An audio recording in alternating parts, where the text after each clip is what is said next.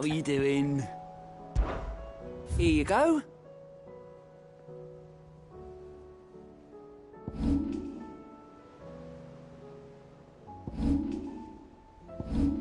Always something in there.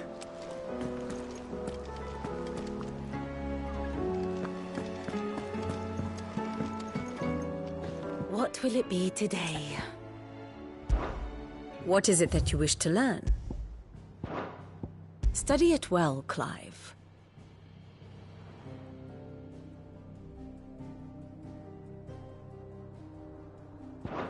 Thus ends today's lesson.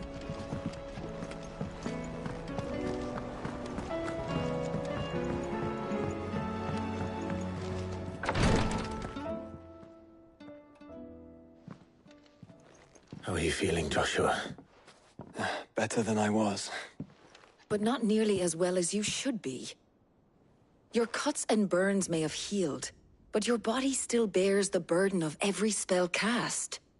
And what would you have had me do? It was no ordinary foe we faced. It was the Warden of Darkness. Yet still, it was not enough. The king could have ended me at any moment, but instead chose to toy with me like a curl does a mouse.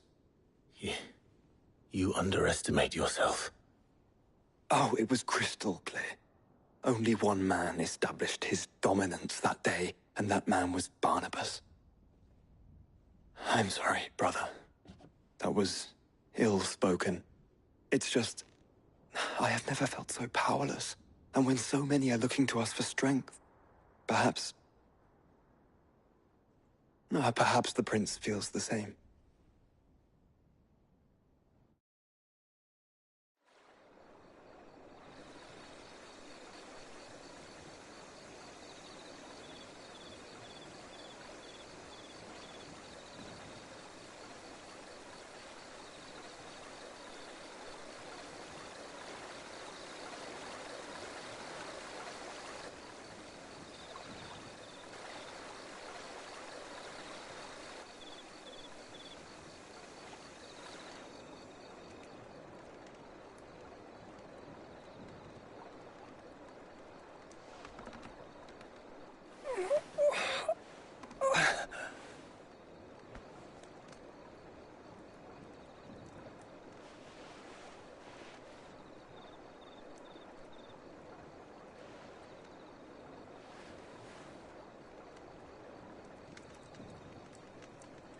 What is this place?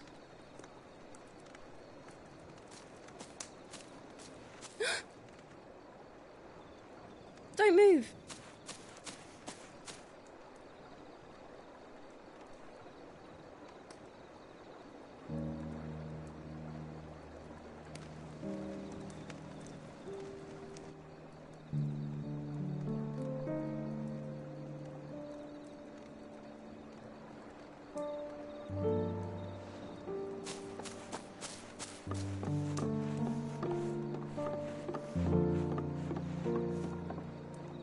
Here, it's fresh from the well.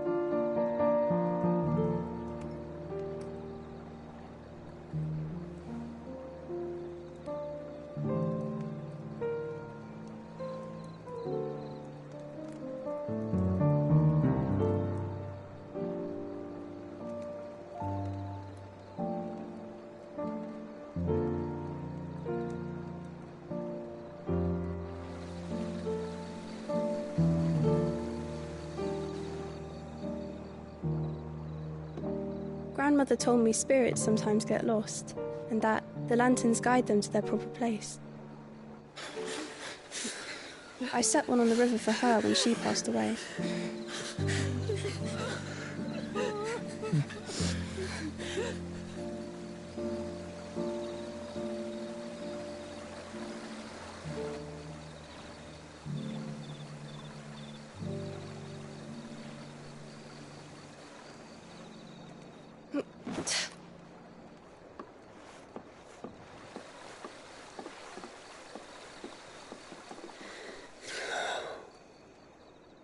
The fiend works from the shadows. Was it you who guided my hand then, Ultima? No, not you. This is my doing, my fault, my sin to bear. And for it, I must atone. Your hurts are healing nicely. It was my poultices that saw you well. You make them? And sell them, or try to. Earns me enough for bread, most days. Forgive me. I have nothing to... I know, but I couldn't just leave you lying there.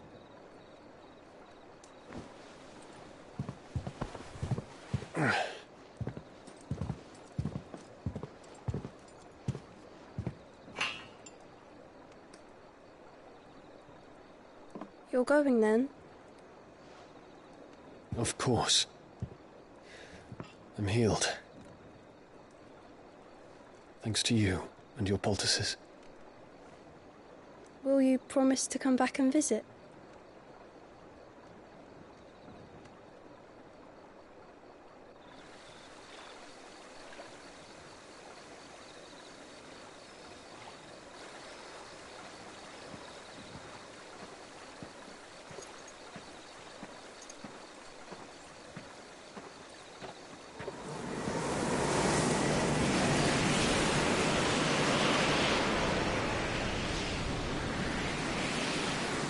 Well, Phoenix, it would seem that I owe you my wings.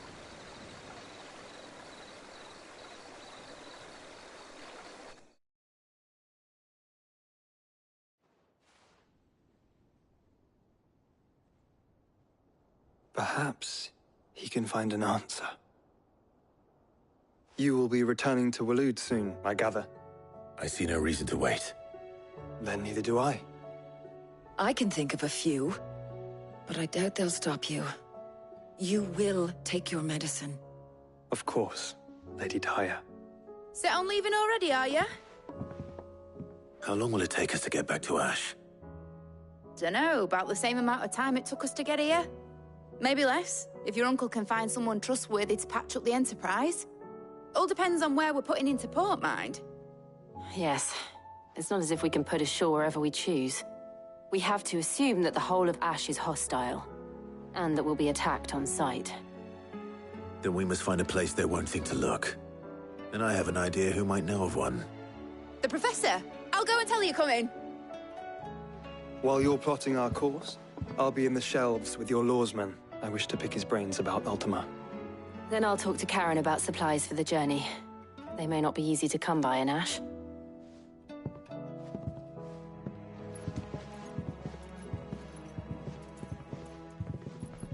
Your brother's body won't take much more of this recklessness. You know that, don't you? I do.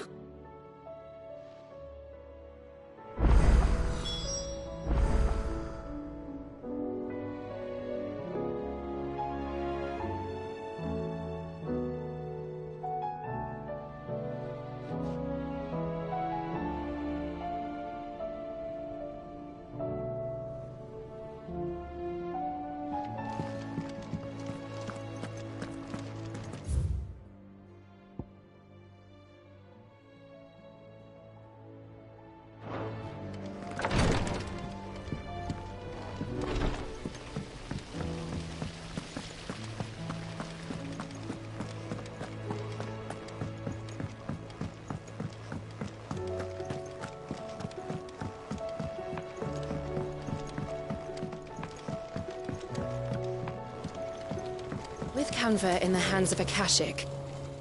Ah, Sid. Just the man I was hoping to see. Did you have a mo? Don't tell me. You need more bomb ash. Oh no, we still got plenty of that left. I'm working on bringing another one of the Chief's designs to life. This time, it's a new smelter. It's got a reverberatory hood over the top for additional thermal amplification and a system of reciprocal recirculatory regenerators that let's just say it gets very blimmin' hot.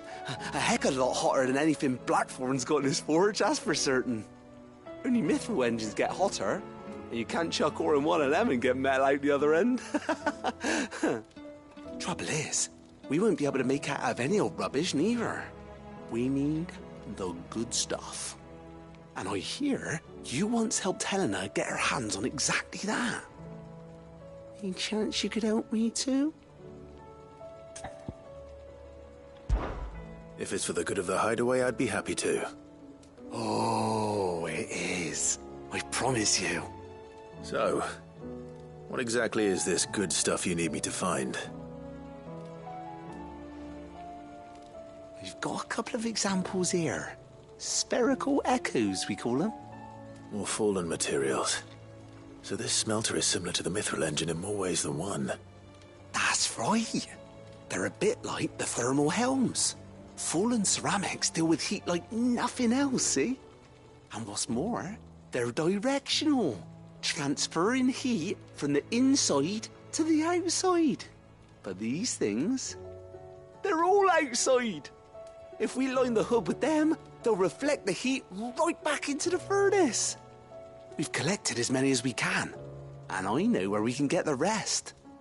Trouble is, they're all watched over by their bigger, uglier cousins. So you want me to visit some ruins, destroy some echoes, and bring back the spheres they're guarding? That's it in a nutshell, yeah. We're only 3 short, mind, and we know exactly where they are. There's one up Amber Way, in that ruin that they call Lost Plume, and another in the Silent South, over in Dalmekia. Last one is in the ruins of Advent, which is in the Empire. All right then. Wish me luck. It'll do. I'll be keeping all my fingers and toes crossed.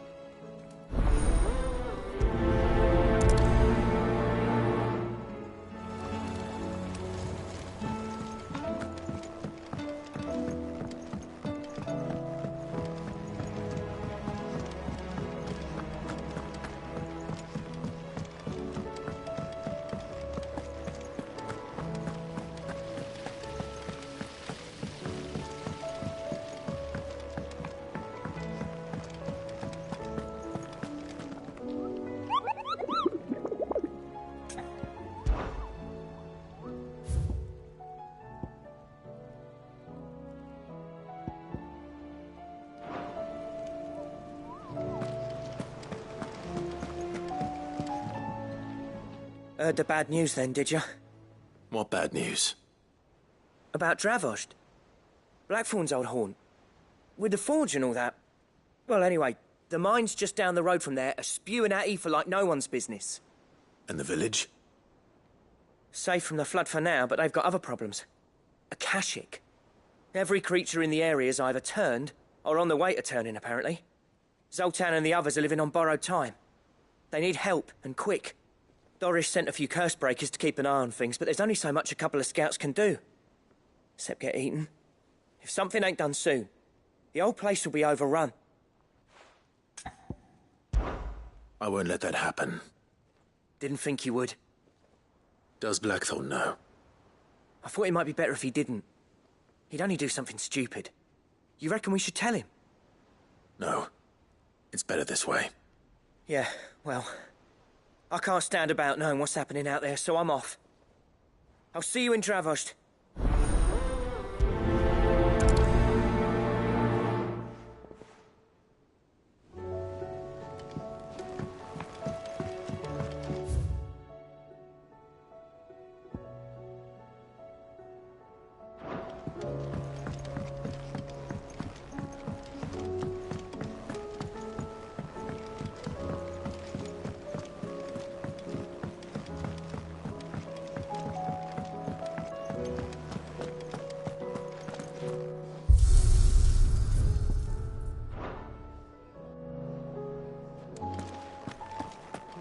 The stew's awful.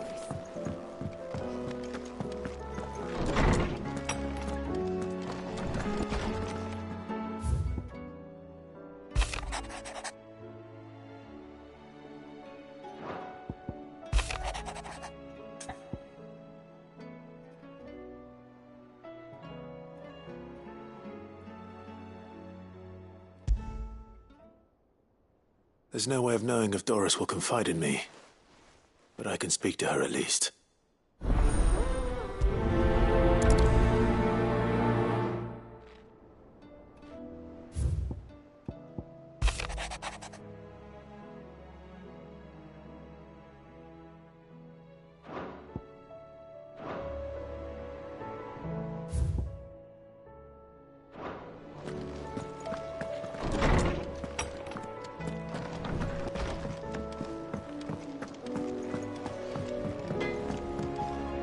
What do I owe the honour? So, what'll it be? Should last you a good while.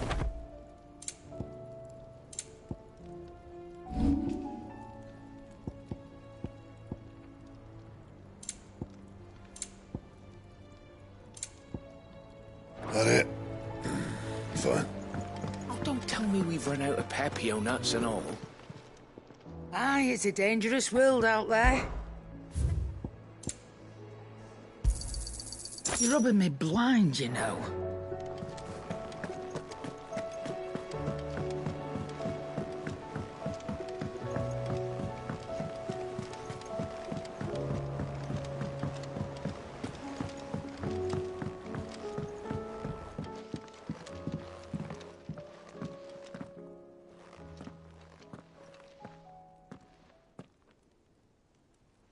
Where are you? Can I help you, Sid? I'm looking for Doris. Is she here? I'm afraid not. She's at Martha's Rest on a job. My job, actually. When she heard what the mission was, she insisted on going herself. Alone. Did she? What was the mission? Following up on some new information. Once they'd settled in, the bearers you helped liberate in the Dragon's Eyrie were keen to talk about their imprisonment. And about their captor. The slaver Cole's team were tracking when they were attacked by the Beastmen. I'll go and find her. She's at Martha's Rest, you say? If she's not moved on already, yes. I hope everything's all right. Why would Doris insist on going alone? Maybe Cole was right to be worried.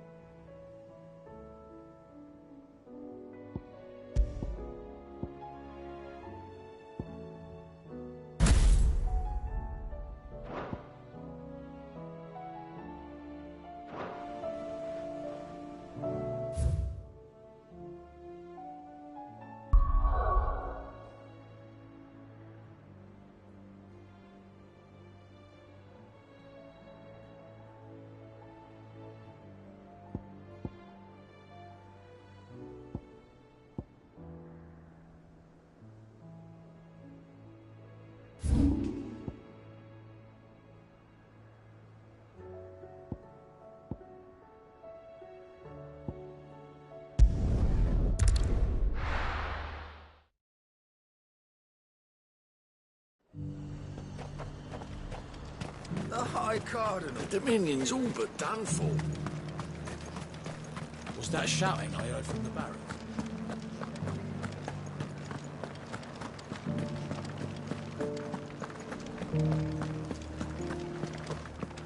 And you're just gonna fall into line? I don't trust this Duke. Oh, Clive. What am I to do? My wards and I may soon be without a home. What's happened? The High Cardinal has descended from his lofty throne and taken up residence here in Northreach. The High Cardinal? leader of the Council of Elders, second only to his Radiance at the head of the Imperial government. Not that any of those things still exist. Now he goes by his noble title, the Duke of Oriflamme. And what does he want with Northreach? He wants to transform it into a military stronghold, a foundation upon which to build a new Sambrec. He's already secured the support of the various army remnants, with promises that they shall be afforded the respect they deserve in his empire. One built on the confiscated property of the people. He would rob the populace to pay for it. Believe me, I have used every means of persuasion to discourage him from this folly. But for whatever reason, he will not listen to me. What does Captain Philippe make of this? When the town was under attack, it was him the soldiers rallied around. Couldn't he use that influence again? How? By speaking out against one of the most powerful men in Sambrec. A man whose stated aim is to revive the empire Philippe's comrades swore to serve, and to improve the soldiers' lot within it. The captain can offer them a regular supply of gruel, and an occasional trip to the Vale to help them forget the terrors they face each day. The Duke offers them a vision of strength and safety. No. Any attempt to incite mutiny would cost Philippe the support of his men, if it did not cost him his life. But given the mood around town, mutiny may yet be unavoidable. The people have little appetite for further deprivation, least of all when it serves only to elevate others. Who could blame them? Clive, would you appeal to the Duke on my behalf? For your services to Northreach, you have the respect of the soldiers, and they will take you to His Eminence if you ask them. And unlike Philippe, no bonds of loyalty prevent you from speaking your mind to the man. Well, will you try? You could hardly fare any worse than I did. I'll see what I can do. Thank you, Clive. Tell me then, where will I find this Duke of Oriflamme? In the garrison? Overseeing the troops, yes. All right. Wish me luck.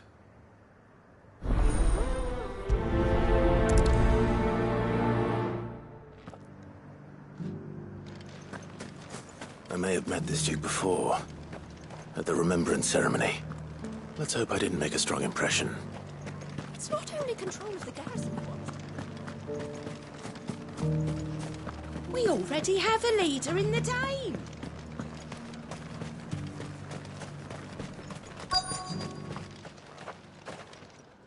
Halt! Oh, sorry about that. You're the Dame's man, aren't you? You got some business with the captain? No, actually. With the Duke. I was hoping I might be able to speak with him. We're under orders not to let any civilians pass. But you should be all right. His Eminence has heard all about you and your heroics. Wait here. I'll go and ask.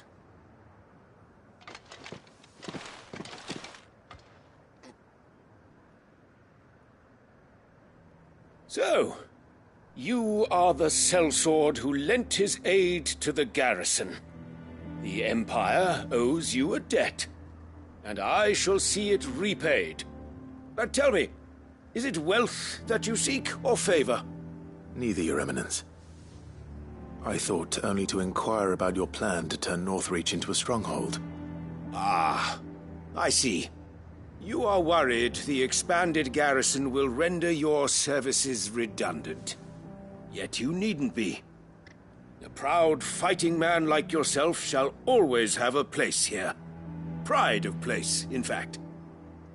For too long has the contribution of the noble soldier been under-reckoned. But no more. For it is they who shall see the Holy Empire rebuilt, beginning right here in Northreach. Why here, Your Eminence? The town has been fortunate enough to escape largely unscathed from the recent troubles. Her defenses are sound, and her garrison well prepared. which is more than can be said for Oriflamme or Twinside. The Empire wants for a capital, and I believe Northreach to be the perfect place. With Caer Norvent as her citadel.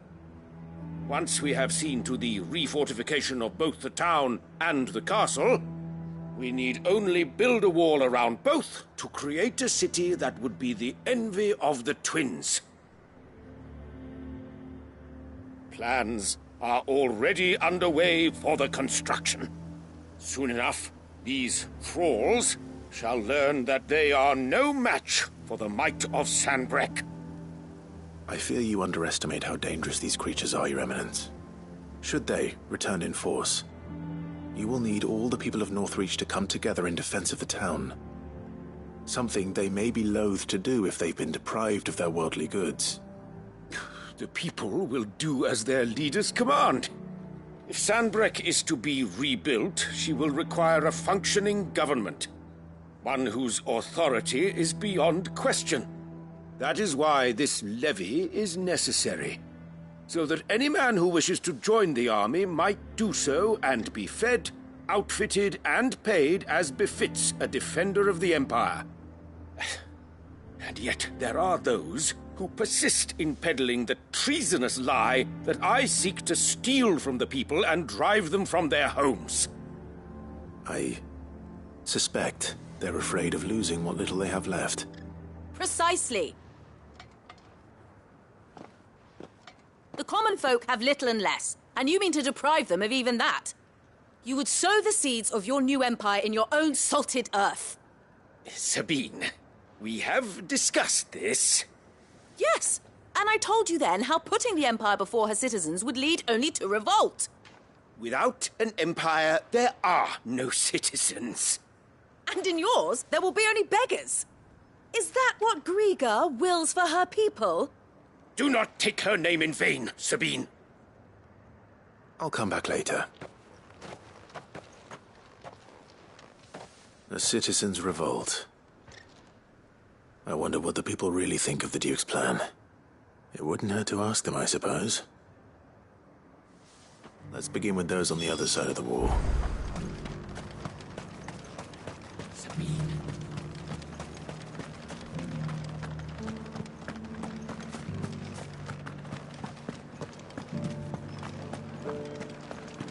Do you think he was the only one who survived?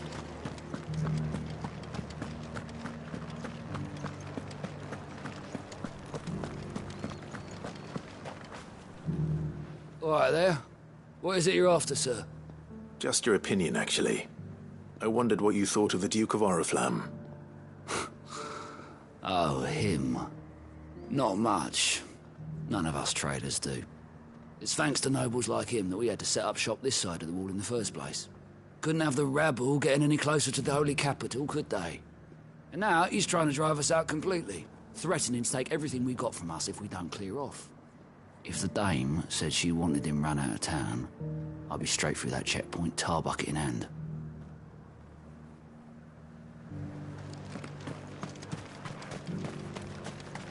The Dominion's all but done for. I've been hearing a lot of talk about a certain Duke. Nothing good, I'll wager. Going around acting like he owns the place. And with hardly a word to the dame. This is her town, not his.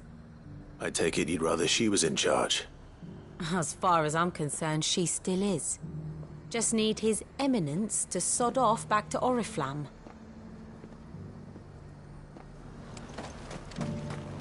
Sell anything today?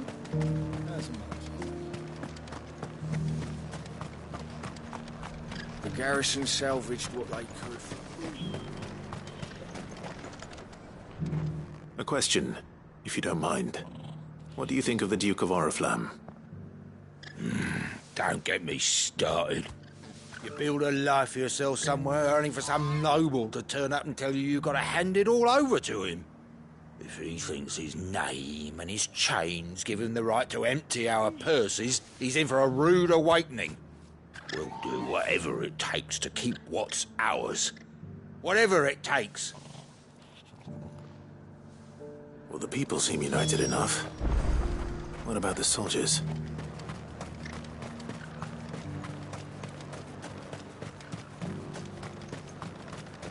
Was that shouting I heard from the barracks?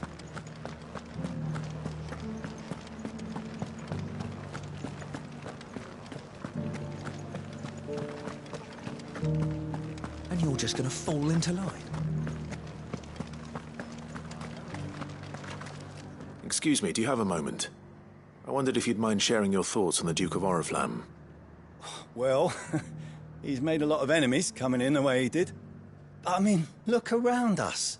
You can see the state the realm's in. The traders might not like having the screws put on them, but if they volunteered a few more of their hard-earned gil before things got bad, maybe they wouldn't have to. I think the Duke's got a point when he says rebuilding the Empire's the best way of making sure we're all protected. And if that means people who don't know one end of a sword from another have to make way for those who do, well, that's just how it goes.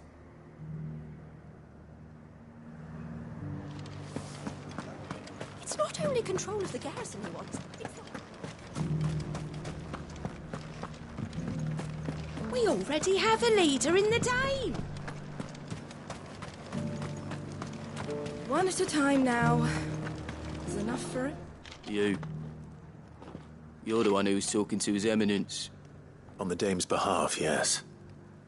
I was trying to persuade him not to take the people's goodwill for granted, but it seems my words fell on deaf ears.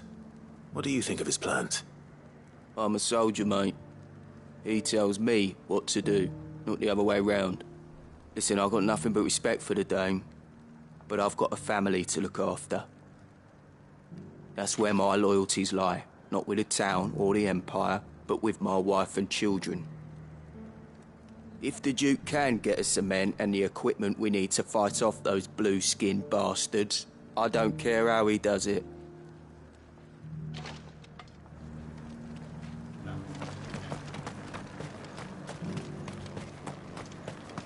Sabine, you are embarrassing me. I hear the Duke of Oriflamme plans to turn this town into some sort of fortress. Do you think that's a good idea? It's not for me to say. All I know is that unless the Emperor orders me otherwise, His Eminence's word is law. Look, no one likes all these taxes and tariffs, but empires don't come for free. Once Sanbreque is back on her feet, we'll all reap the benefits. Let's see what Philippe makes of all this.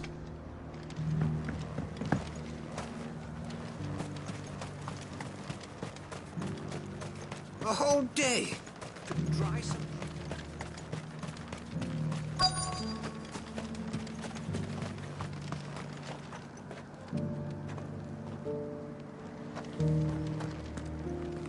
Welcome back. Wraiths give you Captain, do you have a moment? For you? Certainly. Clive, wasn't it? Thank you for last time. How can I help you? I wanted to ask you about the Duke of Oriflamme. Do you intend to go along with his plan? But to tell you the truth, I'm in two minds. It's my sworn duty as a captain of the Imperial Army to obey his orders. But I can't say I agree with him. Philippe, I remember you saying that you became a soldier to protect the people you loved. The Dame included. That's right, I did. Well, she doesn't agree with the Duke's orders either. She thinks they could tear Northreach apart.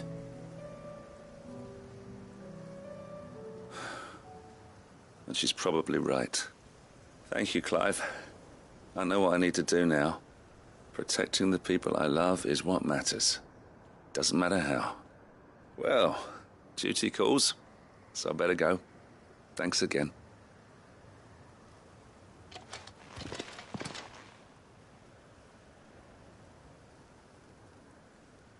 It seems Philippe wants to do the right thing at least. I expect Isabel will be pleased to hear that, if nothing else.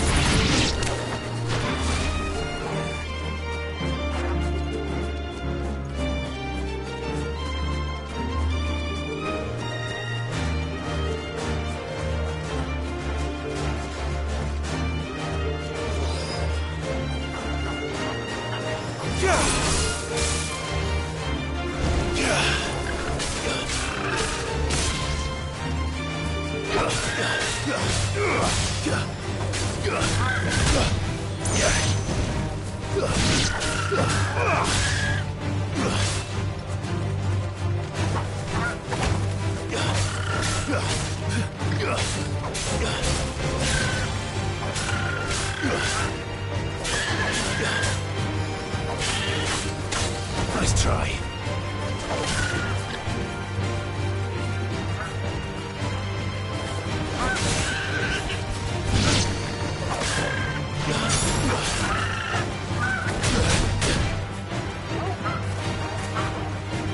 You're a fine hound.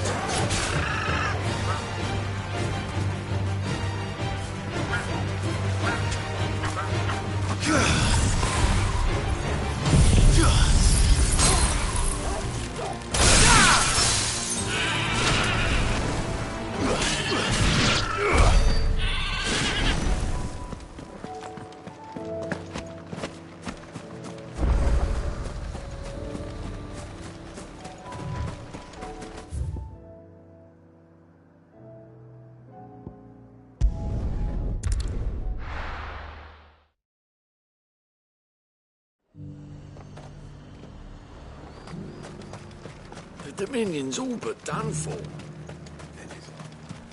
Was that shouting I heard from the barracks?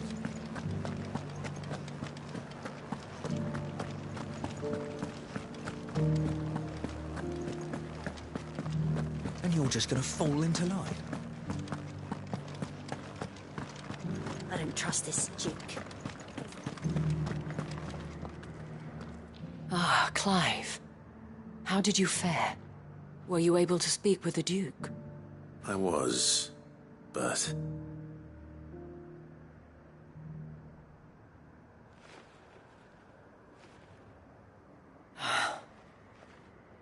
So Northreach is to be a fortress after all.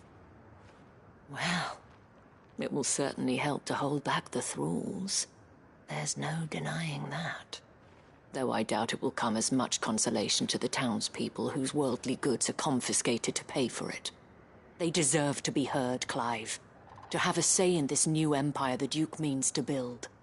Sadly, His Eminence values their obedience more than their opinions, and hopes to reassert the authority of the state. I fear he sees the people as mere pawns on his chessboard to be sacrificed for the greater good. Needless to say, they themselves are of a different opinion, and would rather their destinies were in your hands. The soldiers, meanwhile, are content to follow their orders. And not just because of the Duke's rank.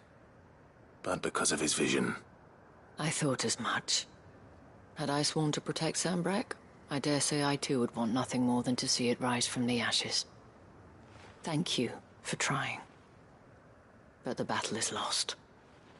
I don't know about that. What happened to your uniform? I handed it in, along with my resignation. Told the lads I wished them well, but that I owe it to those I love to call it a day. But why? Because I realize what really matters to me. Not following some nobleman's orders for the sake of it, but protecting what I care about. Protecting Northreach. I honestly don't know when those monsters will return, but I'm certain they're not finished with us yet. And when they do come back, we need to be ready for them. We need to stand together, all of us. And with you to lead us, milady, I reckon we can do it.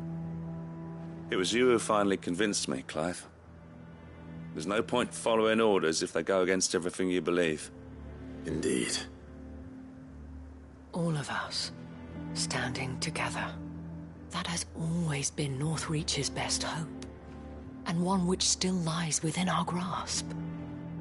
We have only to turn our attentions to the true enemy. Thank you, Philippe, for showing me what I must do. Anything for you, milady. Speaking of standing together, would you mind if I borrowed a few of the lads from the Vale to help keep watch around the town? I fear His Eminence has loftier tasks in mind for the guard. Not at all. Be my guest. Wouldn't be the first time.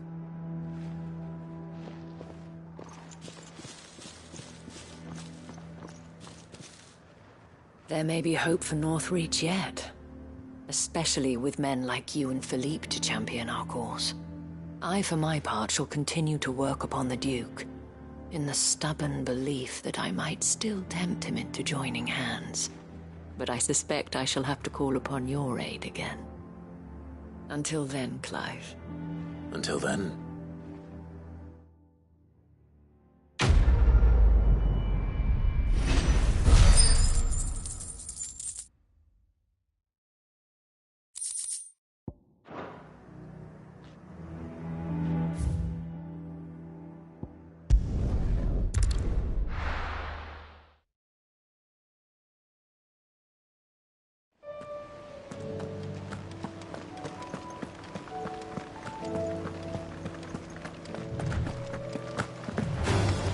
Time to fight.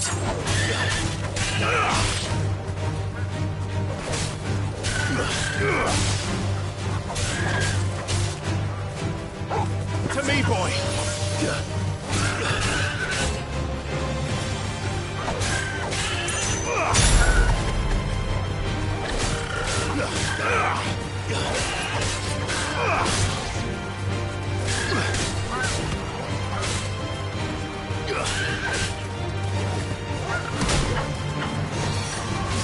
Unhurt Torgal.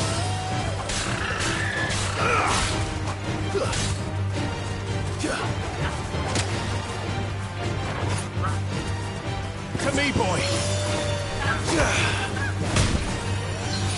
Help me, boy. Unhurt Torgal. To me, boy. To me, boy. Unhurt Torgal. Unhurt Torgal.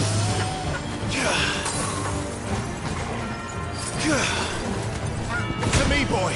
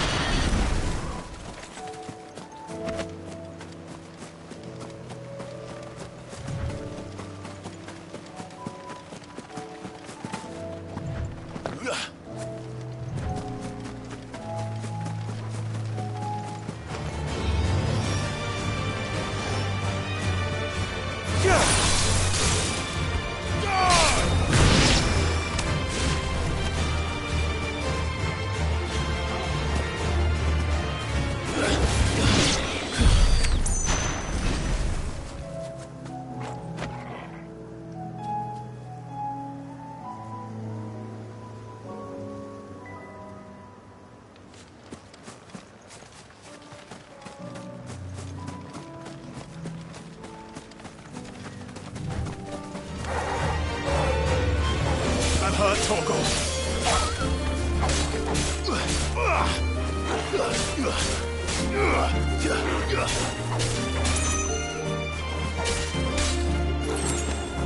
To me, boy. Too slow.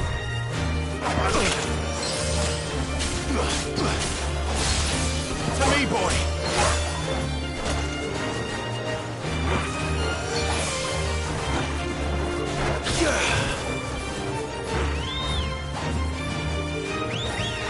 Help me, boy.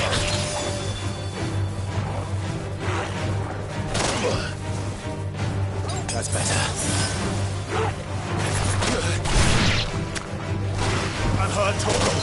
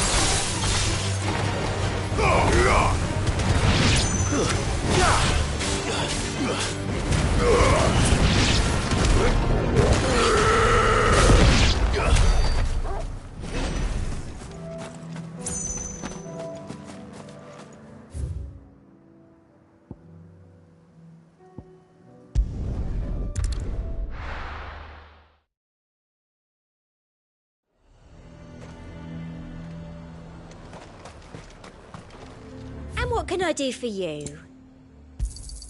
I do like a customer who knows what he wants. He'd have our coin. I've struck enough.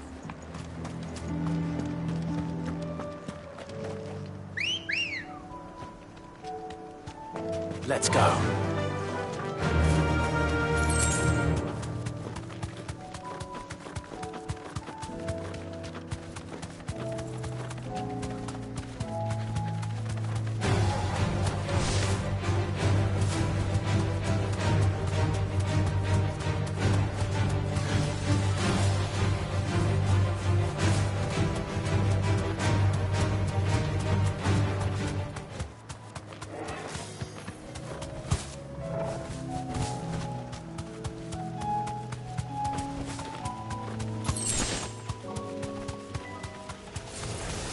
Need to deal with these ones first.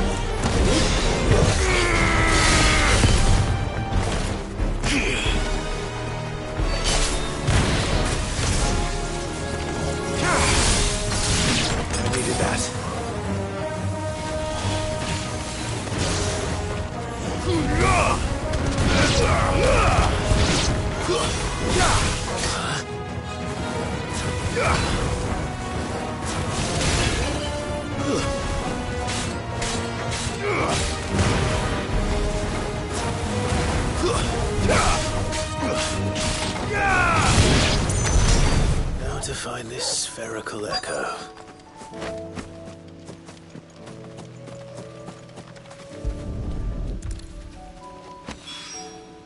This is it. Right then. Just two more to find.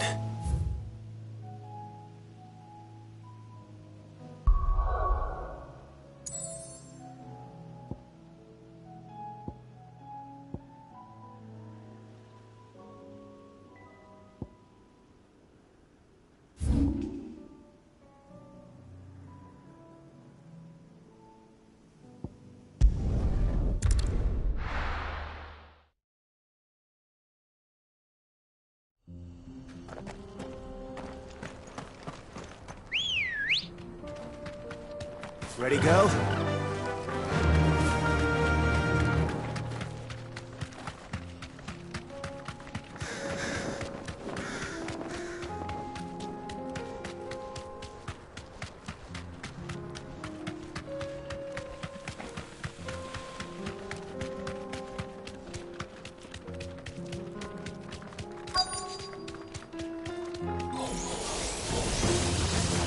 Thanks, Gal.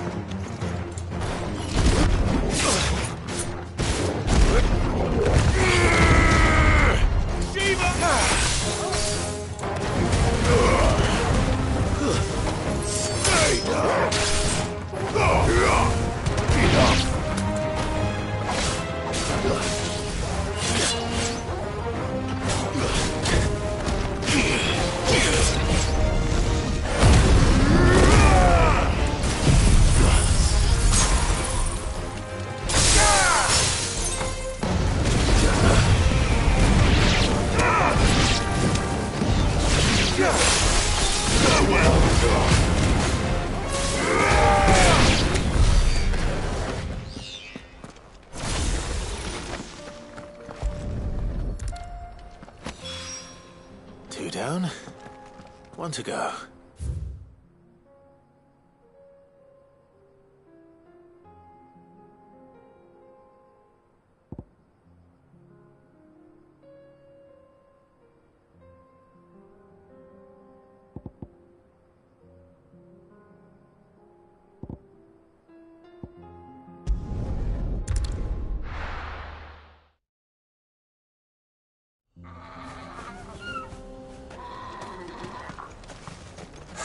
So Dravost is still standing. For now, at least. If you can swing a hammer.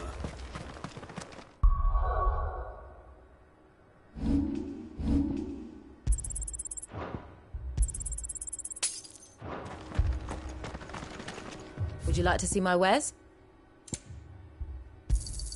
Certainly. Here you are.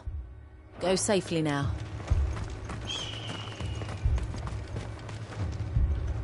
Clive! You're here! And the Akashic? Mostly off to the north still. But I spoke to Doris's scouts and it turns out things are worse than I thought. There's swarms of them out there. Told old Snotty to be ready to seal the north gate. That should buy us some time if we need it. Enough for the villagers to barricade themselves inside their homes at least. Well done. Welcome back, Sid. I'd never have guessed, you know. Not if August hadn't let slip.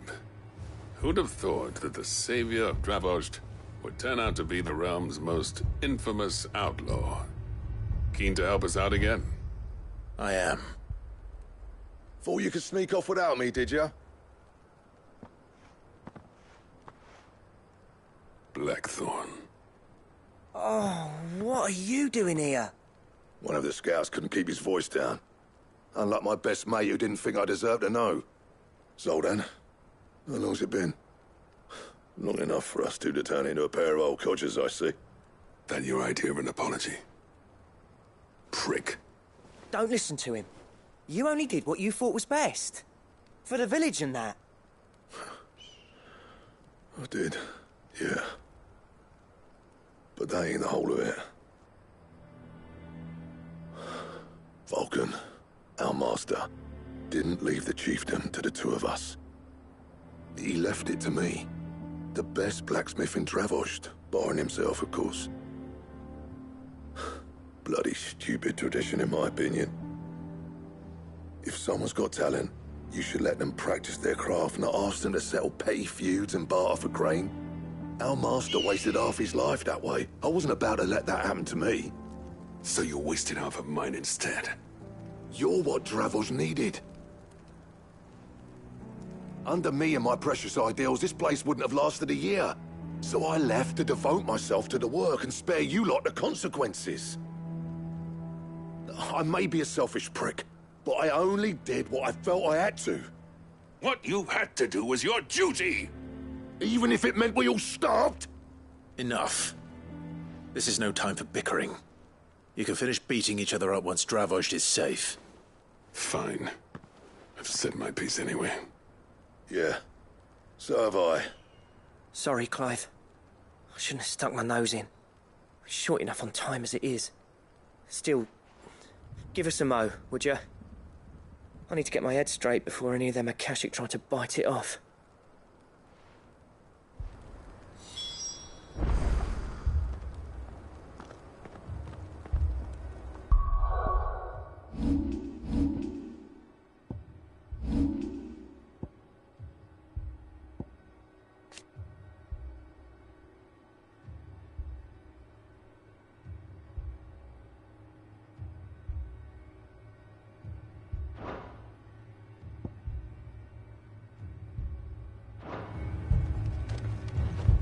You, ready for the off, then? We can't afford to waste any more time. Right you are. Might be worth having one last word with the scouts, though.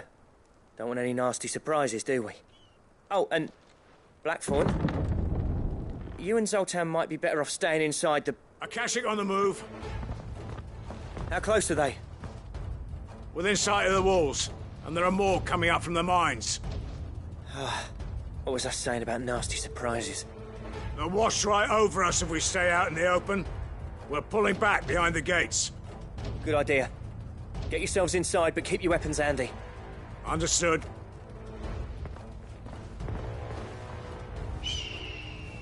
I'm prepared to fight if I have to. Well, let's hope you don't. That's our job. Once the scouts are inside, order your men to barricade the gates. No heroic last stands, you hear me?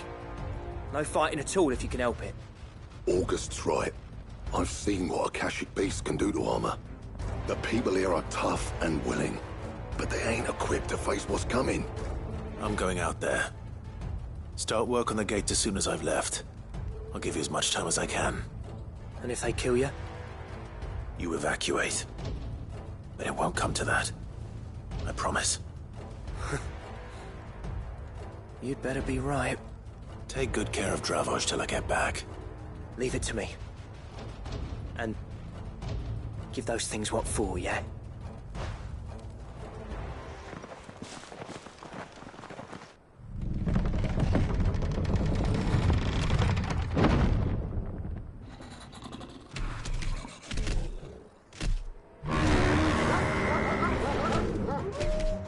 All right.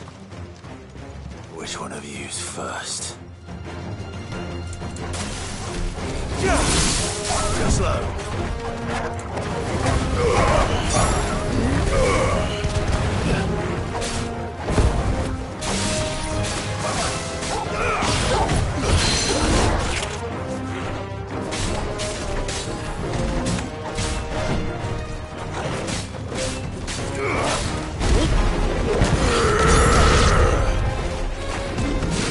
Nice try.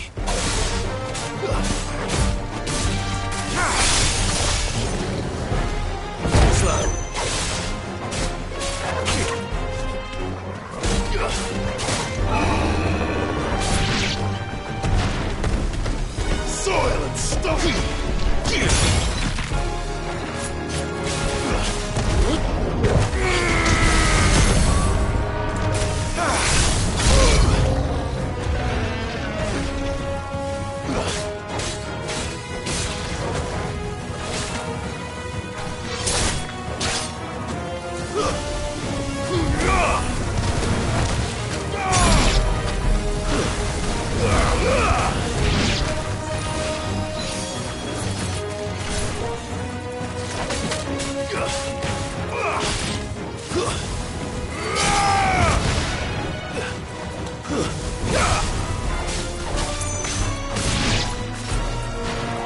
Satan!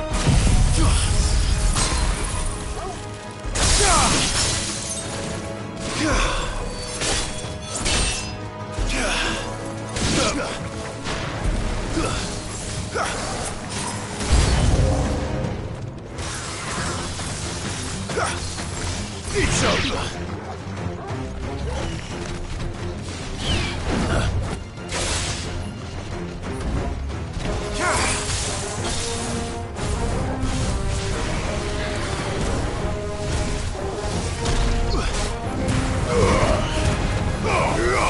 Nice try. Soil!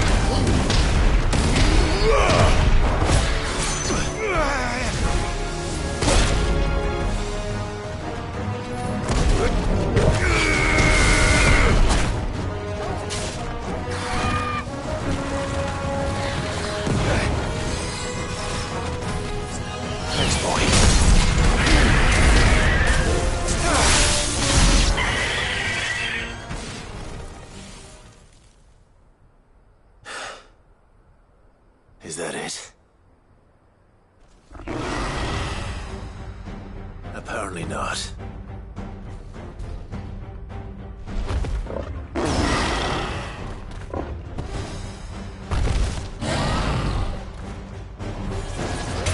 They're not getting past me.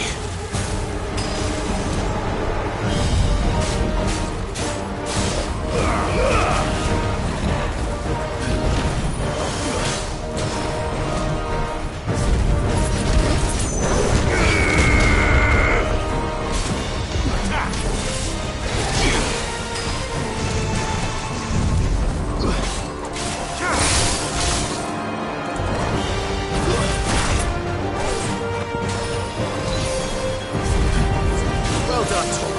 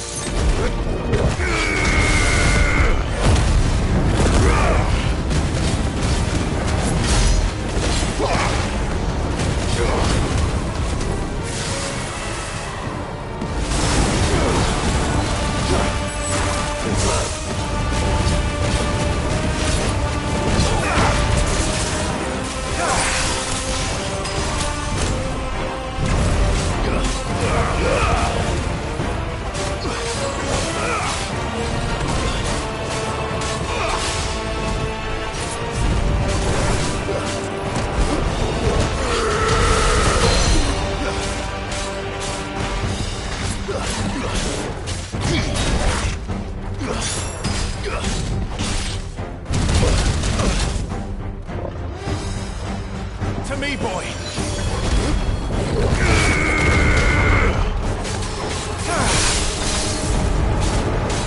This one!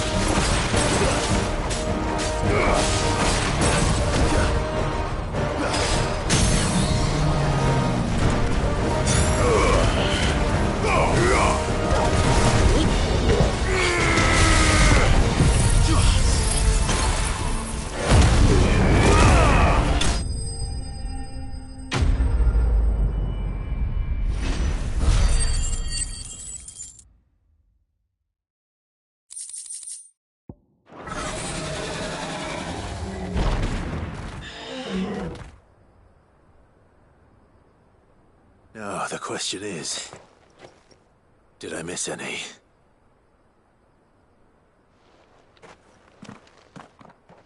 Man alive! You're still in one piece!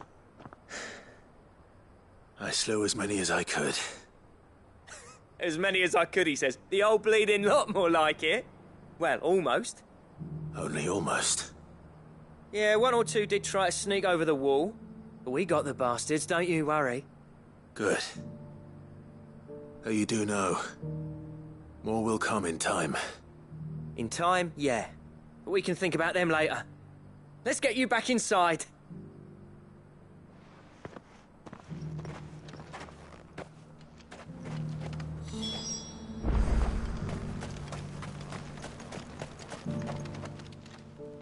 Sid! You're even more fearsome than your reputation. Enough to give those Akashic monsters nightmares. I almost felt sorry for the wretched things. But mostly, I felt grateful. Dravoged won't forget what you did today. I'm afraid I've only delayed the inevitable. There's no getting rid of that ether flood. Meaning that any living thing which stumbles into those mines will end up clawing at your walls again. And that's if the flood don't spread. If it does, well, I hate to say it, but the village's days are numbered. That may be, but we're staying just the same. With ether floods springing up all over, it's no less safe than anywhere, and more importantly, it's our home. We'll fortify the gates to the north, and I'll see that they're guarded day and night. All right. Then we'll give you a hand shoring up those defenses.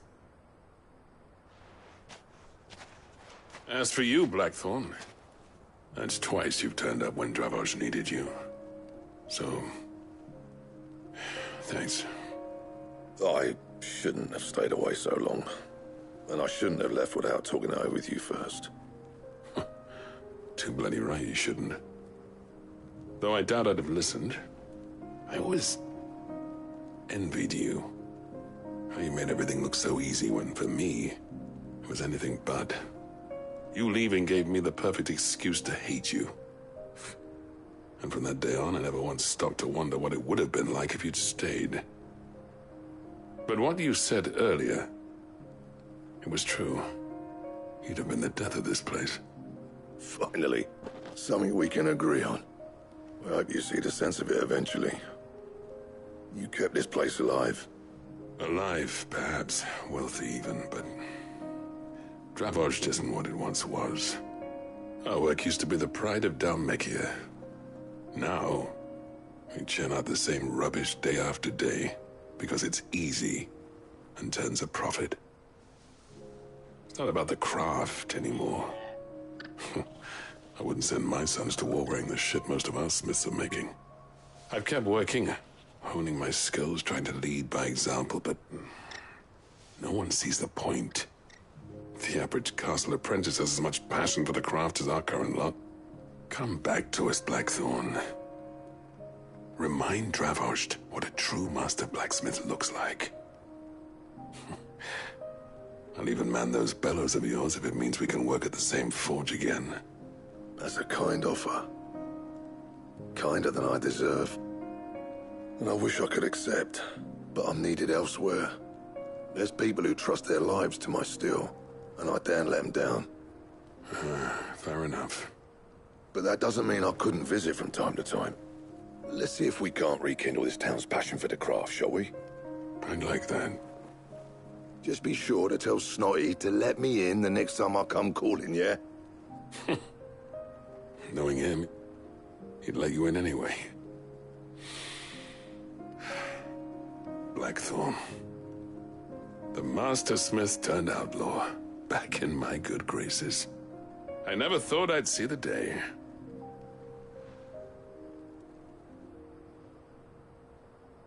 I'd say that went pretty well, wouldn't you? Even better than I'd hoped. Sid, I've got something for you.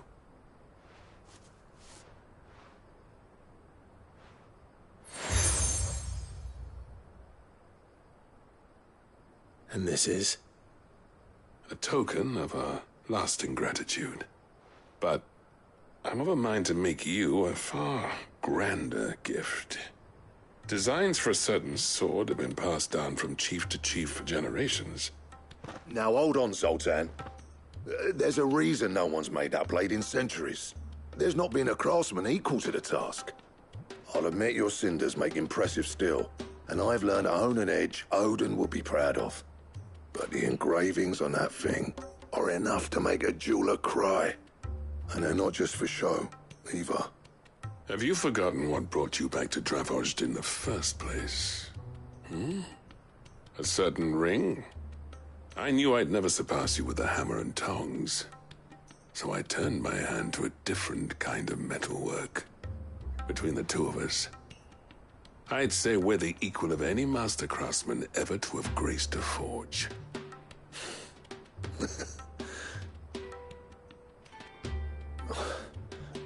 You know what? I think you might be right. Clive, you wouldn't mind if Zoltan came back to the hideaway, would you? He's more than welcome. As long as he can keep our secret. Right. Zoltan, get your tools. We've got a legend to forge.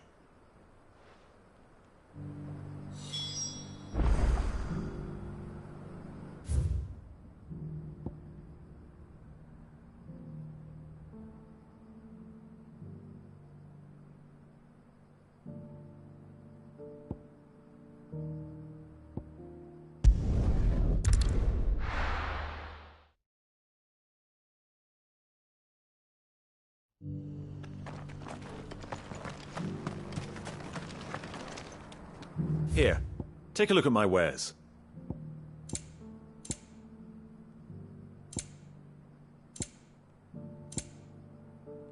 A fine choice.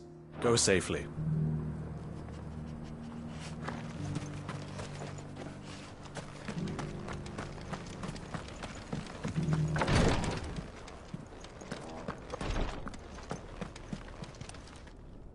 Lord Rosfield, is there aught the Undying might assist you with this day? Perhaps. My brother said that your order was helping him with his quest to uncover Ultima's origins. Have you learned anything of note since last we spoke? Little and less, I regret to report. I see. Be assured, however, that we will not rest until the truth is known. Even now, our archaeologians scour ruins in every corner of the realm for traces of Ultima's touch. Fallen ruins, I take it. Dating back as far as Phoenix Gate. Indeed. Ultima's thralls are oft sighted among the remnants of the fallen civilization, as if protecting the secrets concealed within. Secrets we'd see unearthed. Should our methods be of interest, my lord, mayhap it would please you to observe some of our number at work. Would that be possible? Of course. A survey is being conducted not far from here. Perchance you are familiar with Kretov, a small hamlet built around a fallen airship. I was due to visit my colleagues there to collect their preliminary findings, but if you would consent to do so in my stead, I'm sure that they would be honored to relate any discoveries they have made to you directly. All right. I'll go and meet with them. They will be most gratified, I am sure. Might I suggest you take the road through Titan's Wake? It will lead you straight to the village after but a short walk. Thank you. I will. I wish you a safe journey, my lord. May the Firebird's flames burn ever in your heart.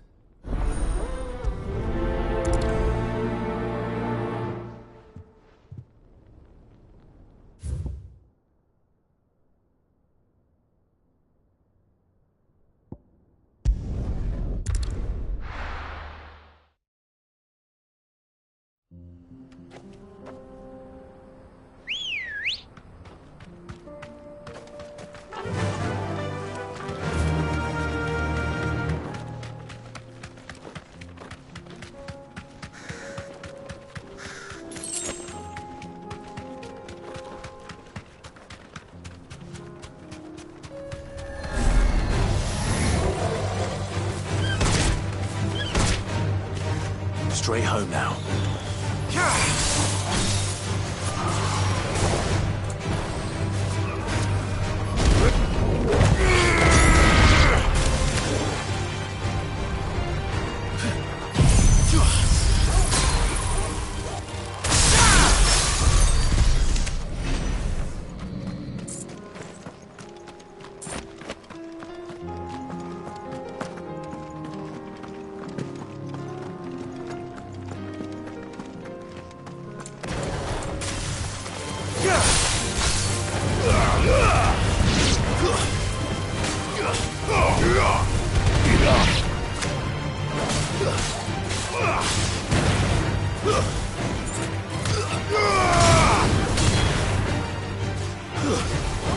Stay down!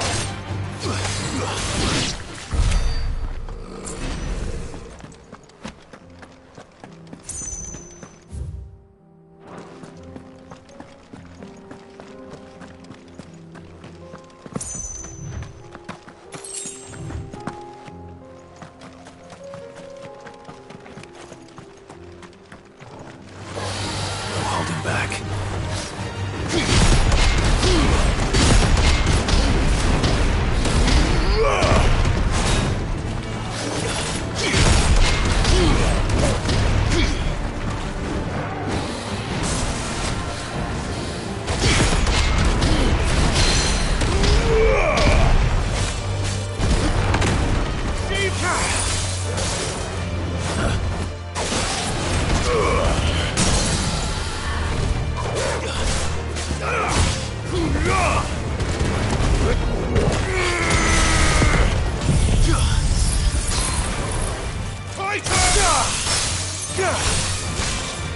Over here!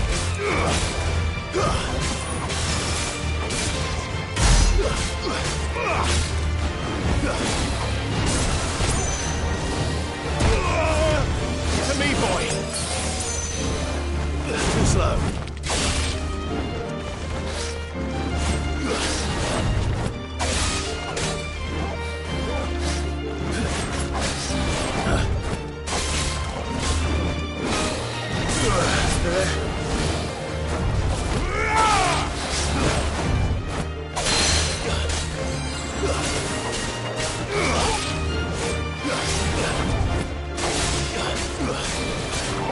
Too slow.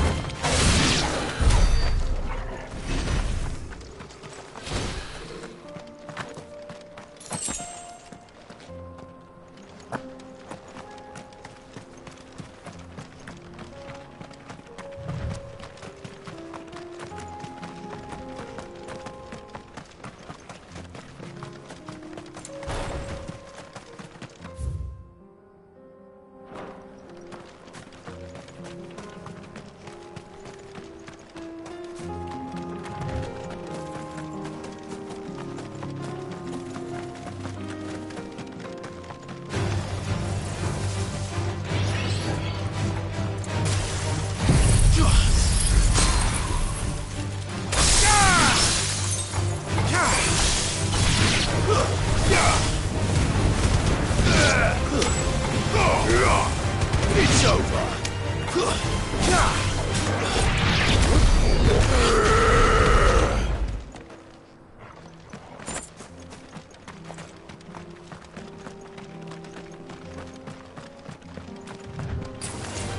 No mistakes.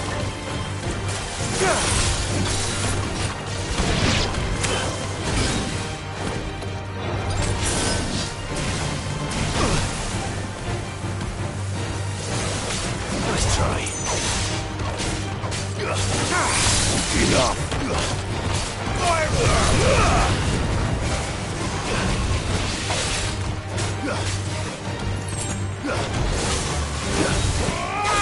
Sword.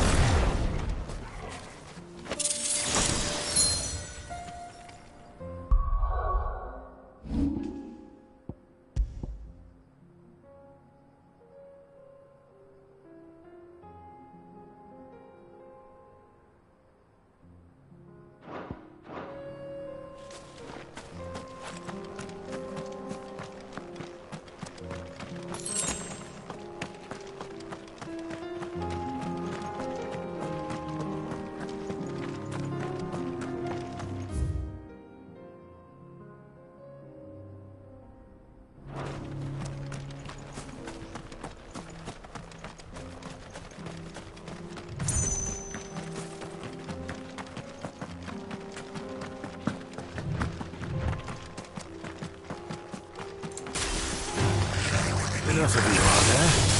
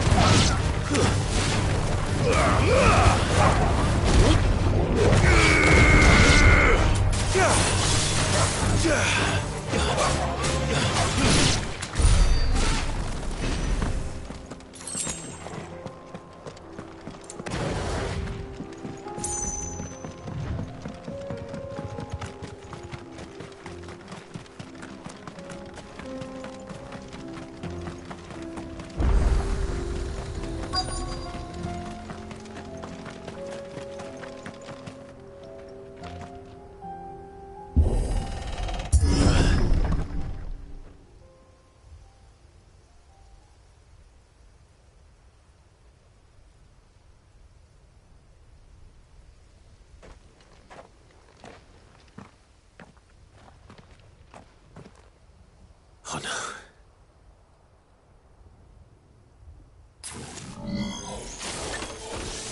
You'll pay for this.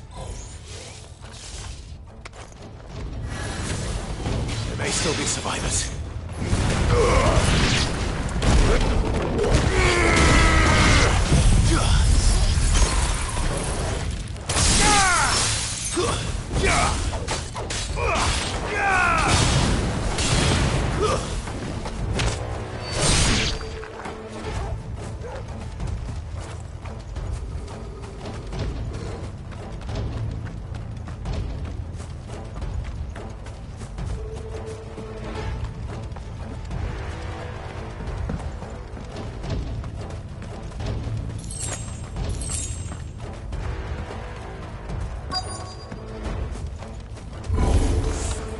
Whatever that thing is, I'd say it's their leader.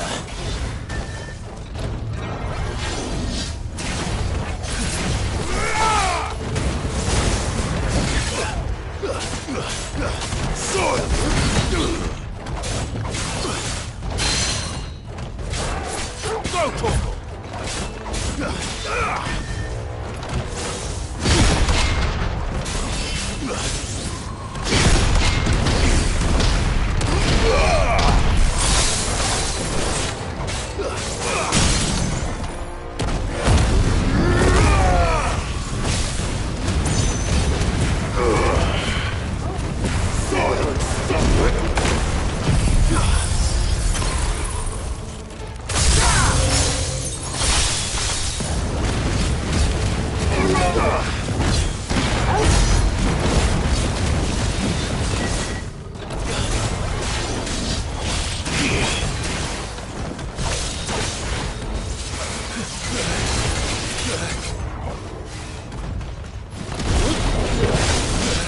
Too slow.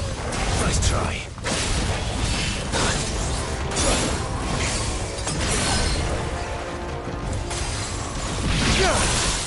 Too slow. Nice try.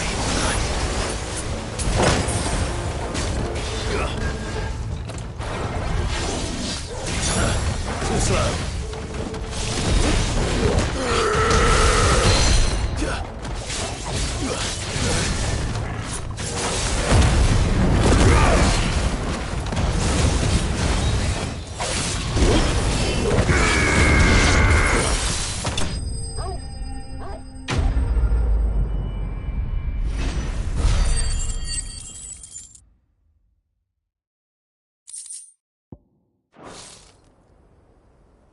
Should have stayed in the past. These must be Cyril's colleagues. You have our thanks, stranger. Who are you? Ah, forgive me, my lord. I did not recognize you. You are Lord Rosfield, are you not? We are archaeologians, tasked with surveying this site. When the echoes appeared, our brothers here occupied their attentions. Thanks to them, and to you, we were, for a mercy, able to see our duty to its conclusion. You call that a mercy? Your brothers might still be alive if you put their safety before your duty. Surely this survey wasn't worth dying for. We are charged with uncovering Ultima's origins. A duty of the highest import, as I'm sure you will agree. And you think your dead brothers would agree with you too? I know they would. They gave their lives for the cause, an honor to which all undying aspire. Now, to what do we owe the honor of your presence, Lord Marquis? Cyril told me of your work here, and I agree to collect your findings in his stead. I see. That is most kind. Pray, take them then, with our humble thanks. May the Firebird's flame burn ever in your heart, as it does in ours.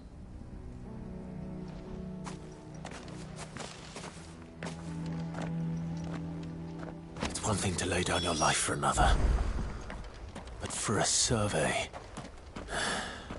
I suppose I'd better get this back to Cyril.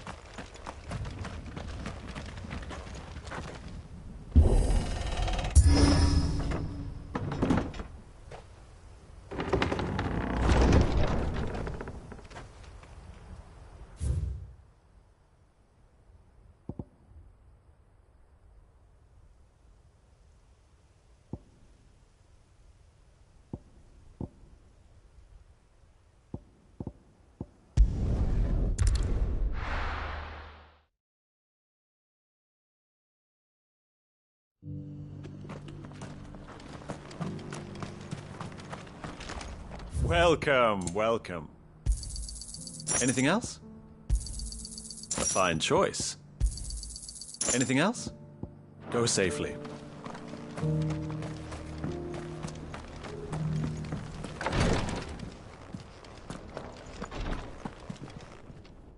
Ah, you are returned, my lord. I collected your colleagues' preliminary findings. Here, take them.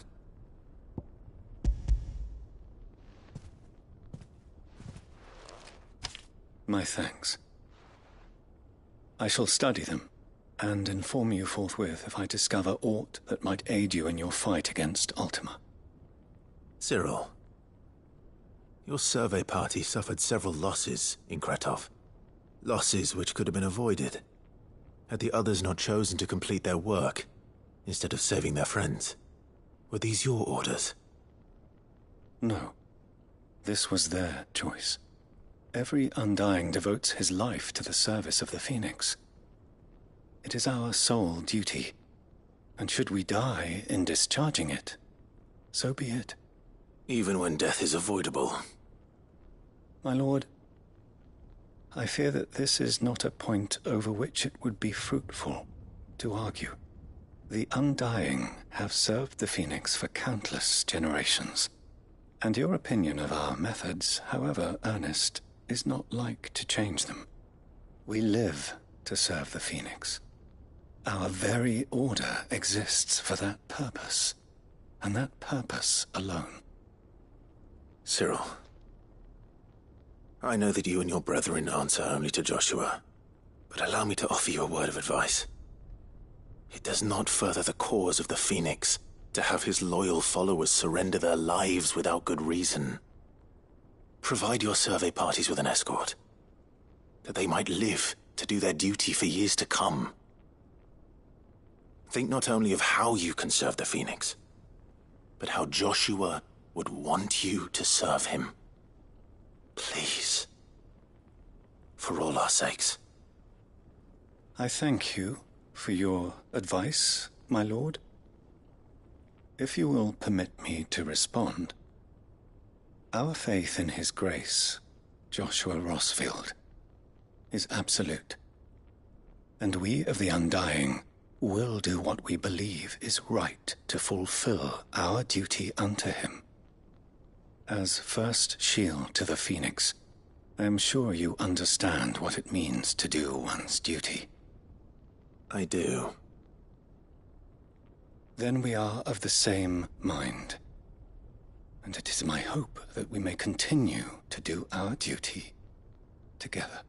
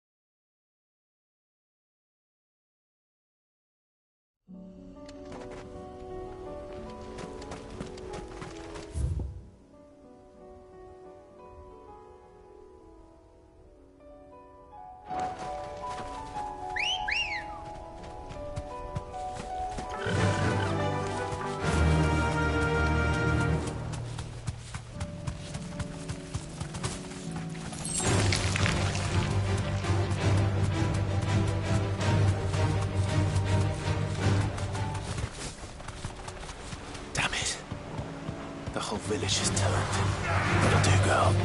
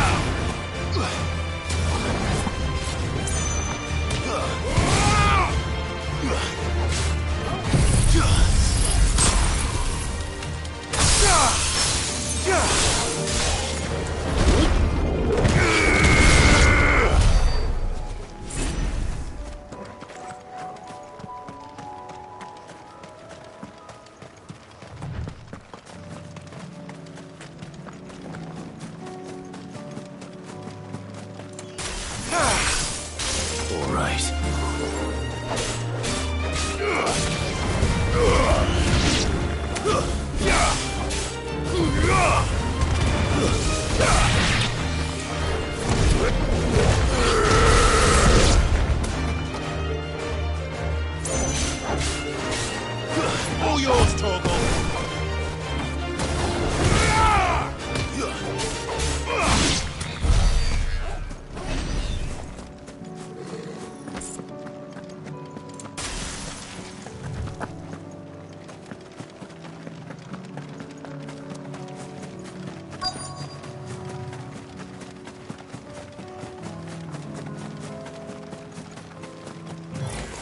This won't be easy.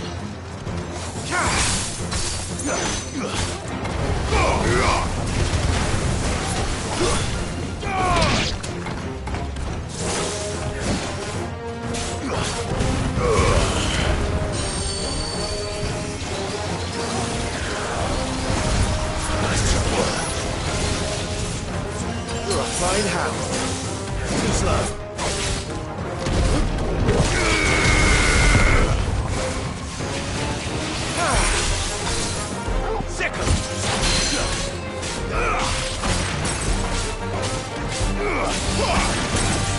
Nice try.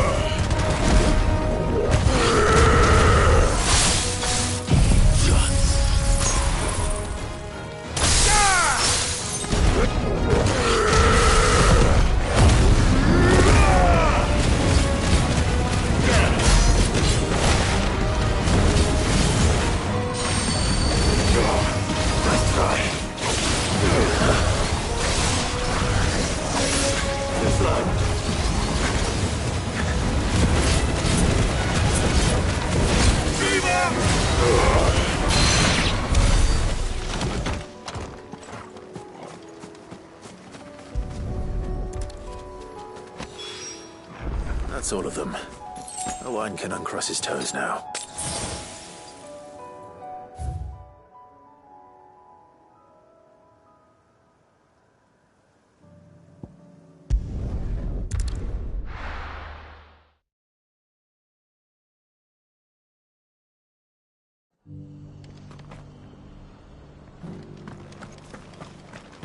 Doris should be somewhere nearby.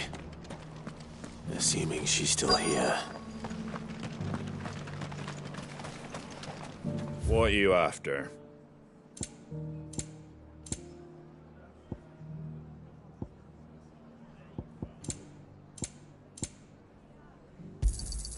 Much obliged. Thanks very much. That all, is it? Just because the heavens have gone to wreck and ruin, it don't mean we have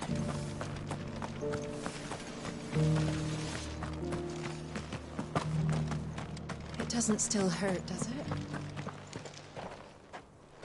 It's been a pleasure, Doris. Just like old times. I'll give your offer some thought, my lady. How goes the investigation? Sid, what brings you to Martha's Rest? You. I heard you were out here on your own, tracking our slaver. I trust you're being careful. Of course. And it had to be me. The bearers from the Dragon's Eyrie confirmed a long-held suspicion of mine that the slaver we've been tracking is an old acquaintance. She's no fool. If we'd come in force, she would have spotted us straight away, and then vanished without a trace. That was her just now, wasn't it? So, was it a fruitful reunion? I'd say so. She tried to recruit me. Seems her time in Rosaria is coming to an end. She's abducted bearers from across the region and is looking to smuggle them back into Sambrec. After her brush with those beastmen on the road to Northreach, she hired herself an Imperial escort, which she wants me to join. She's dangerous, Sid, but I think I can stop her.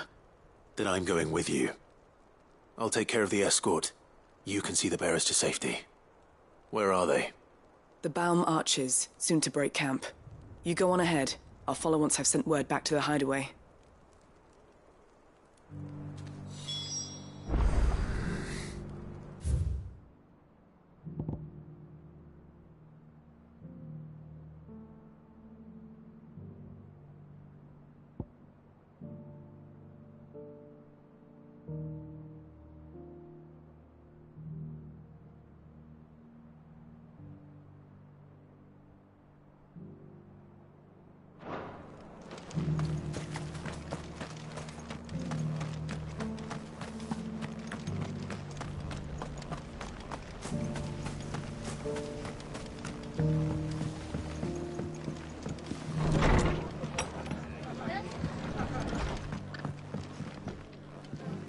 Ah, Clive, I was just about to send for you. I'd like you to take something to Sir Wade up in Eastpool. Seeds for planting. Thought it was about time they started growing their own food. I'll keep providing them with whatever they need in the meantime, of course. But if Eastpool's going to survive, it's got to be able to fend for itself. As have those poor bearers. They've lived their whole lives in servitude, but now they're their own masters. Small wonder they ain't got the foggiest how to provide for themselves. So it's up to us to teach them. And if you're wondering why you, well, the Wagoneers taking supplies up that way have been coming back with more and more reports of Akashic around the village of late. Sir Wade's putting a brave face on it, but I think even he's starting to worry. And if he's likely to share those concerns with anyone, it's you. All right. Thanks. Wouldn't ask if I didn't have to. There. That should be enough to keep him in Gazal Greens for a few years at least. Gazal Greens? Not the most mouth-watering crop, I'll admit. But they're hardy, they grow fast, and they fill a hole. Better that than something that'll wither away at first frost. And chocobos love 'em too, which is no small thing. When I say all of us need to pull together to get Eastpool back on its feet, I mean all of us. They ain't exactly succulent, but cook 'em right and they're just about bearable. I'll take your word for it. Anyway, Sir Wade'll know what to do with them. And if he don't, well, I'll go up there and show him myself. I'm sure you will.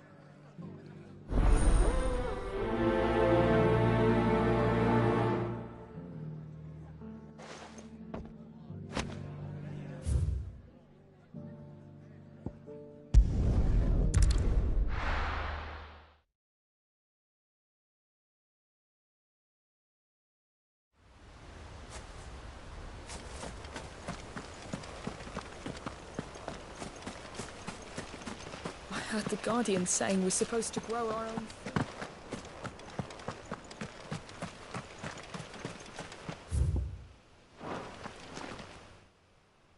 Ah, Lord Rossfield. What brings you to Eastpool? A delivery from Martha.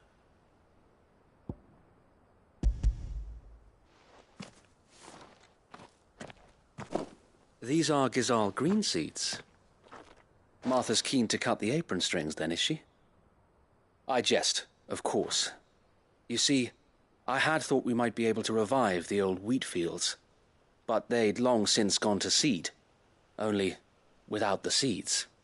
Martha was hoping he might be able to show the bearers how to plant and tend these, so that they'll be able to fend for themselves. That's not a bad idea.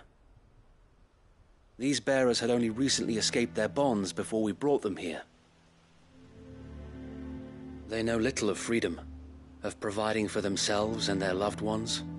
Unless we teach them how to live like free men, I fear that all we have achieved in bringing them here is to exchange one master for another. Not that myself and the Guardians have been the best example to them so far, subsisting almost entirely on Martha's charity as we do. It's about time we all started to provide for ourselves, bearers and Guardians alike. Unfortunately, we've been a little too busy of late to focus on much besides bolstering our defenses. There have been alarming reports of... The Horde is closing in. They're coming, Sir Wade, all of them. Damn it all, I thought we'd have more time. Gather the men in the square. Send to the rest for reinforcements. Yes, Sir Wade. The Horde. Akashic, a veritable legion of them. They've been seen prowling around the northern reaches for a while now. We don't have the numbers to hold back a swarm that size. I had hoped to build a perimeter wall so that myself and the Guardians might be able to defend the village, but... Now you're out of time. Precisely. If reinforcements from the rest arrive before they do, we may just scrape through, but I fear that's rather an enormous if. What if you could call on reinforcements from Eastpool? You mean the bearers? We brought them here so they might live, not die, fighting for their lives. So wait. You said you lack men to defend the village. Are the bearers not men? Do they not wish to see Eastpool saved? Though they may not be trained soldiers like your Guardians. What help they are able to offer could still prove the difference between victory and defeat. You're right, my lord. I will appeal to them.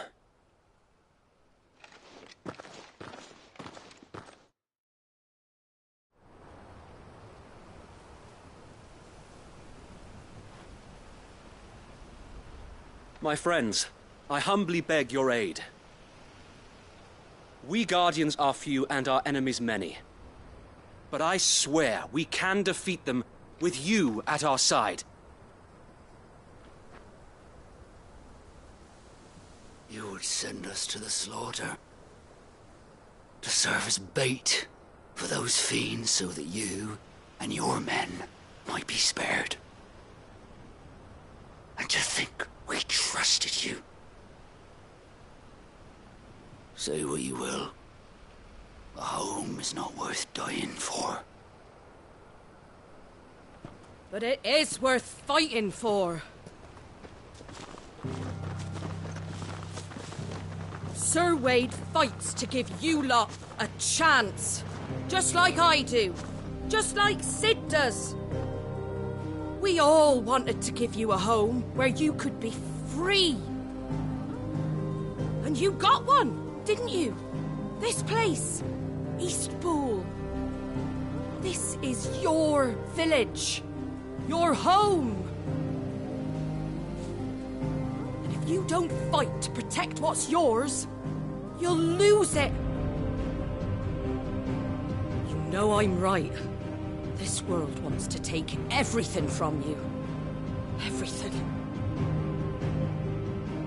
Your homes, your freedom, your very lives. So then, are you going to stand by and let that happen to you? Are you going to accept fate like good little Bran did and die, having never stood up for yourselves? Or will you fight like free men and women?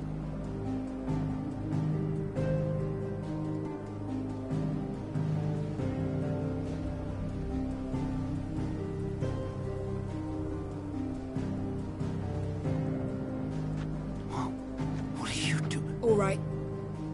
Give me a sword. I never dreamt I'd have a home of my own. And now that I have, I don't want to lose it. I will protect what's mine, or die trying. We all will. Free men and women, fighting together.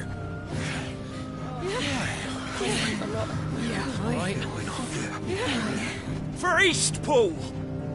For Eastpool!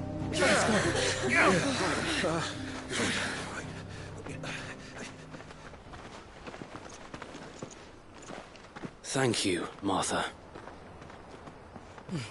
Don't mention it. Just promise me one thing.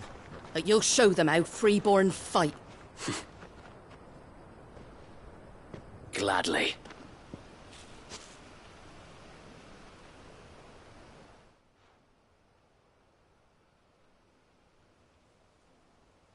Well, if it was numbers you were lacking, you certainly won't be now. Thanks to you. Me? Oh, I just love the sound of my own voice. Lord Rossfield, my lady, we're ready. So what's the plan of action? We'll divide our forces into several small detachments, each made up of guardians, bearers, and guards from the rest. These will position themselves at strategic points around the village. Upon engaging with the Akashic, each detachment will keep the creatures occupied as best they can, steadily retreating all the while. You're going to lure them into the village? I am. We will have neither the time nor the resources to treat the wounded, so injuries must be avoided at all costs. Instead, we will focus purely on defense at first. By coordinating our withdrawal through the use of messengers drawn from among the bearers, we will aim to have the swarm converge at a point of our choosing. With luck, that point will be the village square, the perfect place for our most able warriors to surround them and fall upon them, and for you and I to finish them off. A sound plan, but one that'll require a leader with a cool head and strong nerves to coordinate the retreat. I'd say you have both in abundance, Sir Wade. But you'll be needed. Please, leave the last of the fighting to me. Ha! And let you have all the glory? Sir Wade! They're here! Then you know what you must do. We work together, everyone playing their part, each shielding the other that no man might fall, that Eastpool might live on. For Rosaria! For Rosaria! We've no time to argue, my lord. I'll do as you ask. And I will do as you ask. Suppose we'd better do our bit too, then, eh? Right you are, Martha.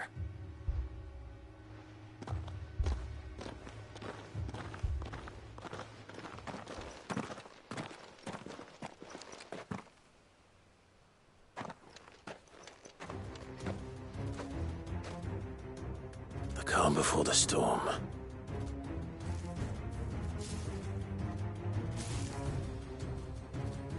And here it comes. I will not let this village fall.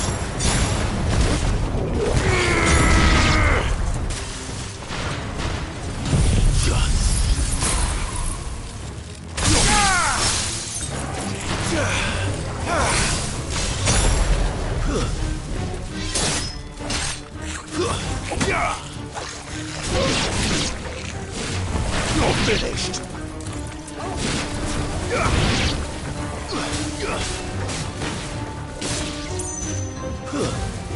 It's over.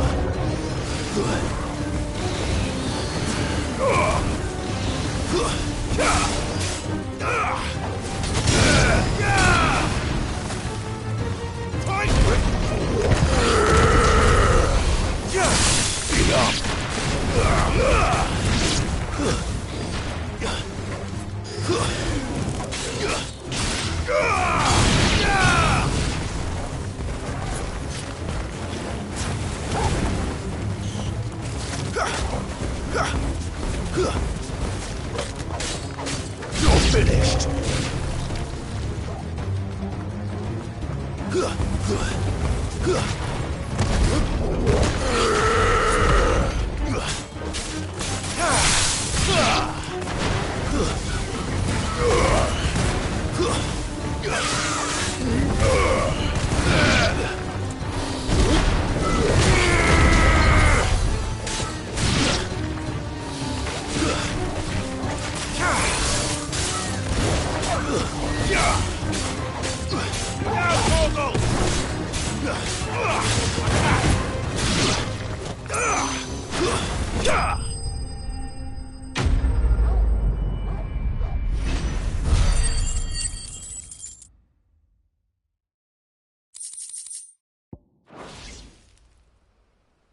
Looks like that's the last of them. Lord Rossfield! Change of plan! What is it? Owl from the rest. An Akashic curl's been sighted on Rhiannon's ride and is headed in their direction. Well, the better half of her guard is here. So Wade, how many Akashic remain in Eastpool? Hard to say. My men are still facing some resistance, but I think the worst is behind us. I could order a detachment or two to fall back and... No. Let them finish the job. You stay here too, Sir Wade. Your men need you. I'll go after the curl. Join me only when Eastpool is won. If you're sure, my lord. May the Founder protect you.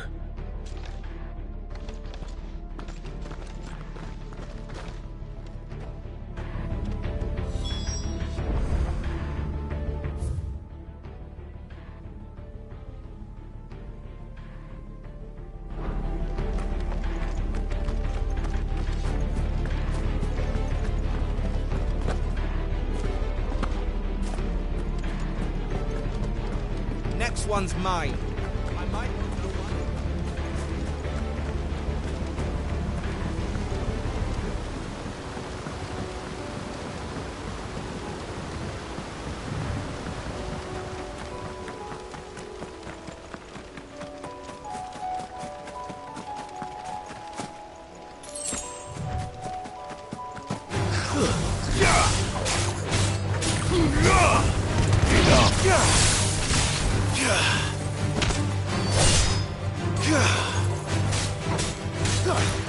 It's over.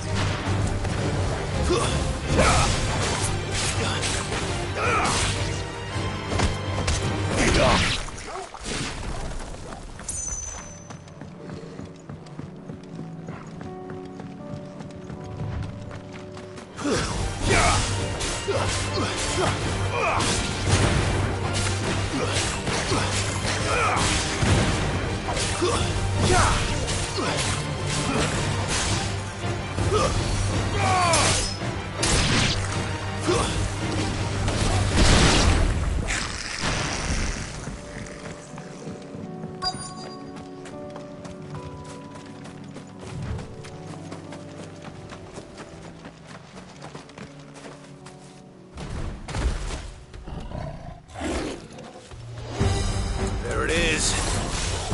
With me, Torgal. I needed that.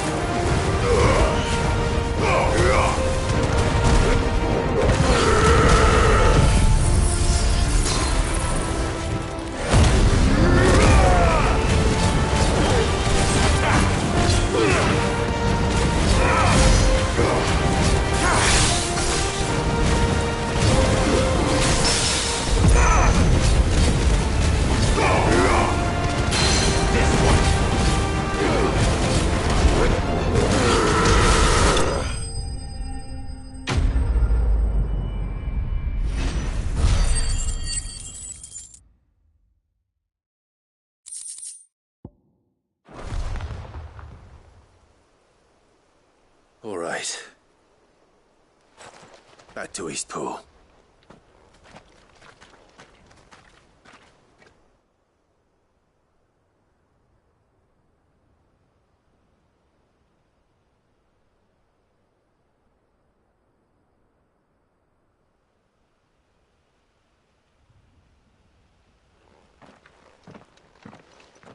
Lord Rossfield.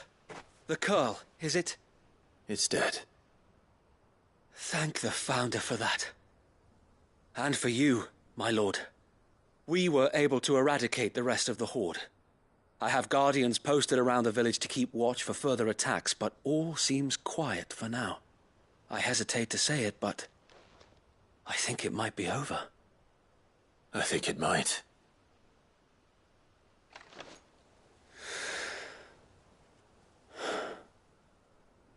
We did it. We saved Eastpool. Thank you, my friends. Thank you. No, Sir Wade. It's us who should be thanking you. You brought us together. Showed us what it means to fight for what you hold dear.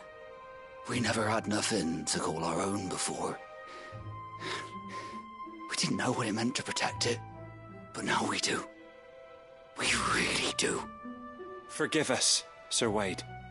You and your people saved us, and still we doubted you. But there's no doubt in my mind anymore. We're free men now, so we have to start acting like it. We have to fight to protect what's ours, to protect Eastpool. And we shall. We all shall. Together. This is our home. And if anyone or anything tries to take it away, they'll have us to answer to. Come on then. Let's get to work. This village isn't going to rebuild itself.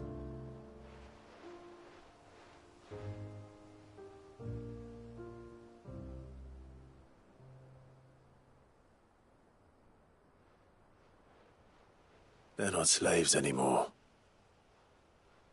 No, They're Rosarians. Your father took pity on the bearer's plight, and I believe if he were still with us today, this is what he would have wanted. I believe you might be right. I shall remain here, my lord, and do what I can to help rebuild the village. After all, this is my home now too, and I could hardly call myself an East Poolian if I didn't pull my weight. I think you'll find it's East Pudlian, Sir Wade. But you should be proud all the same. I'll have to pull my weight too. Can't have the rest getting outclassed. Speaking of which, I ought to be getting back. Can we continue to count on your support, Martha? Of course, and I'll be counting on yours too. Us Rosarians have got to stick together, haven't we? Indeed we have. And Clive, come by the Golden Stables when you get the chance. I ain't paid you for delivering them seeds yet. All right. I will.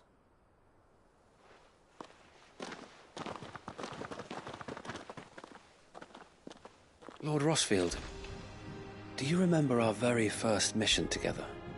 Clearing the goblins from the Stillwind marshes? How could I forget?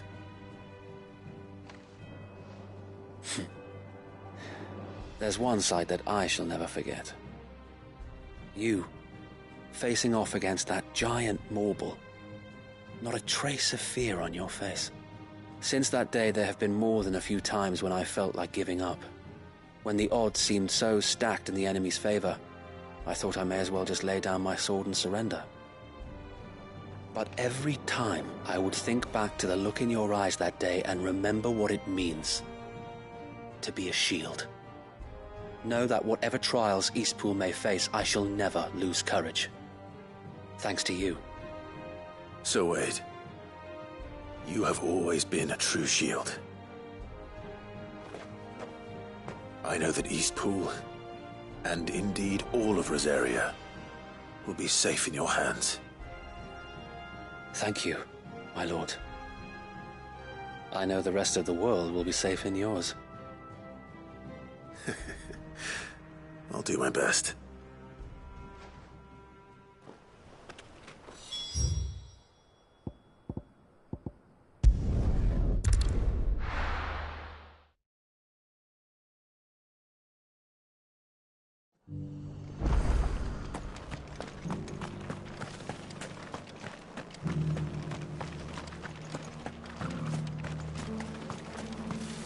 What are you after?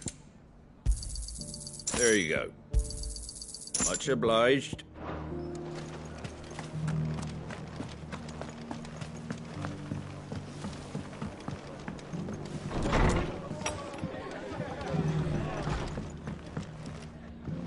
The hero returns.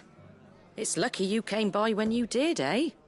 Not only did my seeds get delivered, but you went and saved Eastpool and all. I just did what I could. And it's only right that you get rewarded for it. Take it before I change my mind. Thank you, Martha. So, Eastpool's finally back on its feet again.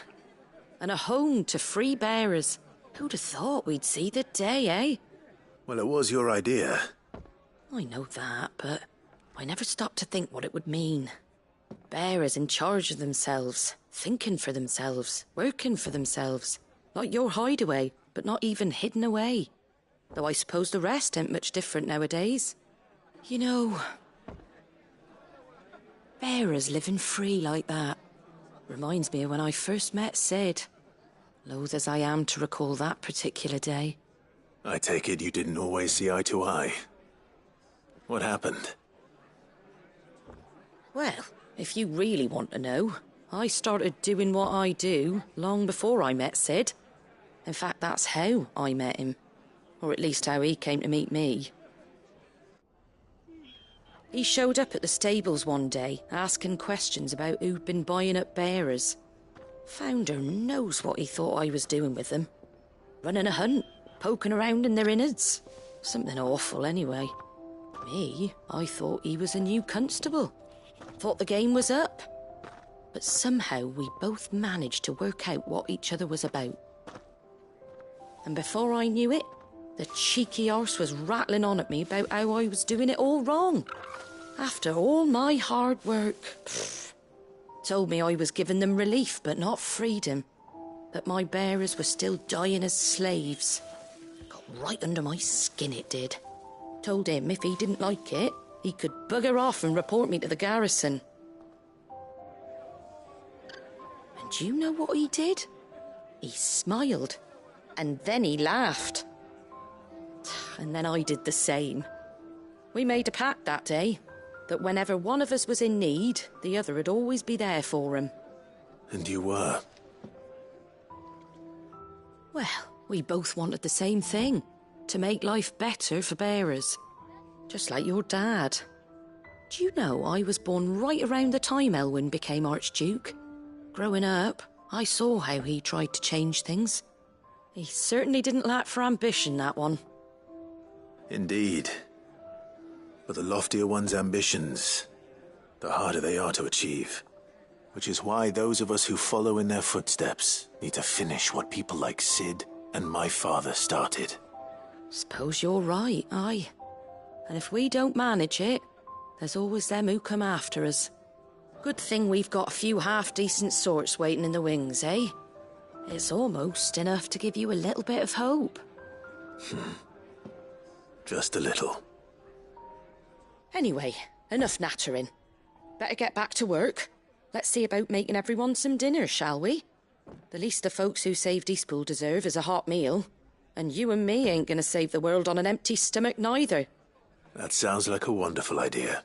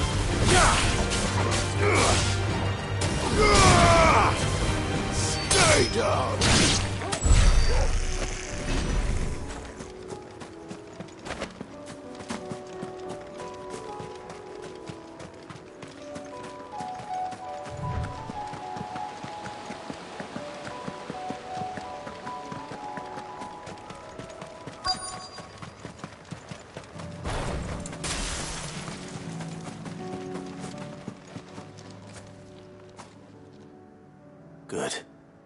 They haven't broken camp yet. How did Doris come to know a slaver, I wonder?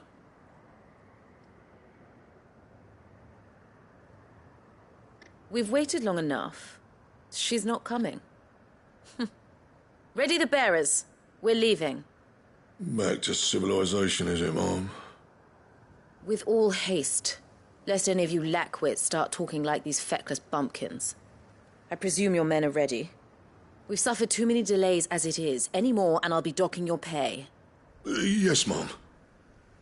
Oh, but before you go, it appears we have company. Kill him. You're welcome to try.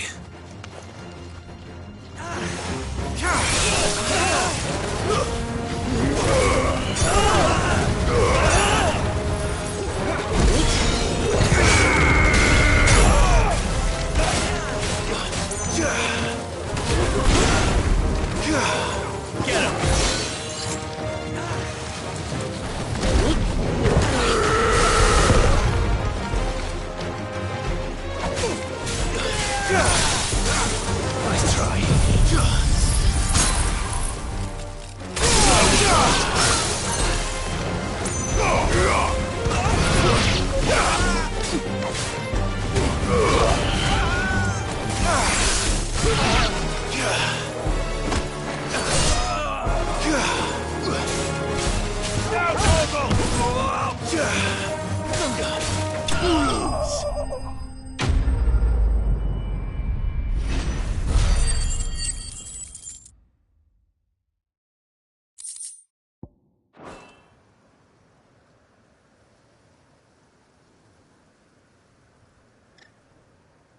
So much for your escort.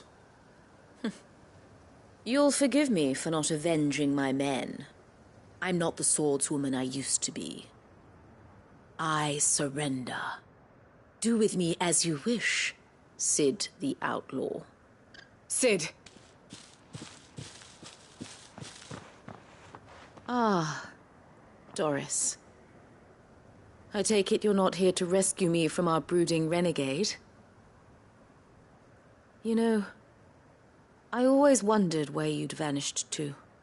But casting your lot with this criminal of all people. Better fighting for a cause than killing for coin. I'm sorry, Sid. I should have told you sooner. This woman, my former master, once trained bearer children to be weapons in service of the highest bidder. She raised me like a daughter, and I did terrible things to earn her favor. It wasn't all terrible, surely. We had our fun, too. You were always so eager to learn, and had such clever hands. All my other children took either to the blade or to the books. Always either or. But you proved yourself a master of both. That's why I kept you for my own. How about it, my little dagger? Care to swear that blade to me again? I never swore my blade to you, nor will I ever. I fight for a higher cause, to liberate the bearers of this world. Farewell, Master. Thank you for making me the weapon I am. You always were a righteous child. Perhaps that's the reason I loved you so.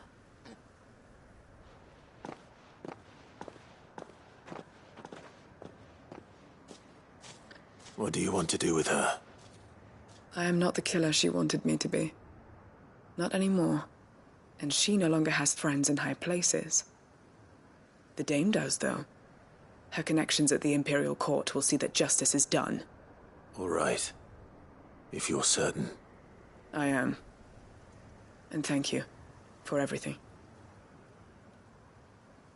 Now, I better let these bearers know that they're safe.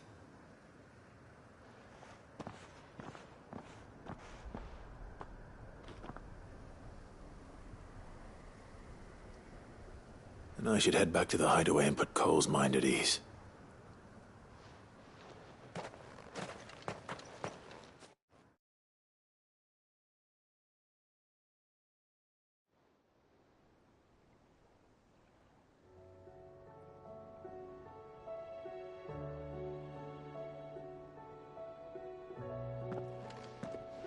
Welcome back, Sid. Doris's message just arrived. I hear you saved more bearers from being smuggled across the border. With any luck, they'll be joining us in the hideaway shortly. Oh, and your letter. You don't need to worry about Doris anymore. I'd been hoping as much. She mentioned one or two things in her report. So the slaver we'd been chasing all these months was her former master. Wish I'd known. She's been arrested, by the way, over in Sanbreque. Went quietly, or so we're told. And she won't be getting off lightly. The Empire may have no love for bearers, but it's none too fond of black market traders either. Can't have been easy for Doris. I'm sure it wasn't. But don't worry. She'll be all right. I hope so. Suppose you should know, eh? You had quite the past yourself before you came here, or so I understand. Anyway, thanks again, Sid. The Cursebreakers would be lost without Doris. And you, of course. Keep up the good work, Cole.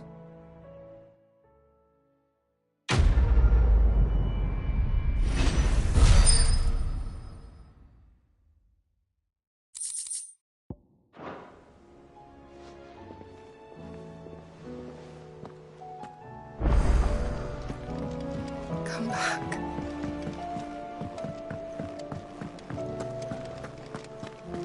Oh, don't tell me we've run out of papillon nuts and all.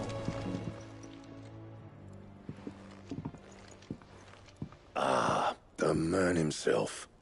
We were just about to make a start on that sword I promised you.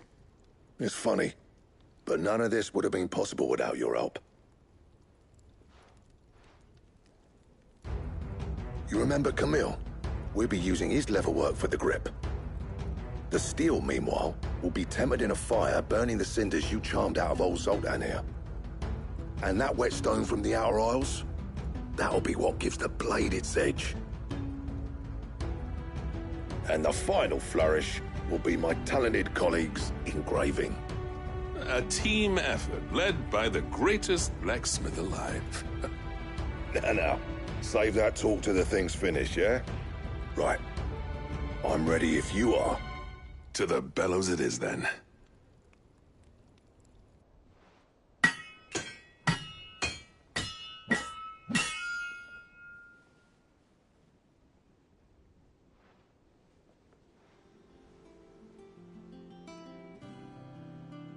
Well, bugger me.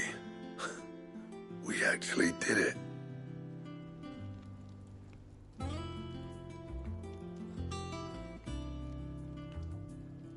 The sword to end all swords.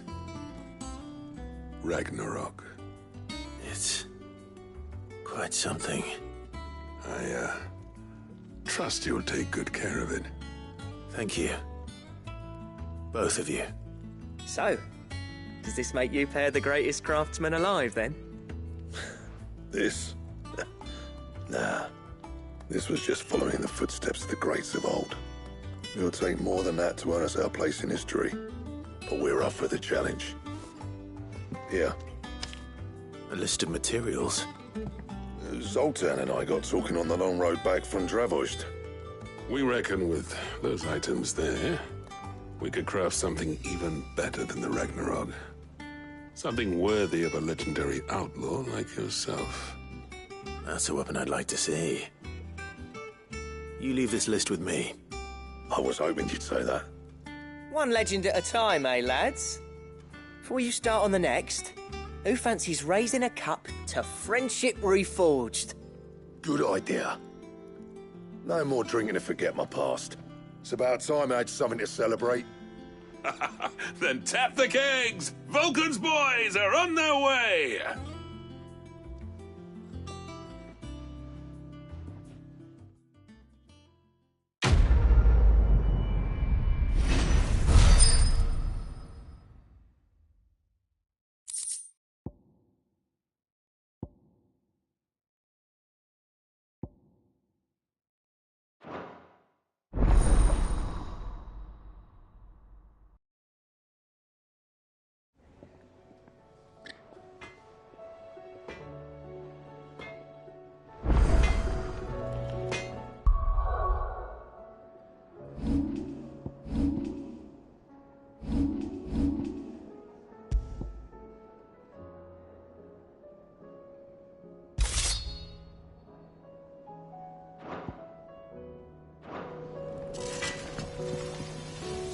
What do I owe the honor?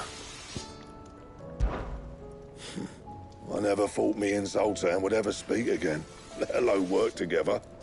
And if it hadn't been for you, we wouldn't. You've been a good friend to me, Clive. The best.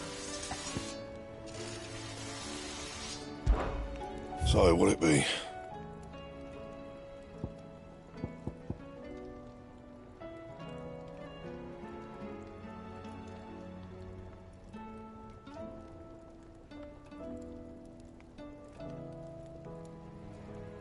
And?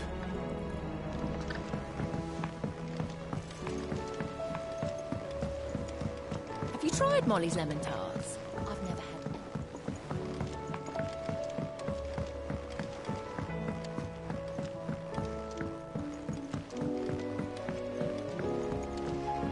Canva lost? It can't be true. Miss, can we read Miss Editor's story for a lesson today?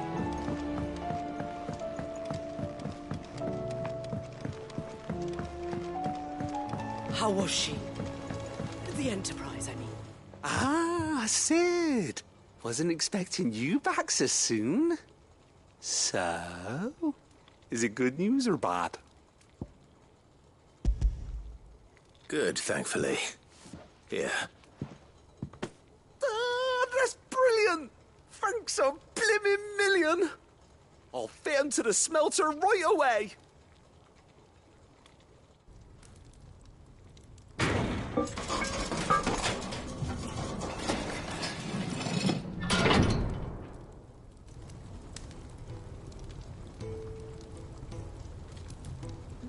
May I present to you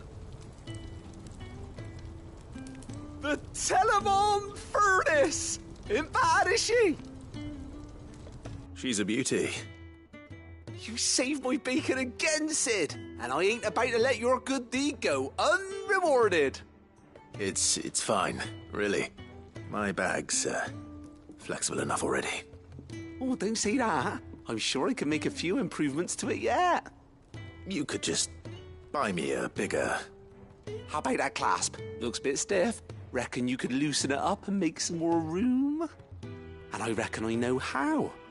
With a new alloy we've been working on. The Telemon Furnace was just what we needed to perfect it. It's a metal, see?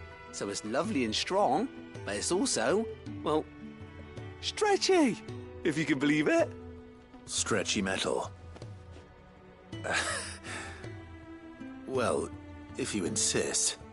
That is the spirit. You'll love it, I promise.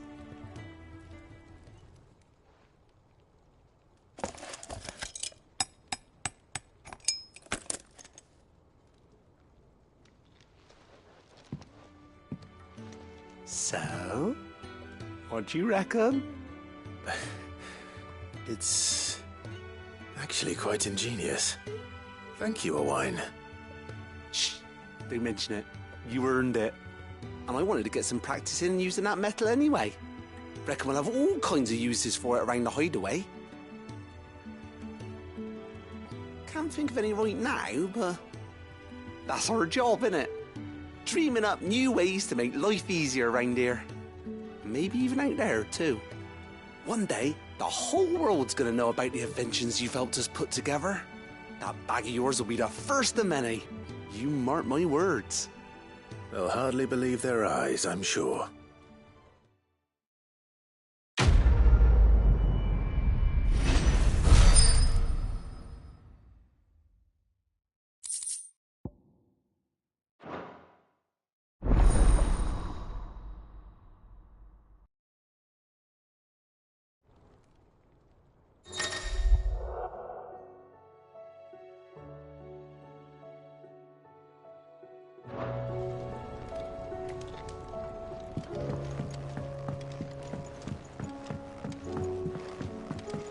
So, she don't need saved?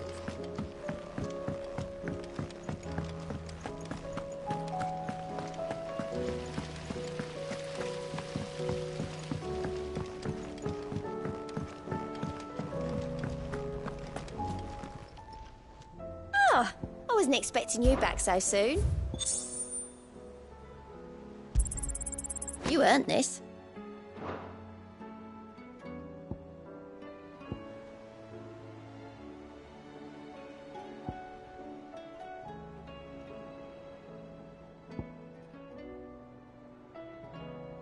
All done?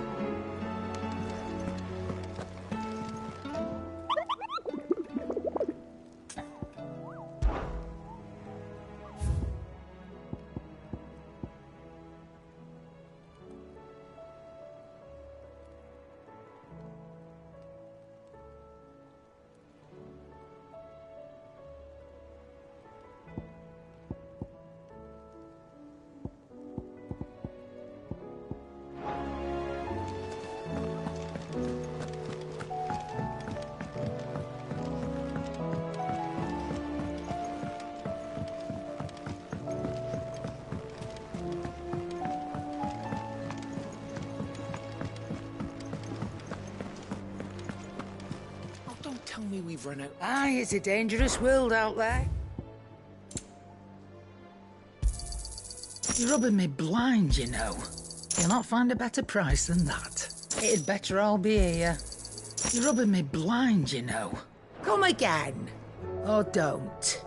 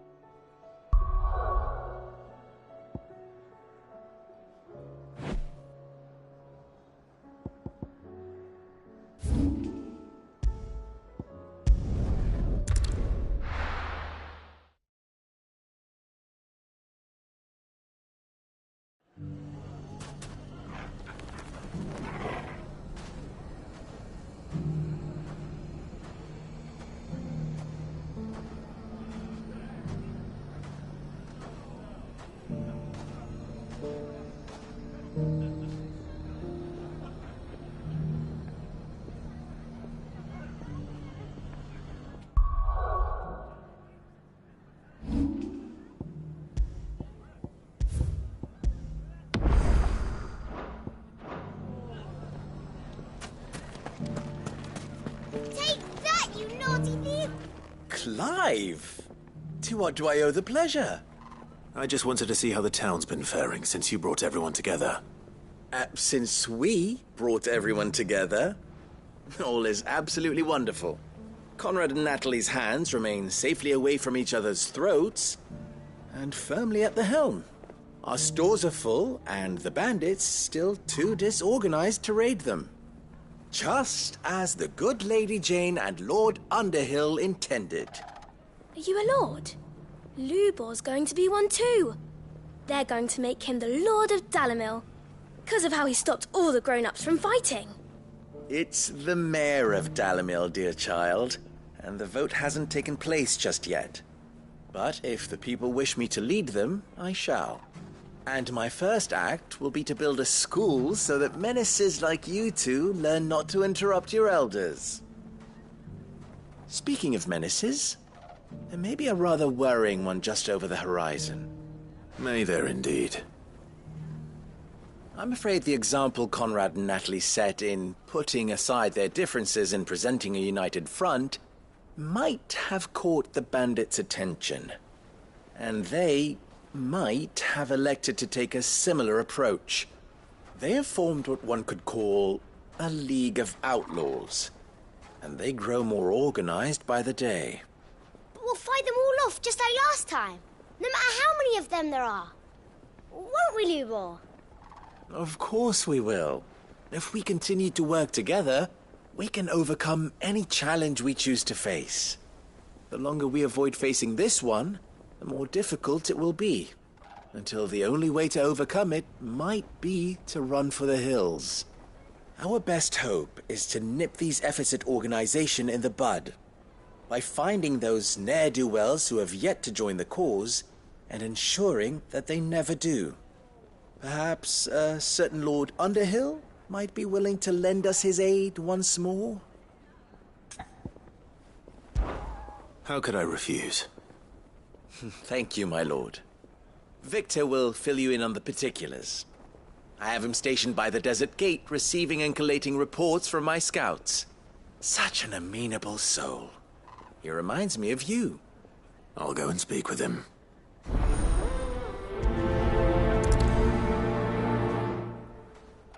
What's the difference between the...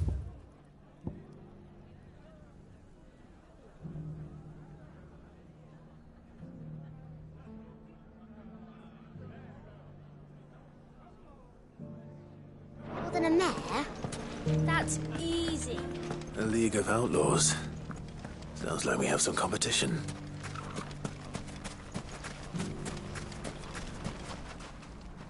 Still in Dalimil, Victor? Ah, Sid. I thought you'd have returned to Cosnis by now. I did. Then I came back.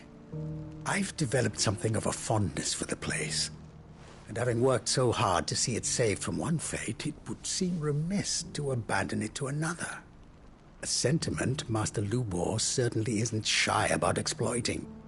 Hence my doing his bidding yet again. You're not the only one.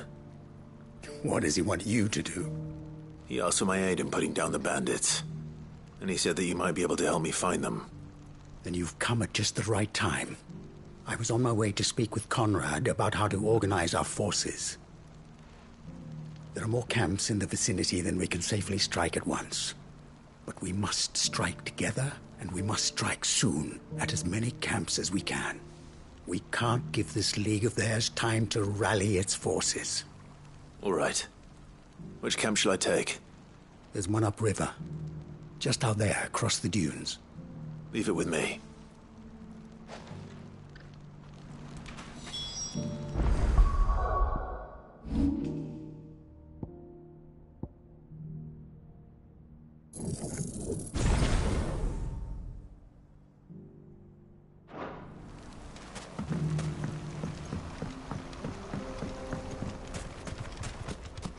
Those ne'er-do-wells want to band together.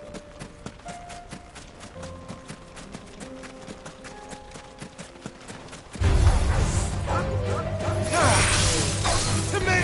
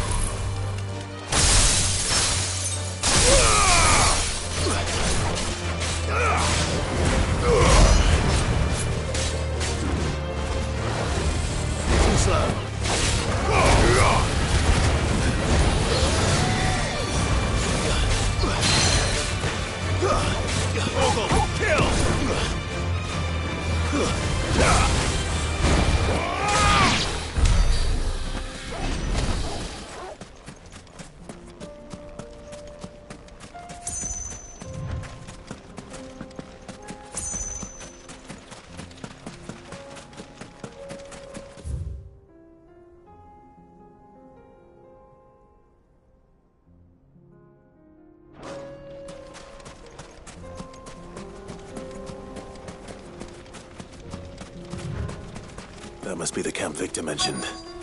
Come on then, Toggle. That's him! The one who killed Lot and Fingers! Take his head off!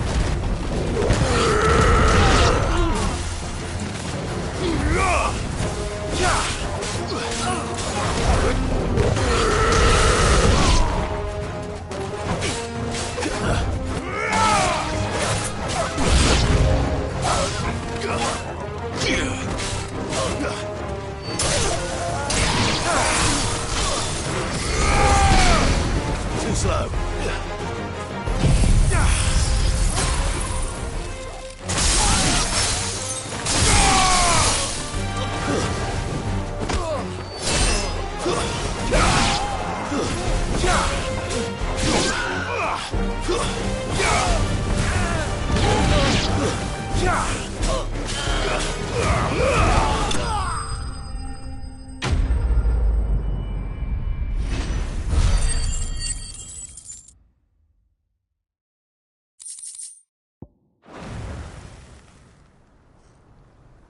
I'd better let Victor know. Sid, where are you? Ah, I see the bandits didn't pose you any trouble. No, but that's not why you're here, is it? No. Something's happened. We need you back in Dalimil. What is it? The whole town's in uproar. They're saying that Lubor is a bearer. What? Seems that one of our parties wasn't as thorough as they should have been. They let one of the bandits escape, and his escape route took him right through Dalimil. Some of the children spotted him, and he was about to silence them. And when Lubor felled him with a bolt of magic, and without a crystal. But that's not possible. It is, if he's a bearer and has been hiding it all these years, which is what people are saying.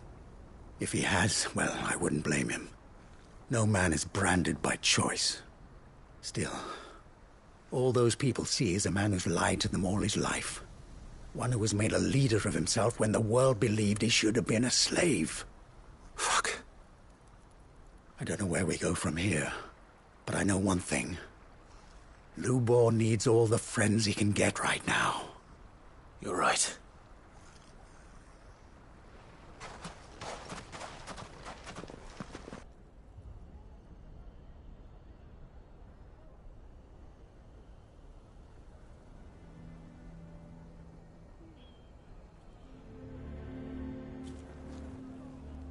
And now everyone knows. I made it a habit to keep a crystal close at hand for just such an occasion. And when that occasion arose, I forgot to reach for it. Well, it was bound to come out sooner or later. We're sorry, Lubor. We tried to keep running, but we just couldn't anymore. There's nothing to be sorry for. I rather enjoyed playing the hero for once. All that matters to me is that you two are safe. Look at him talking to his betters like it's nothing. All lies, I'll wager. Just like the ones he fed us all these years. Once people make up their minds, it's hard to change them. We need to do something, and quickly. Convince the people not to let their prejudices blind them. Convince them that nothing has changed. That their enemy lies outside these walls, not within them. You're right. We should speak to everyone. I'm glad you agree. I'll handle the townsfolk. I'm a Dalmec born and bred. They listen to me. You head to the tavern. Make Conrad and Natalie remember who Lubor really is. They know that Lubor and I are friends. I might not make for the most impartial of interlocutors. Lord Underhill of Randalar's League of Merchants, however, is a trusted and impartial mediator of note. I'll do what I can. Lubor, stay here with the children. I can't promise anything, but we'll try. And that is all I can ask of you.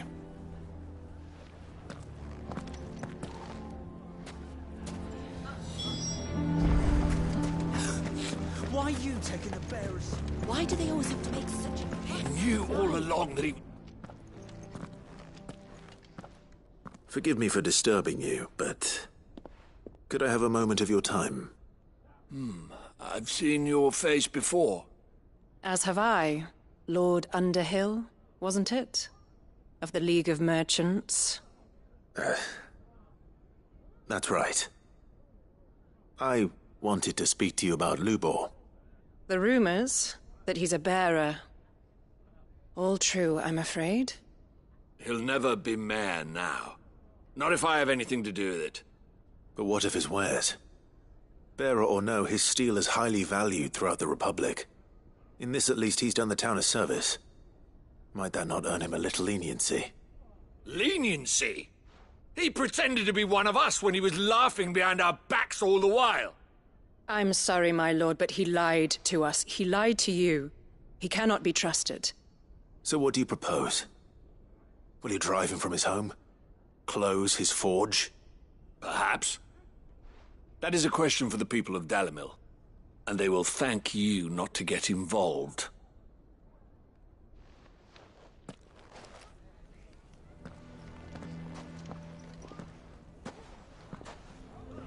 The townsfolk have made their minds up. There was nothing I could do. Nor I. Conrad and Natalie refused to consider anything but their own wounded pride. You never know. Once their anger is cooled, they might see things differently. For now, we should report back to Lubor. All right.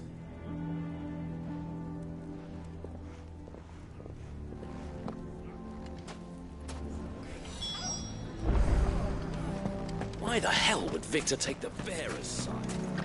For a sharing. I assume the situation is hopeless? There's still hope. But...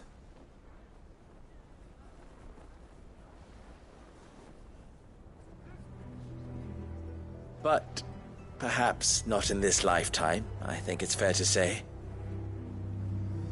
You mustn't think like that, Lubor. Give them time.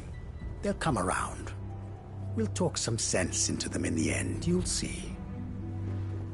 No, you won't. And your efforts would be better spent elsewhere. But Lubor... Rosina would often tell me that steel does not lie, that a blade is a reflection of the smith who forged it. To yourself be true, that was her point. Rather an ironic one when you consider that her life was taken with a blade of her own making. but I do not doubt that she was always true to herself and what she believed in, right to the end. And so must I be. I must do what I know to be right, no matter what others might think of me. And now, I know what that is. I must embrace my new role of villain so that the people of Dalimil have something to unite against. For only united can they hope to stand against the threat that awaits them. I'll need to make a suitably dramatic exit, of course. Don't go, Lubor. You're the only one who was ever kind to us. We'll be all alone. Again. Trust me, little ones. It is for the best that I go. Not only for the town, but for you, too. How could it possibly be for the best? These children need you. The least you can do is give the townspeople a chance to change their minds. I would not take it, Victor. It's over. Over, you say? And so just like that, you're going to throw this town and these children to the wolves? I thought you were better than this. But it seems you had me fooled as well. Victor. Forget it. Do what you will. You sure you're making the right choice, Lubor? Of those available to me, I believe it's the best one. Yes. Ah, but where are my manners? Here. A reward for clearing out that bandit camp. Right then. I have packing to do. If there's anything I can do. Anything. I'll bear it in mind. Thank you.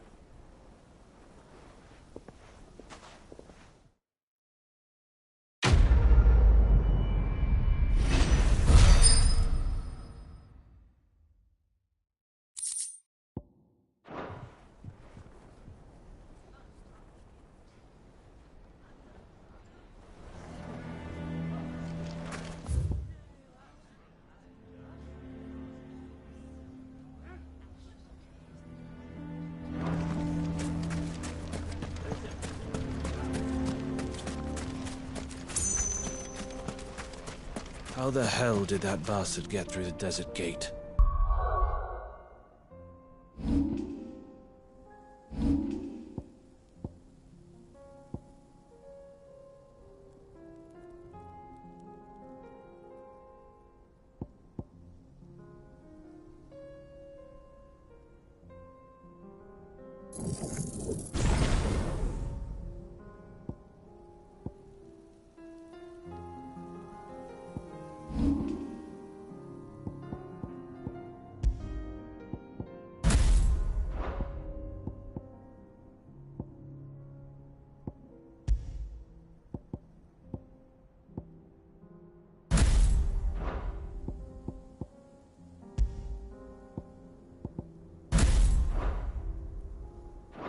Where were the guard?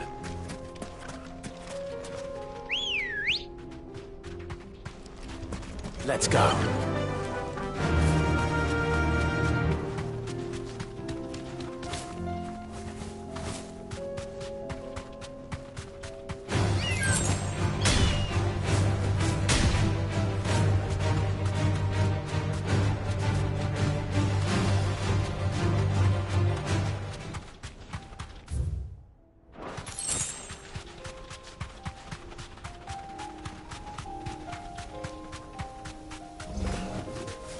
Thanks, girl.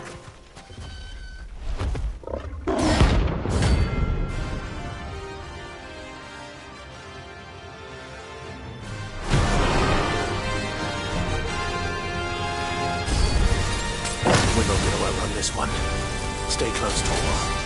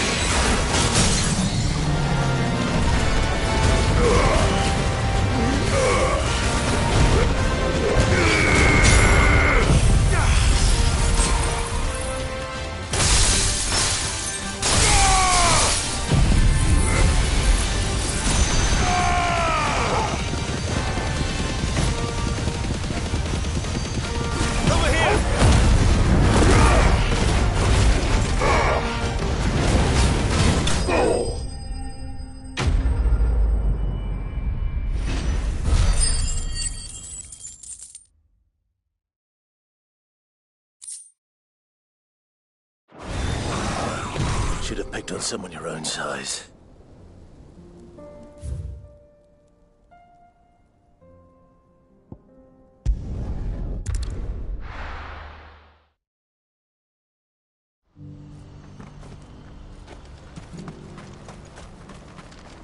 What are you looking for?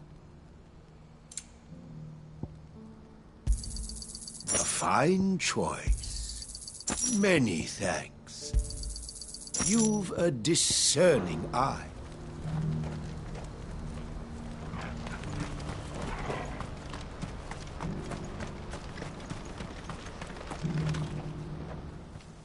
Clive. You'll be pleased to know that the negotiations are progressing well. That is good news. Yes. Our comrade in Randala has just sent word that the contract should be signed very soon. But I still have much and more to prepare. It's a huge undertaking moving this many bearers at once. You couldn't do me a quick favor, could you? What is it this time? More wild beasts? Nothing like that. I just need you to go over to the caravans and ask El how long we have until the bearers arrive. Find out exactly how much faster I need to get all these supplies moved. All right. I'll go and ask. Thanks, Clive. I owe you one.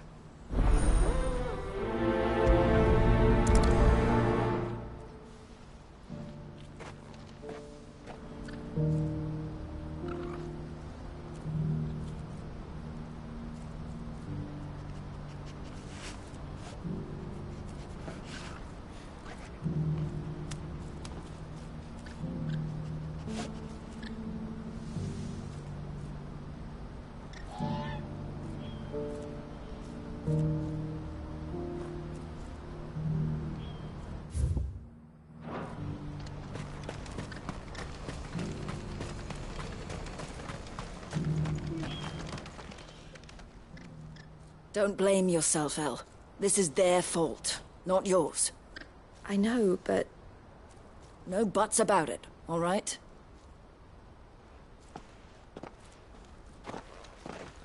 Is something wrong? Vonnie came to give me a message from our intermediary. The talks with the Republican Army have fallen through. They've reached an agreement with the Silver Peak Consortium instead. Though prices have fallen of late, we deliberately offered above the going rate to try and deter other bidders. But the Consortium offered double what we did, and the Army jumped at the chance. And you had no opportunity to make a counteroffer? None at all. And we were so close. El? What's happened? I saw Vonnie leaving. She didn't look happy. And with good reason.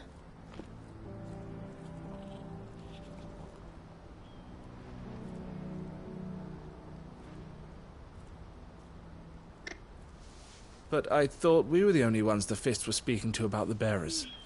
How did the Consortium even find out about this? It's not so surprising. They have ears all over the Republic. This isn't over. The Consortium will have to sell these bearers eventually, and at the price they paid, buyers will be few and far between. I'm going to Randalar myself. Alone? You sure that's wise? Are you offering to be my bodyguard? How kind. Meet me at the checkpoint near the capital gates. I'll send an owl ahead and request a meeting. You go to Cashlock, Theo, and get everything ready. We've waited far too long as it is. Even if I fail to free these bearers, there will be others. Someone needs to prepare the place and keep any prowling beasts at bay.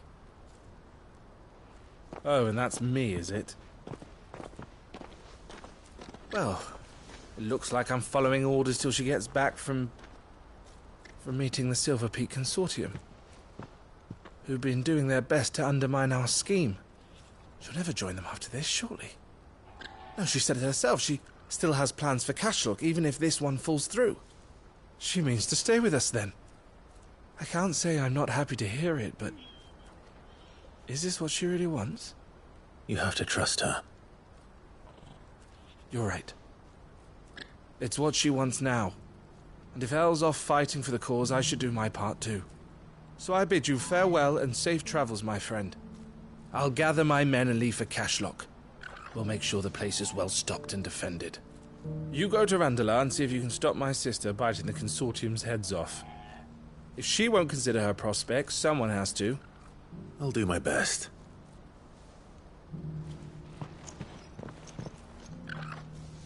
right. To Randalar, then.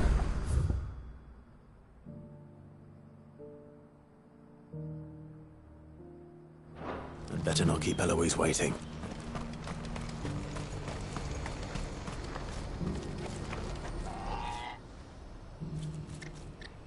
Well, this isn't at all foreboding.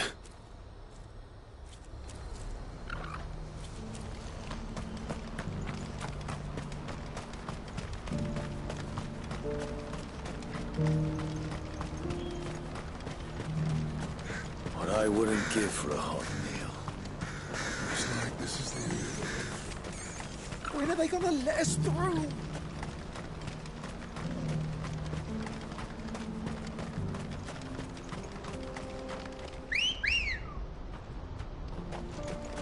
Let's go.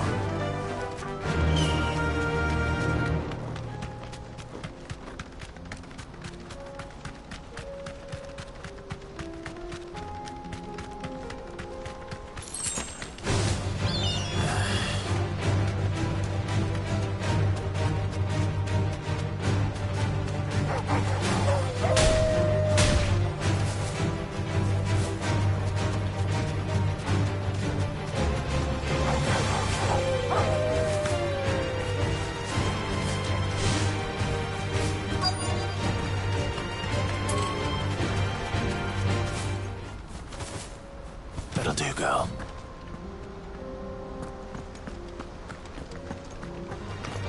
You like this one?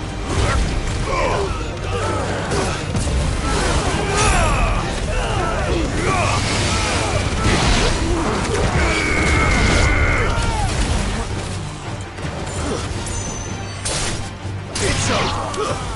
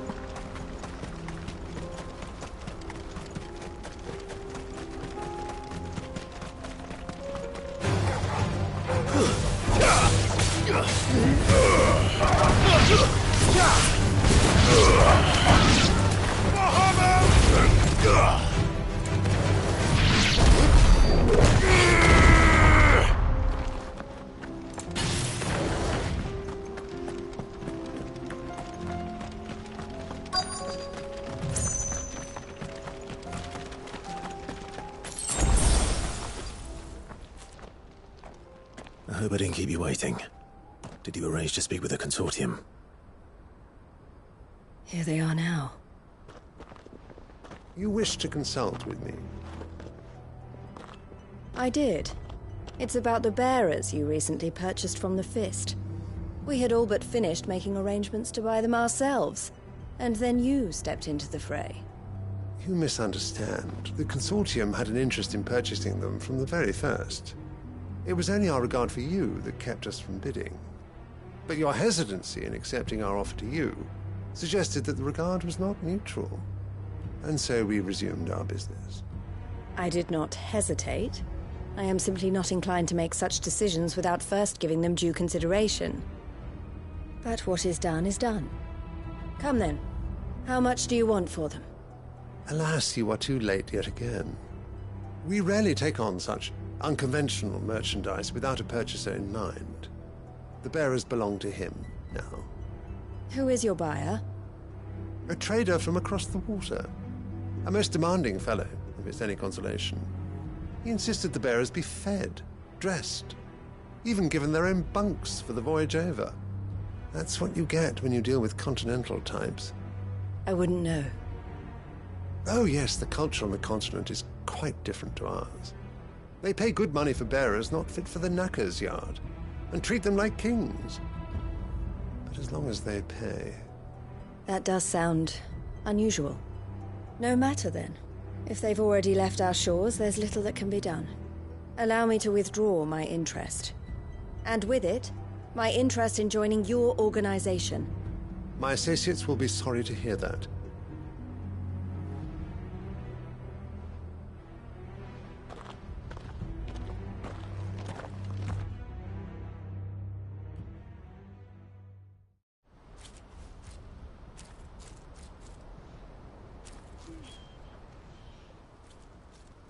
I'm sorry you weren't able to save them. As am I. But I only have myself to blame. He was right, you see. The Silver Peak Consortium did intend to buy those bearers before I did. Their representative hinted at a possible purchase when he came to recruit me. I feigned interest in joining them in the hope he might be encouraged to tell me more. And he did just that. As soon as he left, I sent my own offer to Randalar. So you never... No. I entertained the Consortium's proposal solely so I could learn more about those bearers. But I was a fool to think they wouldn't find out. I knew exactly who I was dealing with. You tried. I did. And if what he said was true, the bearers are to be well treated. Which is something, at least. But they deserved more. I wanted so badly to see them freed. Eloise! Eloise! Word from Cashlock. The village is under attack. A pack of beasts have come down from the mountains, and there's a dragon at its head. Theo and the others are trying to hold them off as best they can, but the odds are against them. They need help, and fast. Theo! I'll go on ahead. Thank you, Clive. I'll gather some men and join you there. Just... make sure he's safe.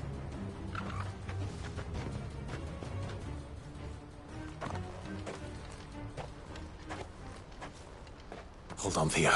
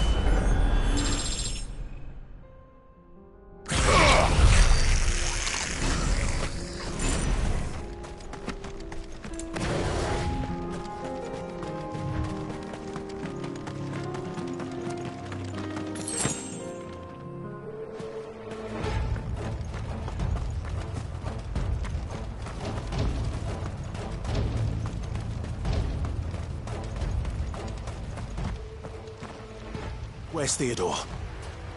Upriver! He led the dragon that way to keep it from the village, but the whole area's flooded with ether. We just have to pray he makes it out in one piece. I can do better than that. Torgal, with me.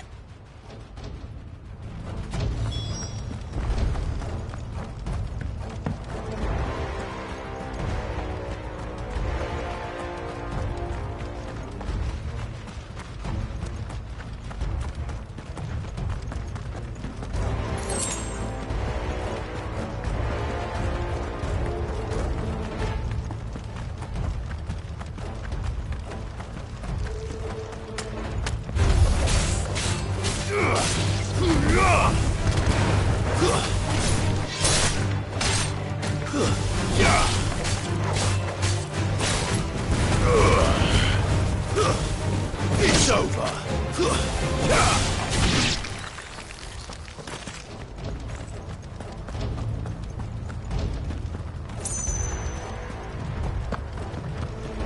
Where are you, Theo?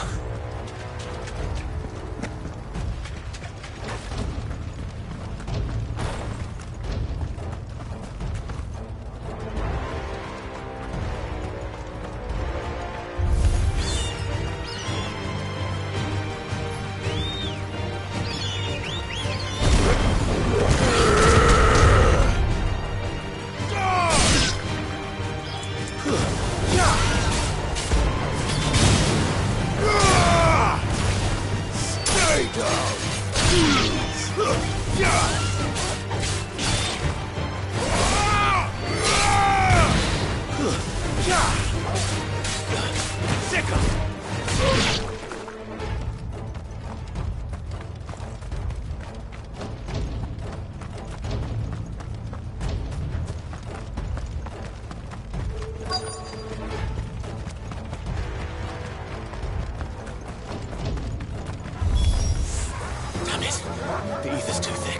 These creatures have already turned.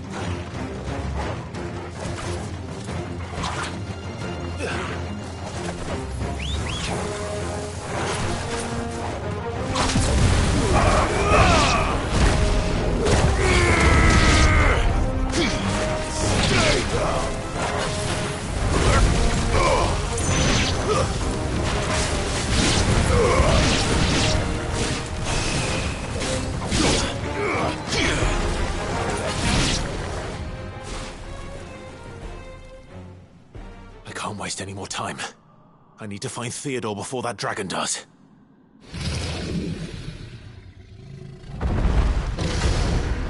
Looks like it's found me. This thing's turned as well. This isn't going to be easy.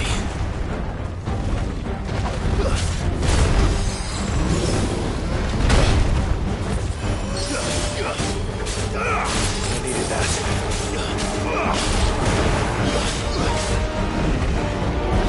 Nice try.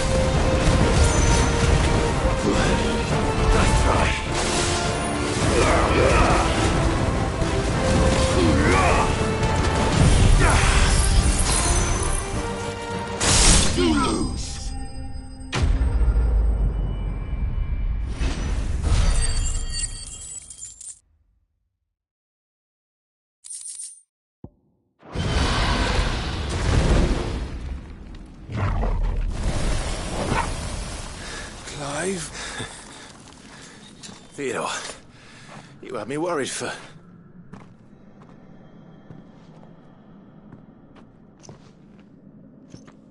We have to get you out of here.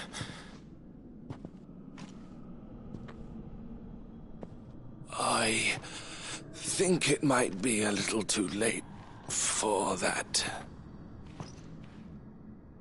Bearer or no, There's only so much ether a man can take, and that Drake just wouldn't let me leave. You have my thanks, Sid, for finishing what I could not. For keeping Elle's dream. Theodore!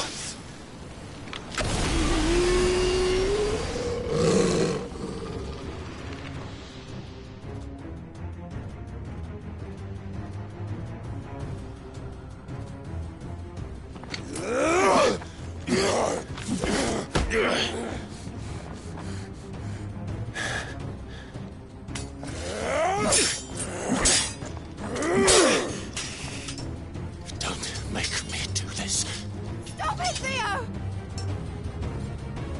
Stop! Stay back, Eloise! He's turned. And so will you!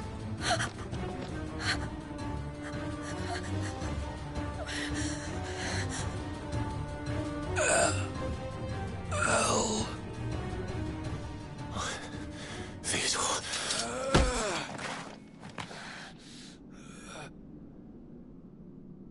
Take care of my sister. Theodore, wait. Goodbye, Elle.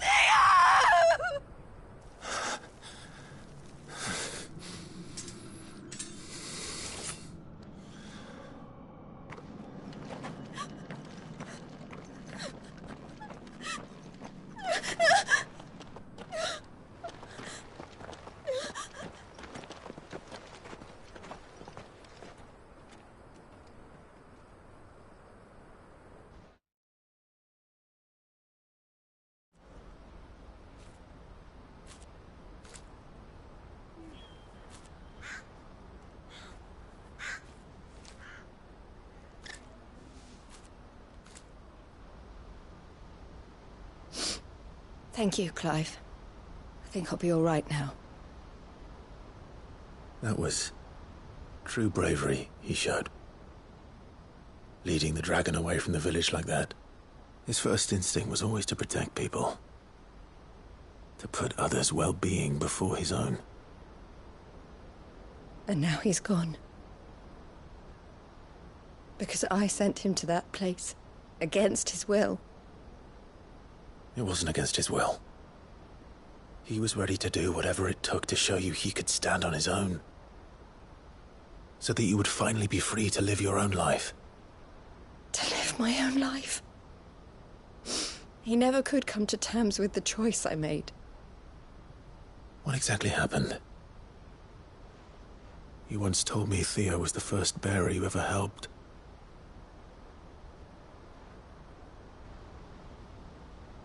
We grew up in Canva. We were born to one of the great trading houses. And I was chosen to inherit the family business. I had my father's head for figures, you see. Theo did not. While I studied the art of commerce, he played at soldiers instead. A late bloomer, in more ways than one. For unlike most bearers, it wasn't until his 15th summer that his powers awakened. My parents tried to drive him out of the house and into the care of the constables. But before they could, I took him into mine. Theo told me something else. He clearly admired your devotion to the cause of freeing others like him from slavery. But he said you deserved a better life than this. He wanted to free you from what he called your bonds, just as you freed him from his.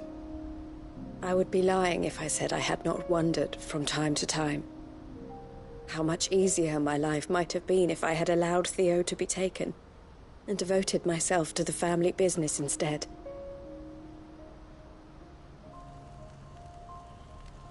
I have never regretted the decision I made. Being with my brother meant more to me than tradition or reputation. I only had to look at him to remind myself of that night and the choice I made and the fact that I would make the same choice again in a heartbeat.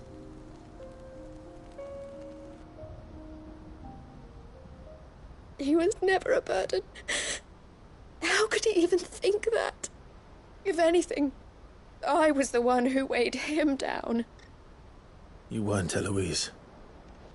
He said it himself, that he had always been grateful to you for saving him, and that he wanted to repay you by letting you live the life you were denied. Neither you nor Theo weighed each other down. You loved one another. You did whatever was necessary to continue living your lives together, and you always would have.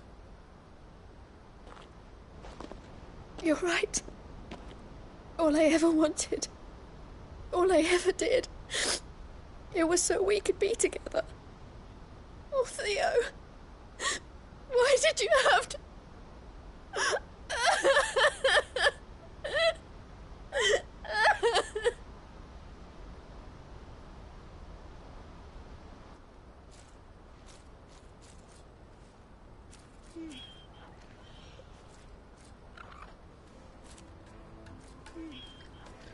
I know Theo wanted me to move on, but I'm staying here at the Crimson Caravans to continue our work. We can make a difference here. We can help people, save them. I need nothing more from life than that. So I'll carry on doing what we do, ensuring that goods, people, bearers get where they need to be, bringing smiles to people's faces just like we always have, and to Theo's. Wherever he is. This is the life I have chosen. The life I will always choose. I've made a choice of my own, to continue helping you however I can. Whenever you need it. Thank you, Clive. Let's go on together then. For Theodore.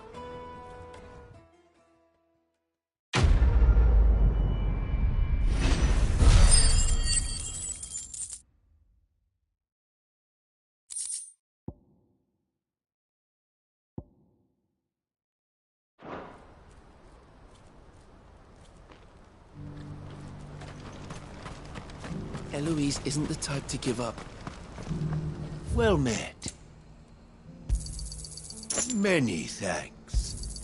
A fine choice.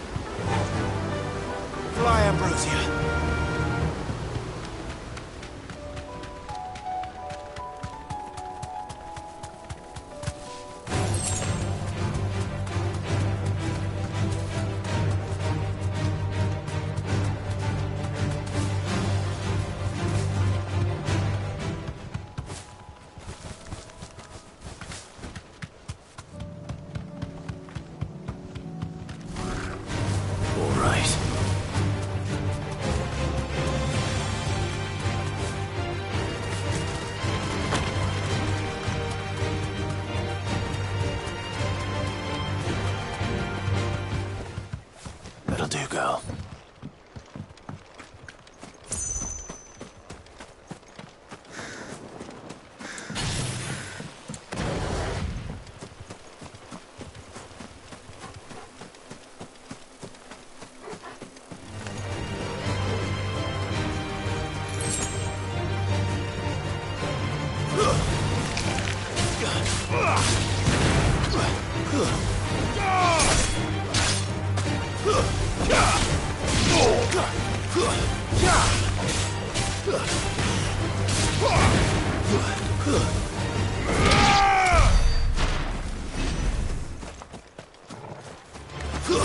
Yeah!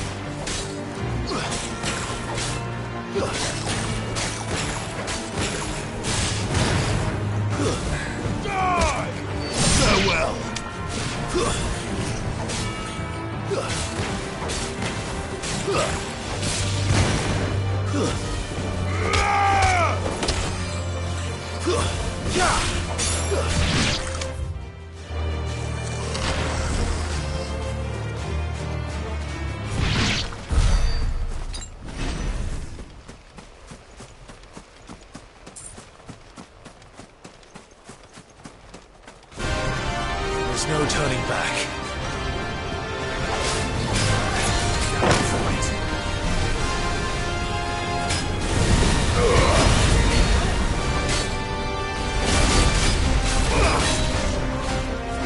Too slow.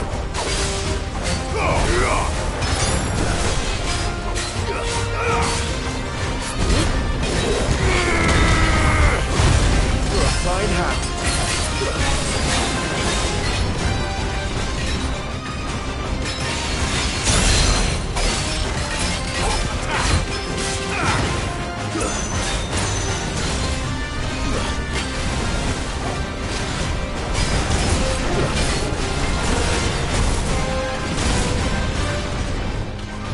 Too slow.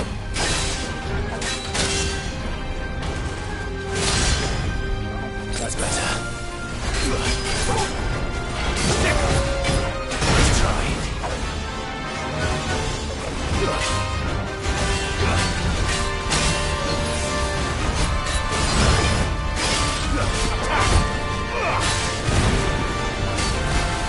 Too slow.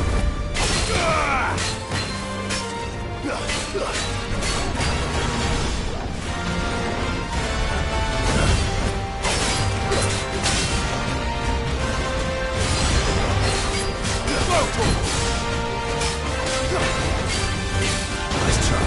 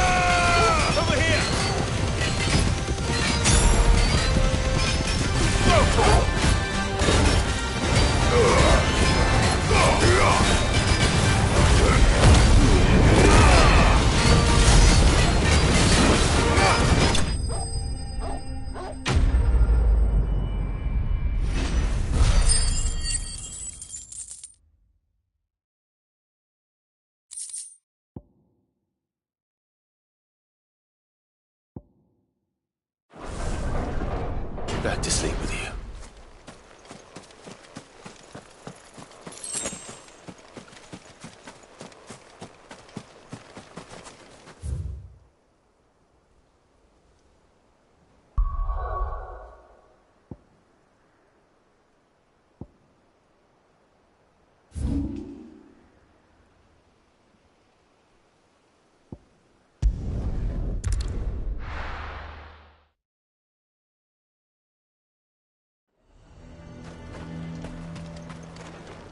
What can I do for you? I do like a customer who knows what he wants. An excellent choice.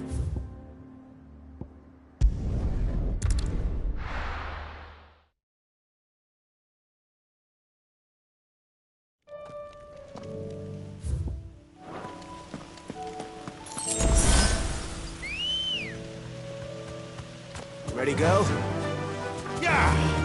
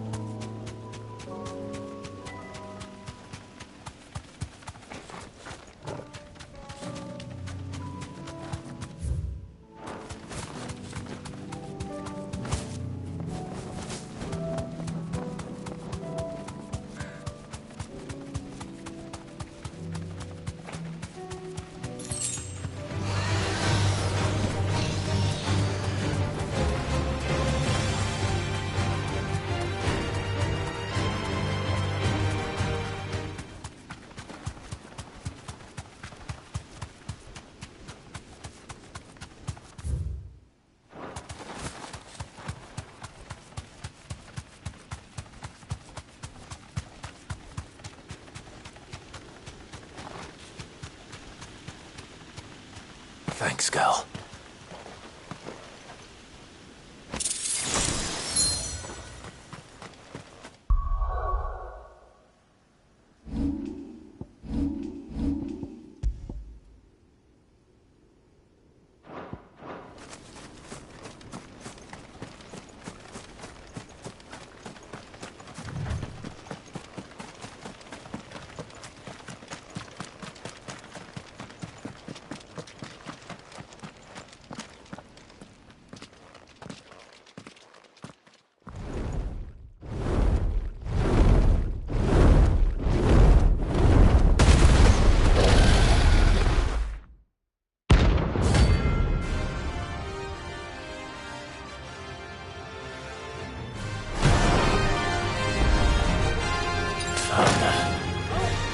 This beast isn't to be trifled with.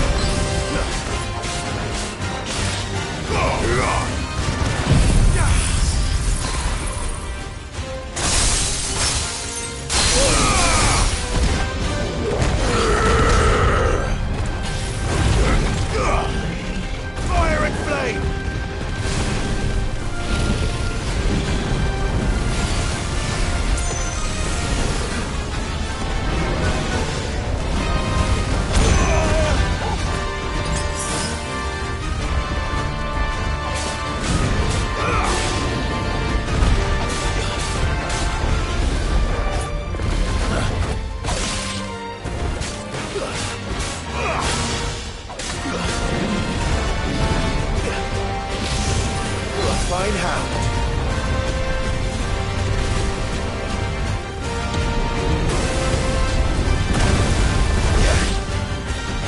I needed that.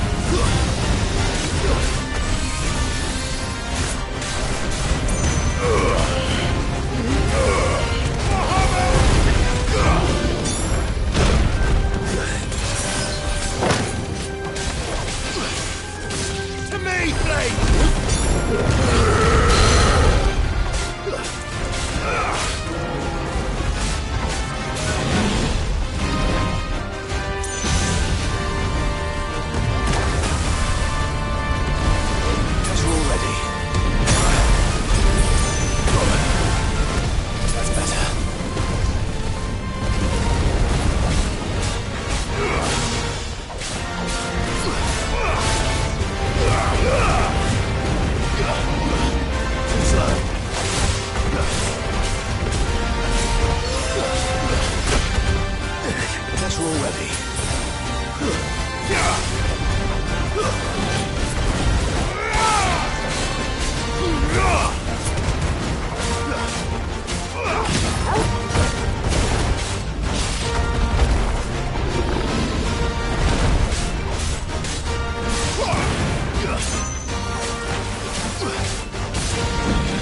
Over here!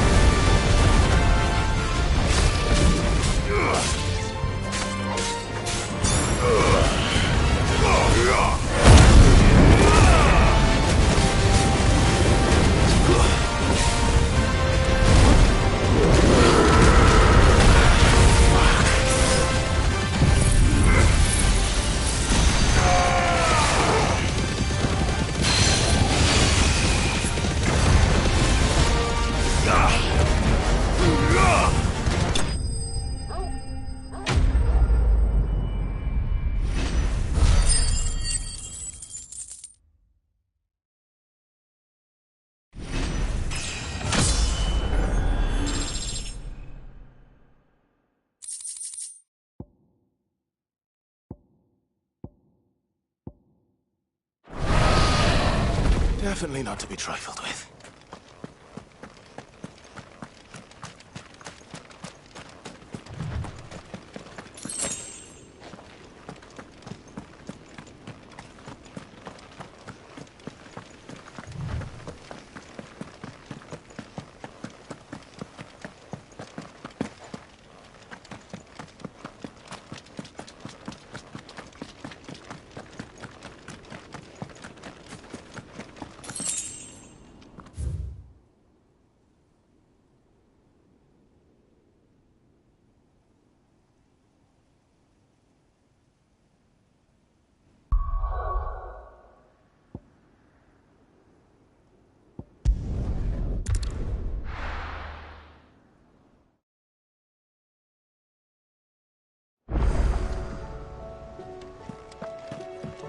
Come back.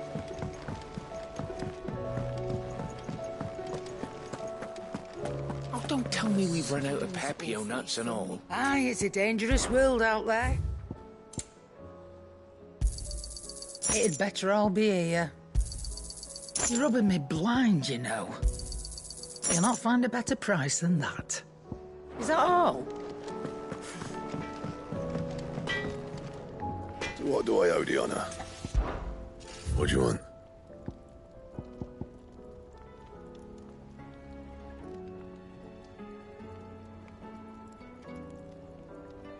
Anything else?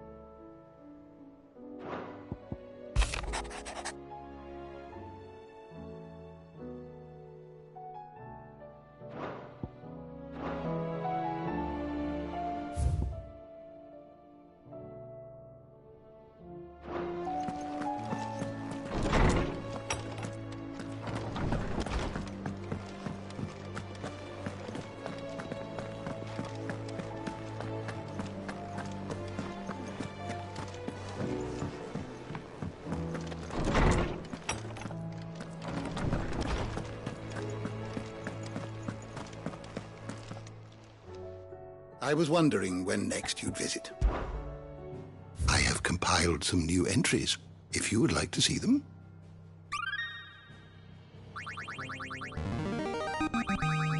Now this, I believe you will find most interesting.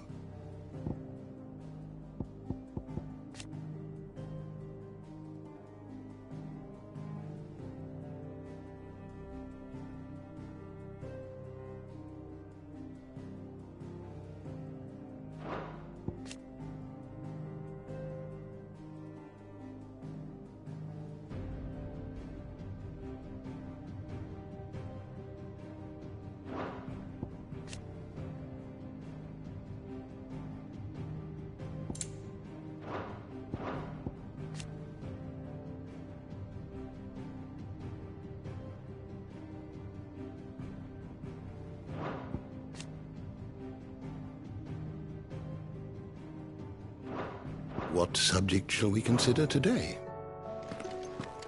Mid said I could ride the Enterprise next.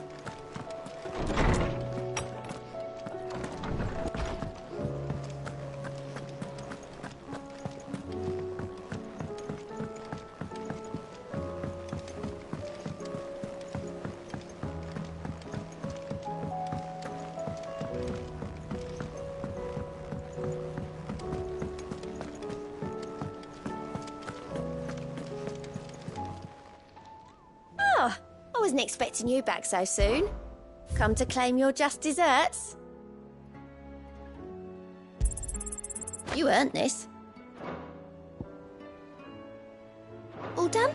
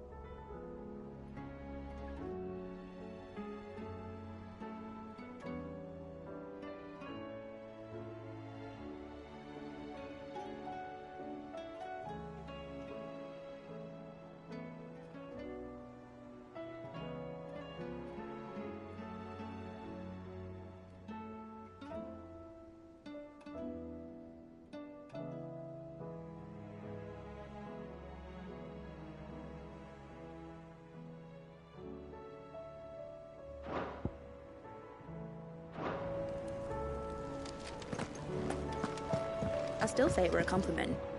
Say it all you like. Ah, Clive. I was wondering when you'd arrive. Please tell me you've come to take our young prodigy here off my hands. I'm not here for Mid. I need information on Ash. Then why not ask Molly if you can look in one of her ovens? Go on. As soon as the Enterprise is ready, we'll be setting out for Drake's Spine. And we're going to need a safe place to land. Preferably one that won't see my ship blown to shit and splinters. If it were that easy, do you think Waloed would have resisted invasion for so long? Very little is known of Ash, and the information we do have is spotty and outdated. We have the good King Barnabas to thank for that. Waloed's borders have been closed to outsiders since the day he seized the throne. If there is anywhere safe to land, you won't find it on my map. Then tell us what we will find. I'm sure you know better than we do. But no splinters! All right. If it will get you out of my hair. But interrupt me, and it's over. Understood?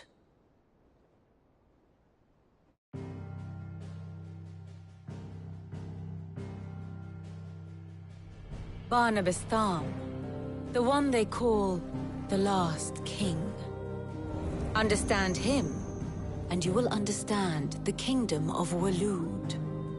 Barnabas was only a boy when he arrived from beyond the southern seas, and barely a man before he united the ragged tribes of Ash.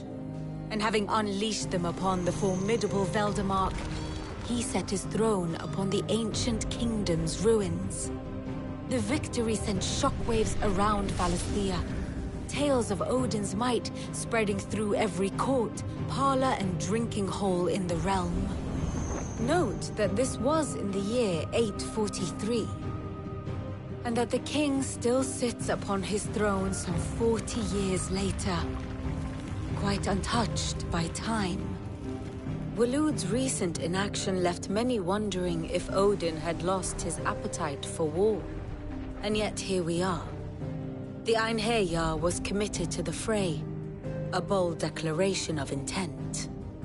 Orcs swarm around Drake's Fang, and throngs of Akashic haunt Canvas streets.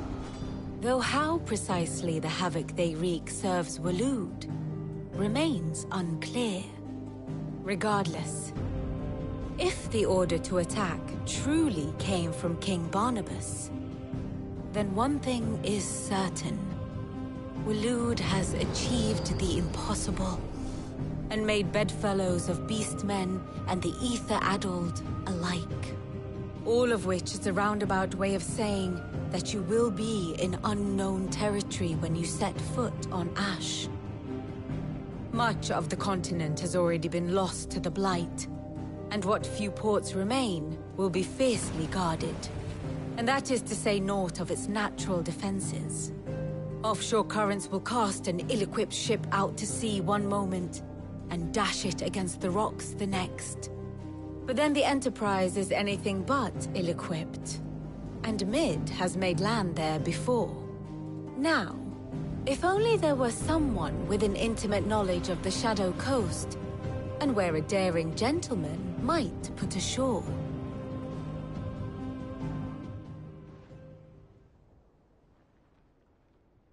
You see, Clive, you had the answer all along. Do you think you can get us back to that beach, Mid? Picked you up from it, didn't I? Not that it were easy. The currents were right bastard. But then, if it wasn't hard, it wouldn't be worth doing, would it? Well said. Thank you, Lady Vivian. If a few morsels of common knowledge and a sprinkling of tavern talk are worthy of your thanks, I wonder what genuine intelligence might earn me. Probably more visits. Mid, I need everyone in the ale hall now. I'll fetch Joshua from the shelves. Aye, aye, Captain.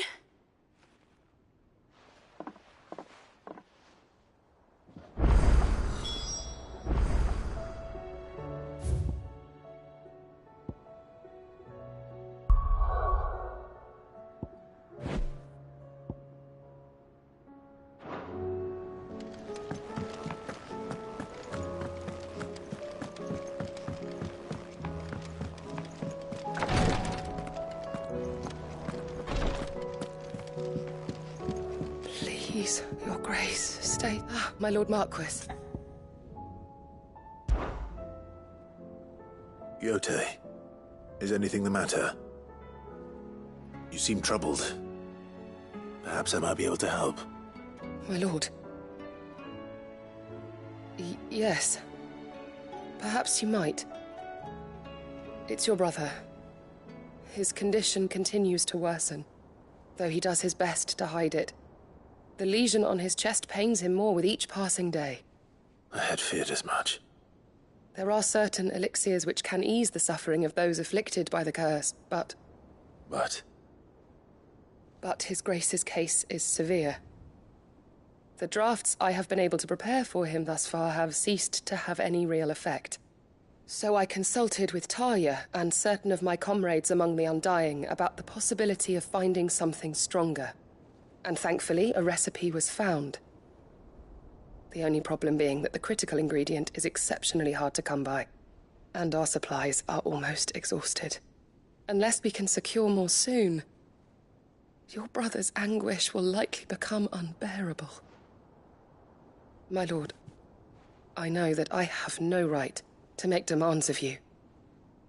But would you help? For Joshua's sake. For Joshua? Anything. Thank you, my lord. So, what is this critical ingredient? A rare herb by the name of stonerwort. It grows only where the ether is densest. The vigor it stores in its stems helps to counteract the curse. We discovered a patch near the aqueduct in Rosaria. But alas, yet more ether has erupted from the earth there recently, leaving the whole area flooded. The search continues for a new source. One that we might reach without being turned. So it's only that you can't reach it?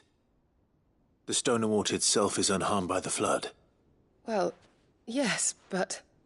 Then I shall go in your stead. But, my lord... You've yet to find another source, correct?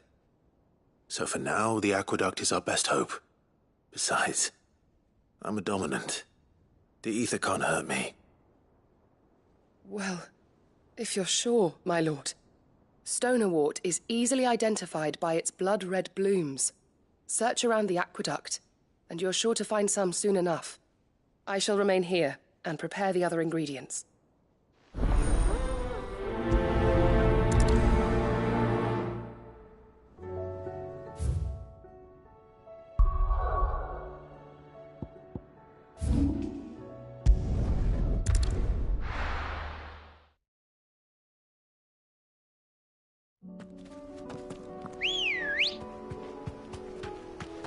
Let's go.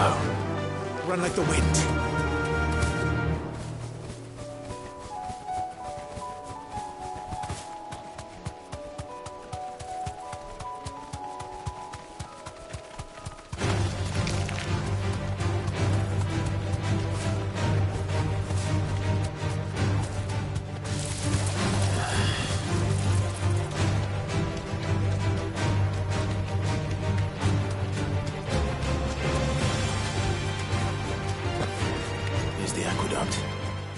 Now to find our stonewort. Yote mentioned blood-red petals.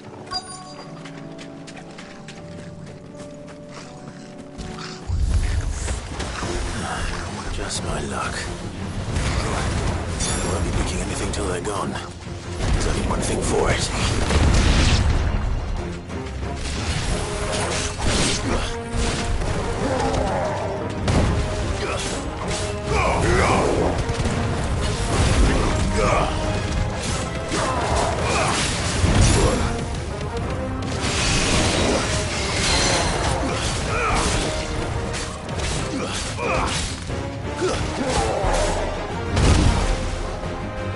To me, boy!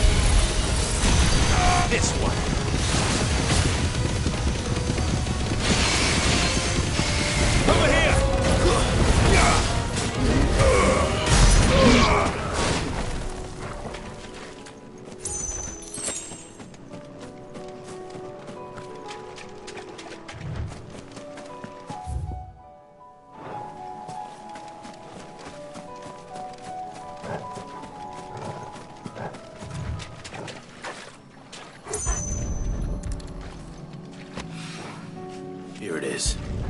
Better collect as much as I can before reinforcements arrive. All right. That should do it.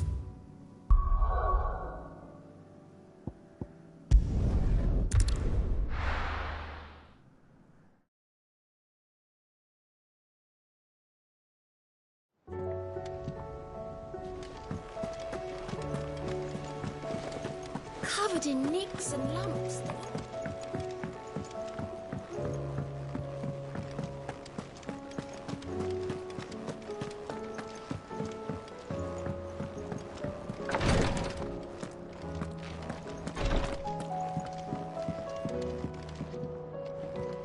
Yote, I brought back all the stone and water I could find. Will this be enough?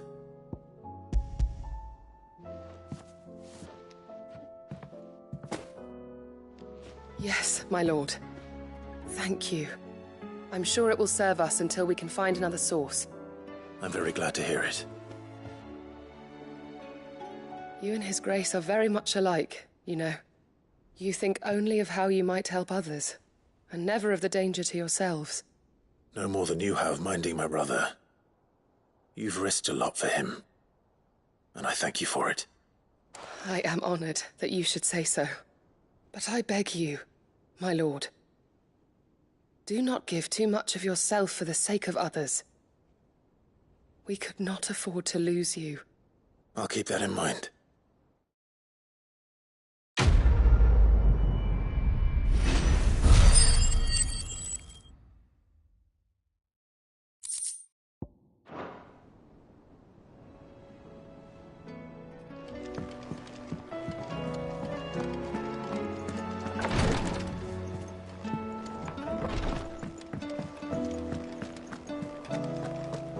How do you split the sea?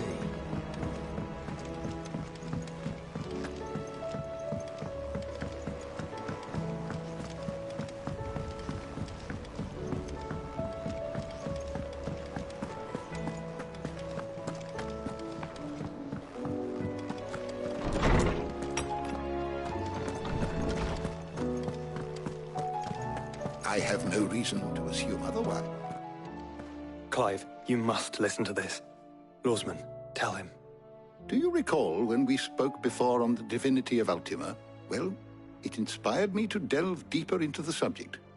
And what I discovered appears to agree with the findings of His Grace. You will recall that my quest to uncover Ultima's origins began with the mural at Phoenix Gate. But while I've always known it to be important, its secrets have heretofore eluded me. Now, however, I believe I know where to find the more complete example, one that will reveal all we seek. Master Clive, have you ever in your travels chanced to hear of the Circle of Malleus?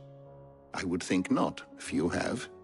But there was once a time when the faith flourished, the oldest known religion in the Twins, and though its popularity eventually waned on Storm, hints of its dogma remain embedded in more modern faiths such as the Crystalline Orthodox. Wait, you said it waned on Storm. What of Ash? Religious monuments are often torn down or repurposed when new faiths rise to prominence. But if no new faith arose, then perhaps the ancient temples might still stand. And so, you see now why I must accompany you to Waloed.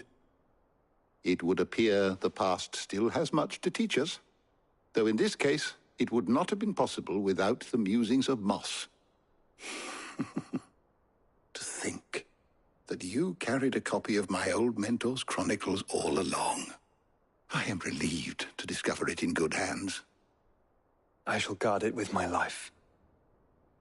Joshua, if you're finished here, join me in the ale hall. I need to speak to everyone before we leave. Right away.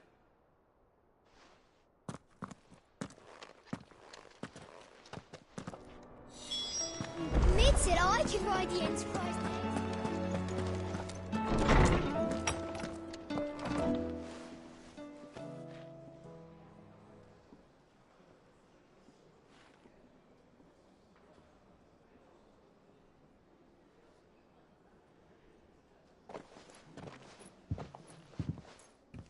My apologies.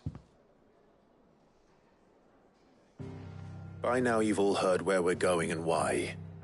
So I won't bother you with the boring details, only the important ones. If we attempt to approach Stone here by sea, there's a good chance we'll be sighted and fall prey to the capital's artillery. So instead, we'll disembark on the southwest coast and make for Drake's Spine on foot.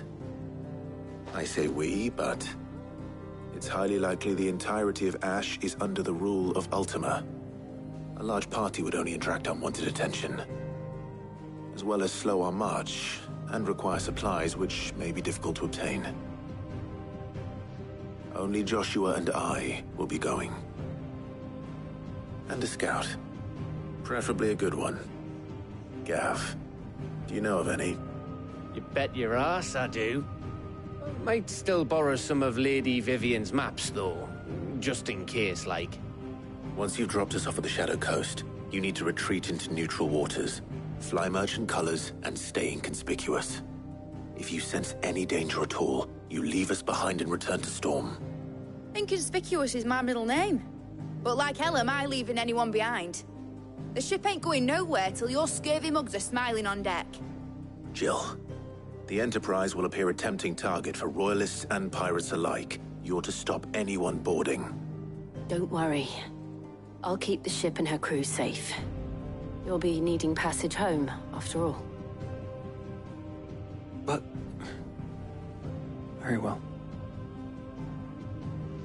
If there are no questions, I'll see you all at the docks.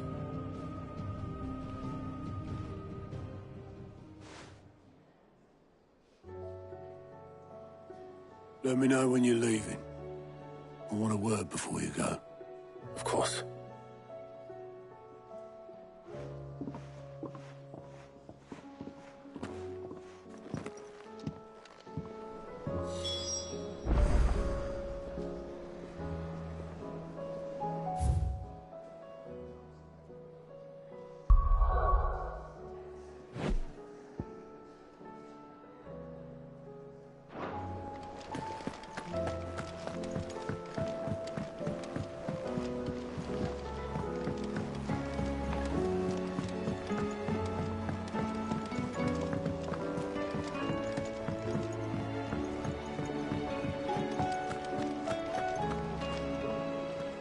Is something wrong? Not at all. Honestly. Can't a man wish his friend farewell? Just wanted to let you know that I'll keep things in order while you're off saving the world. I'll hold you to that.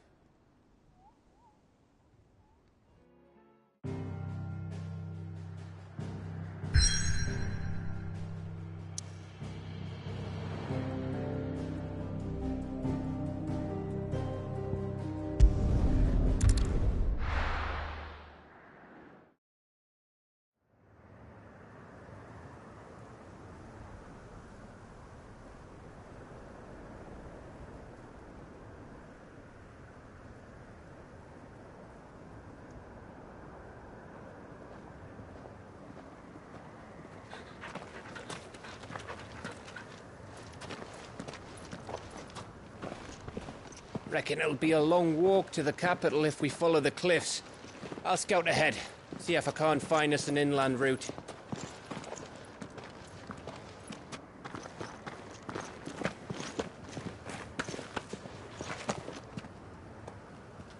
Clive.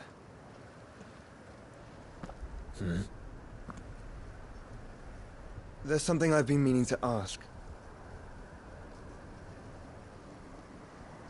You took her icon, didn't you? Yes, I did. She understood.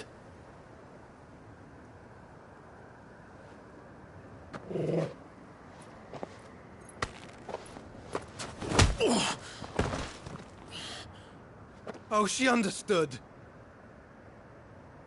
Understood that you decided to save the world all on your own, and that you'd die without her power. How dare you make her choose? You knew damn well she'd never refuse you. But I will. You can't keep pushing us away, Clive. The world is ours to save, not yours.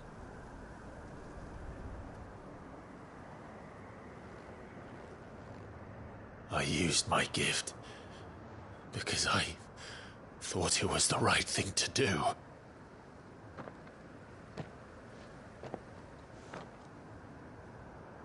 And you truly believe this will save you? Will save us all? I do.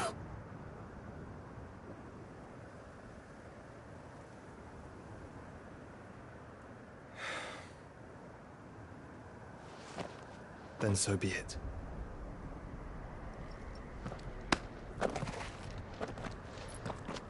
Just don't forget, you're not alone.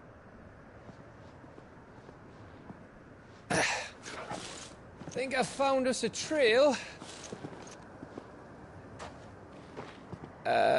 Did I miss something?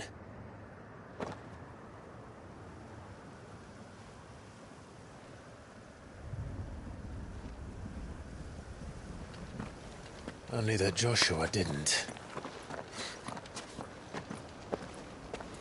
I don't get it.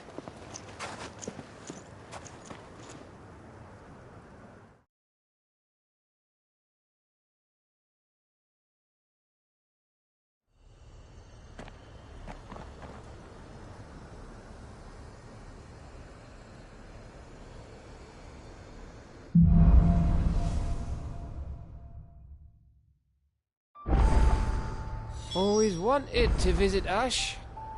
We're in Waluda territory now. Don't expect a warm welcome. Oh, I don't know, Clive. That castle over there looks inviting enough.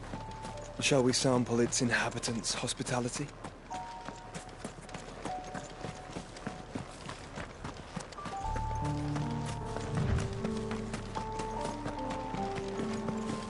Remember what I said about warm welcomes, Gav? This place is as dead as Grieger's ghost.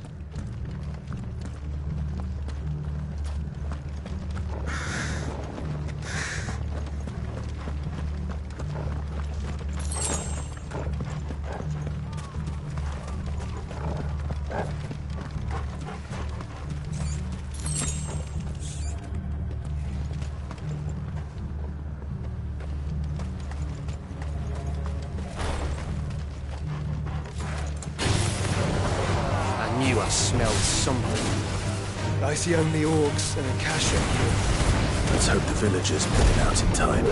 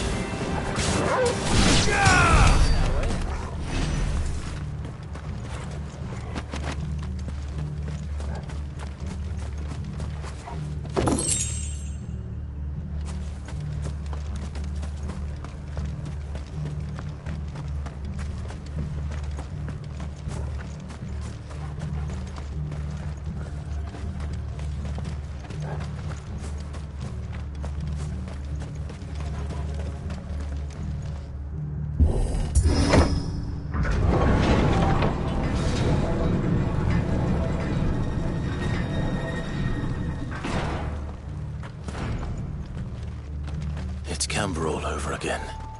Where the hell are the Royalists? Seems you were right about that welcome after all, Clive.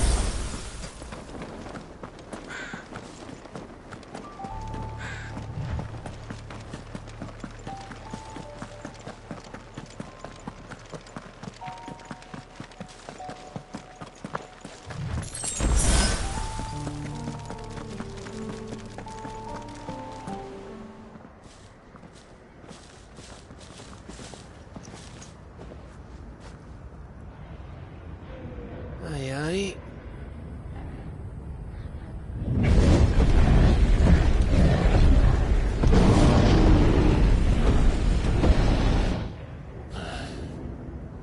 Is the whole of Ash fallen into Ultima's hands?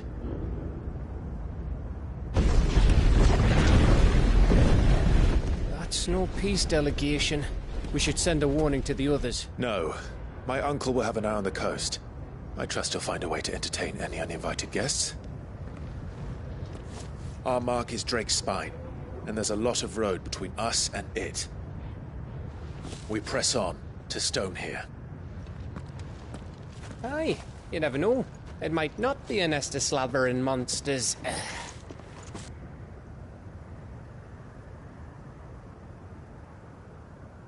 Clive, you must go on ahead without me. This stronghold is as old as Phoenix Gate, perhaps older. It may yet hide Ultima's remaining secrets, and if we are to best him, they must be unearthed. All right. Stay out of trouble. I always do. Mostly.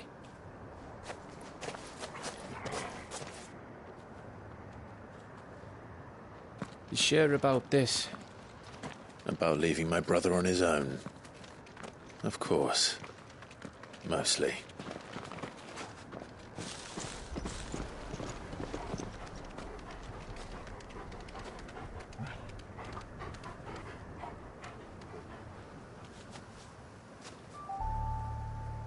Lady Vivian's map is so old, it's hard to...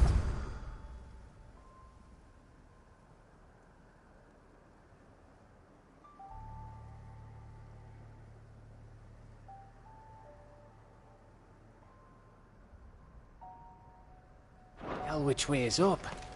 But if I'm right, we're not far from a village called Eastler. Then we make our way there, resupply, and wait for Joshua.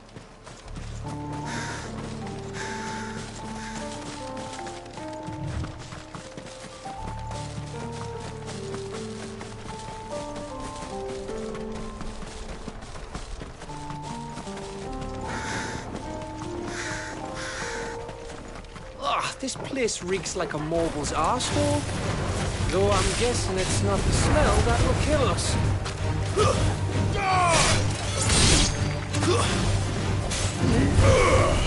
Farewell.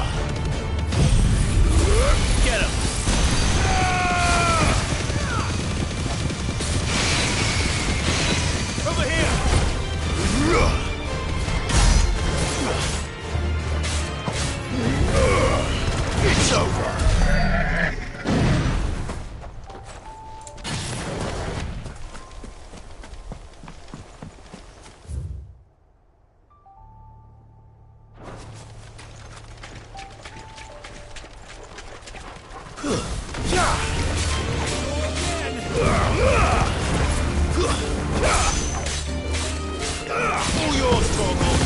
Stay down.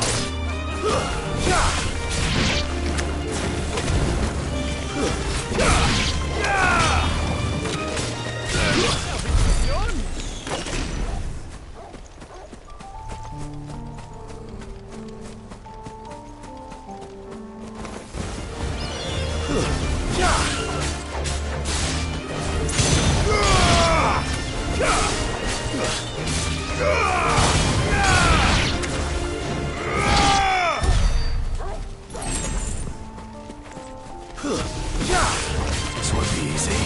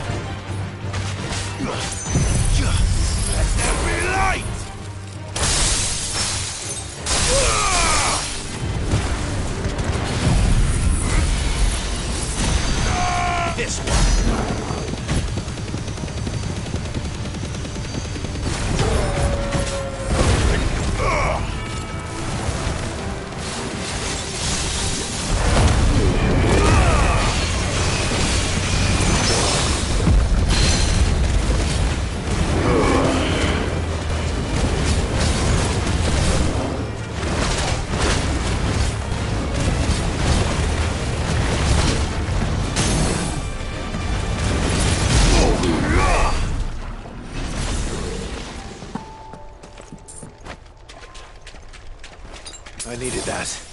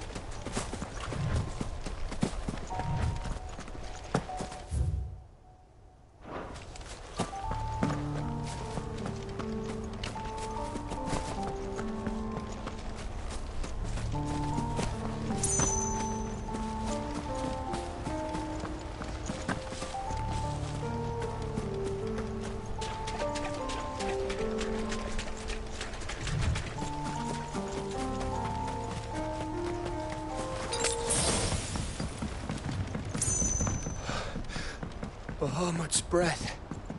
Don't look down, Torgal.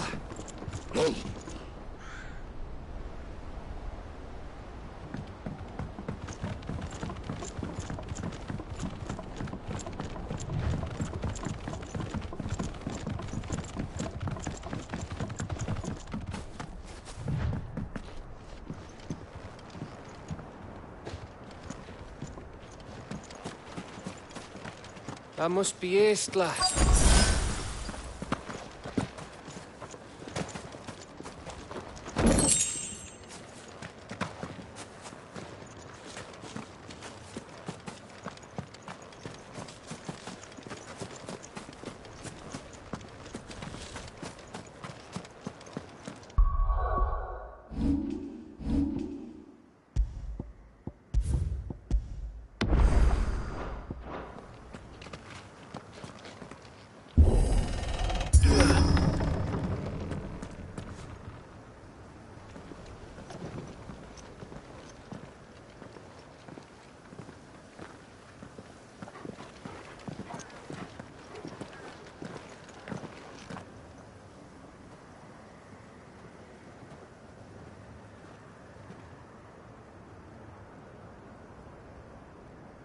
What do you think, Clive?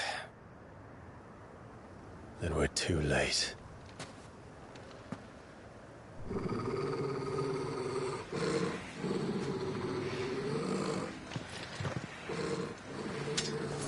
Damn it. They're all turned. There's nothing we can do. I wouldn't say nothing. No quarter, Gav! No quarter!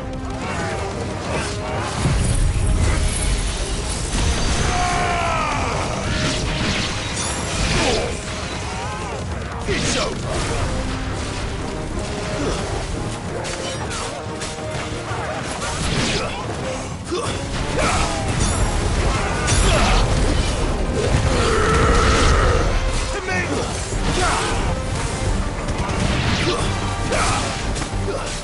It's over!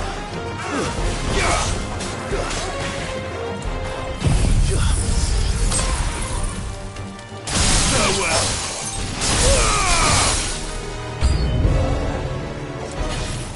You think all the villages in Asher like this? A question for later,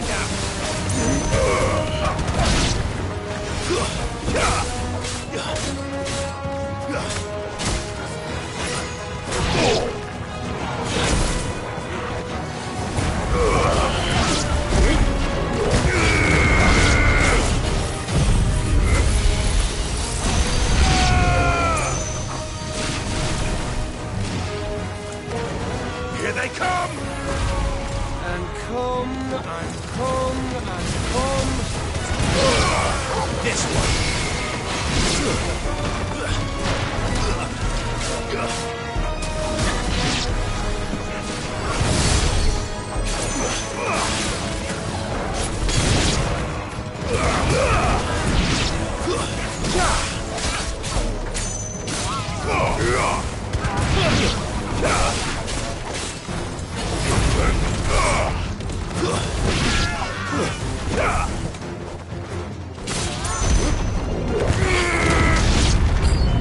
I don't want to die here, Clive. Then don't!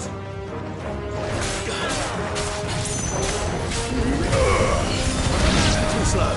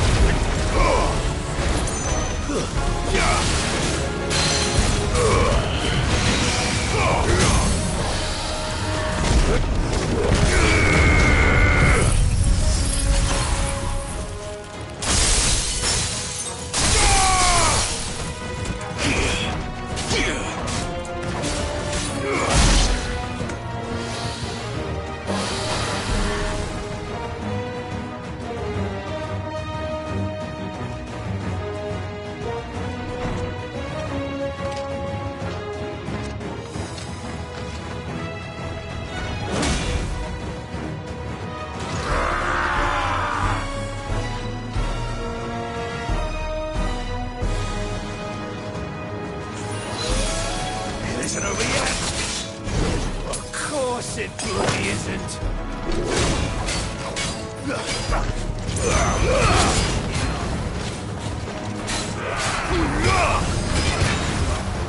Nice try. Too slow.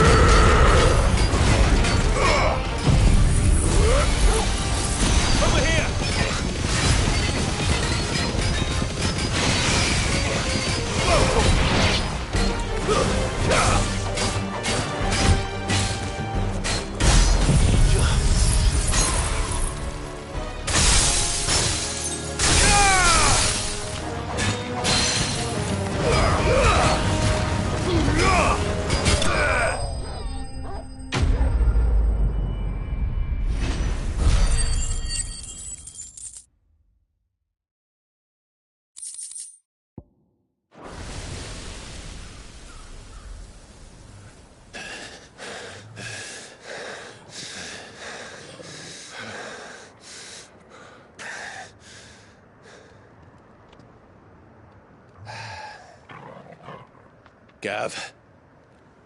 Gav! Don't tell me there's more of the bastards. Oh, fuck.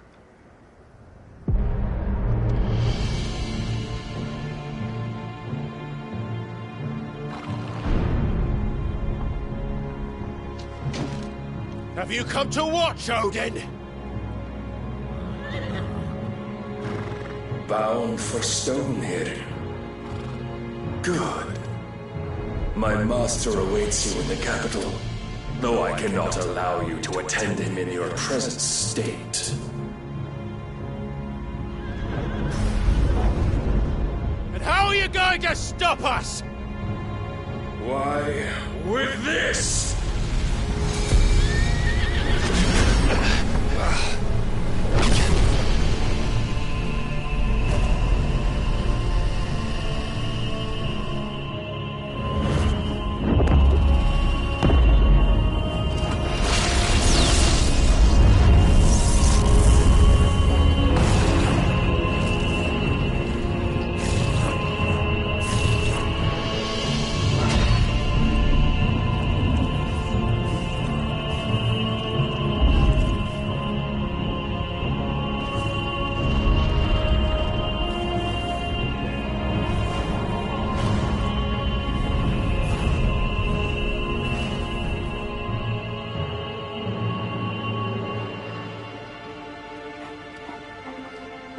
What did you do?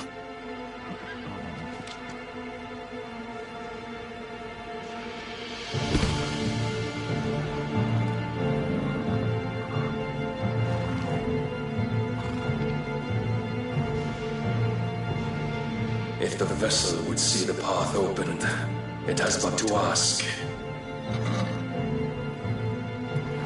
I shall see that my master's prize is made presentable.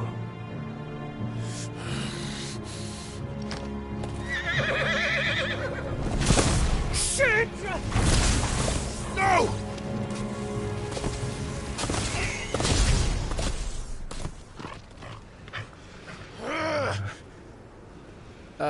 Clive, would you mind telling me what the fuck just happened?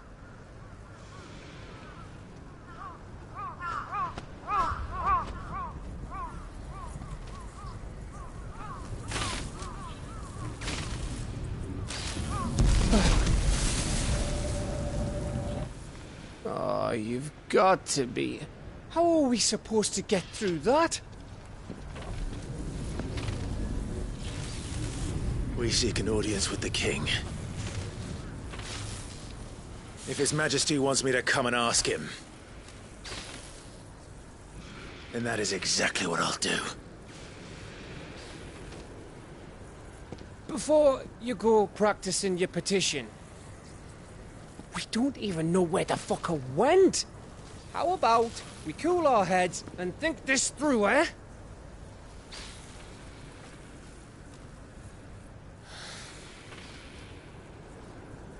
All right. Maybe there's something here we can use.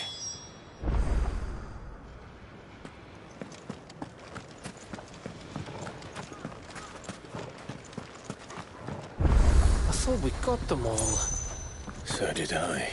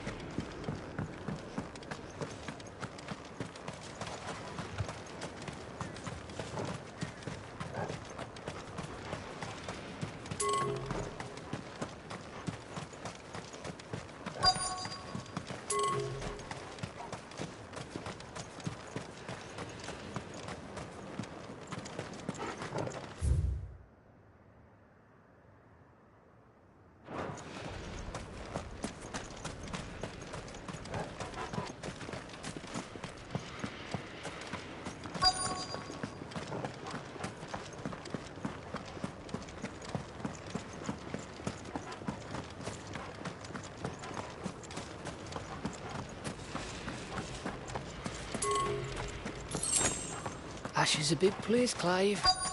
Don't want to be blindly wandering its blighted fields if I don't have to.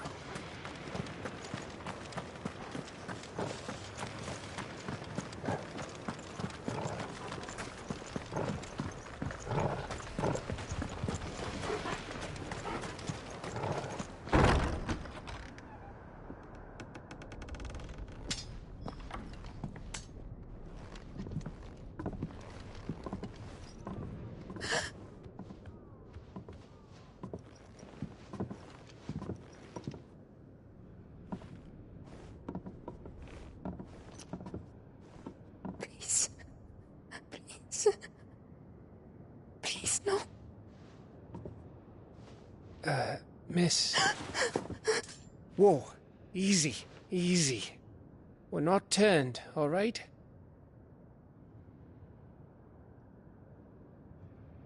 Who?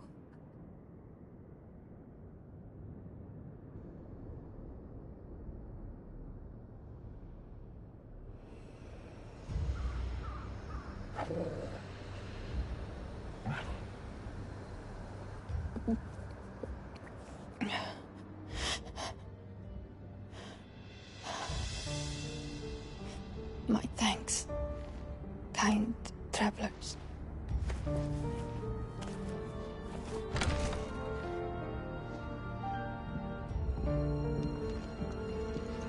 Edda, forgive me for asking, but what went on here?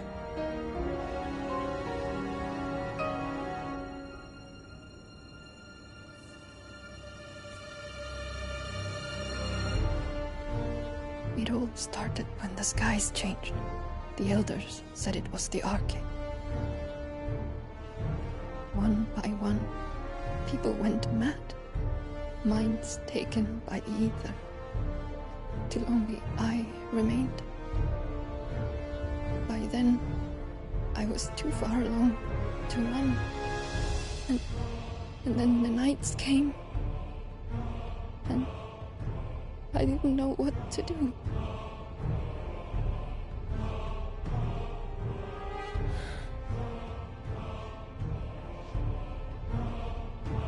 And this, Arcade is just a story. Something our grandparents told us when we misbehaved. About how the heavens would grow dark before the land took her last breath. The end of the world. You said the others went mad. But where did they go?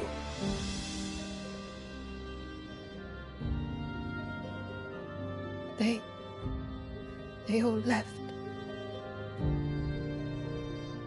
Drawn east to the tower, to Reverie. The elders, the healer, the blacksmith, my husband.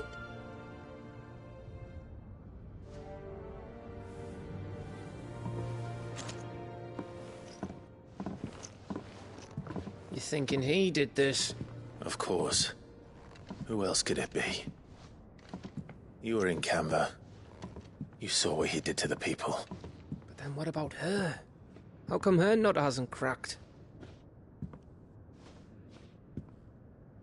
The baby, perhaps? Could be protecting her from the ether. I can't think of any other explanation. You mean... it's a bearer? It won't matter what it is once Ultima's magic takes hold. Time's running out.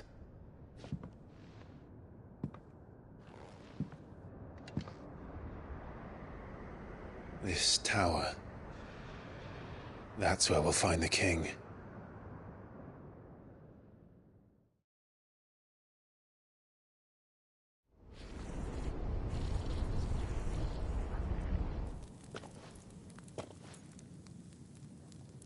I knew it. It's the same as Phoenix Gate.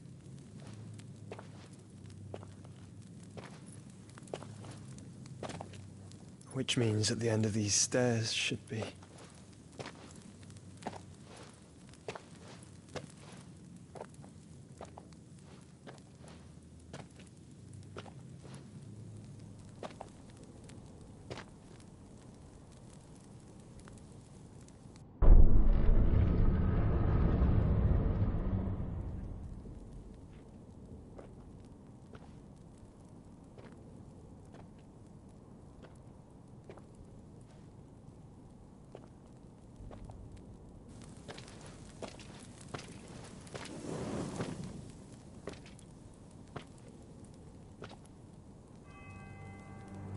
The mural is complete.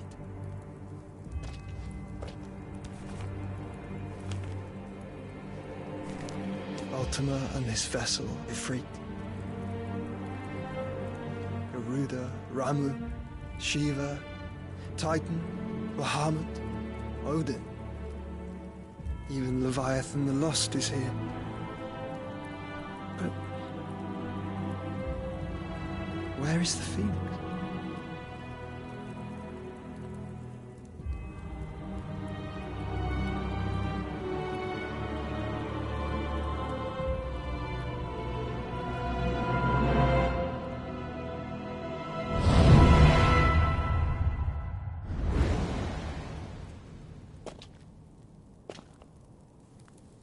By the Founder.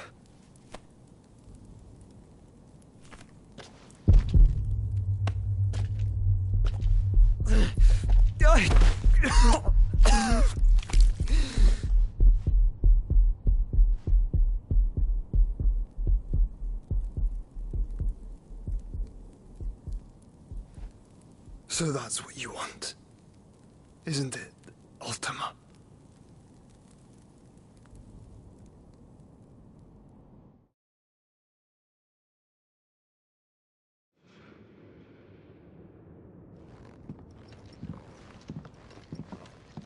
So that's how it's gonna be then?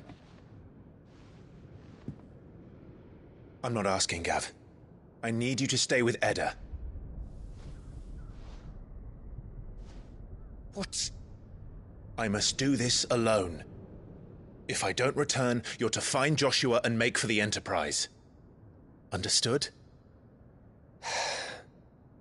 Aye.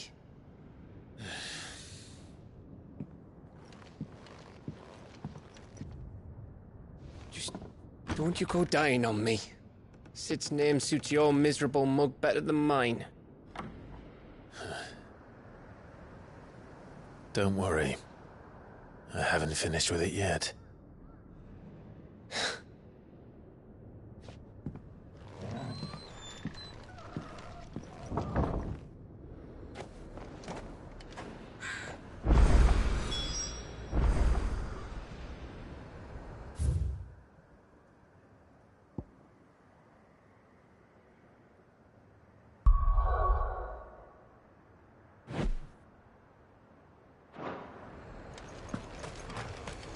If Barnabas is controlling the Akashic, then wherever he goes, they'll follow.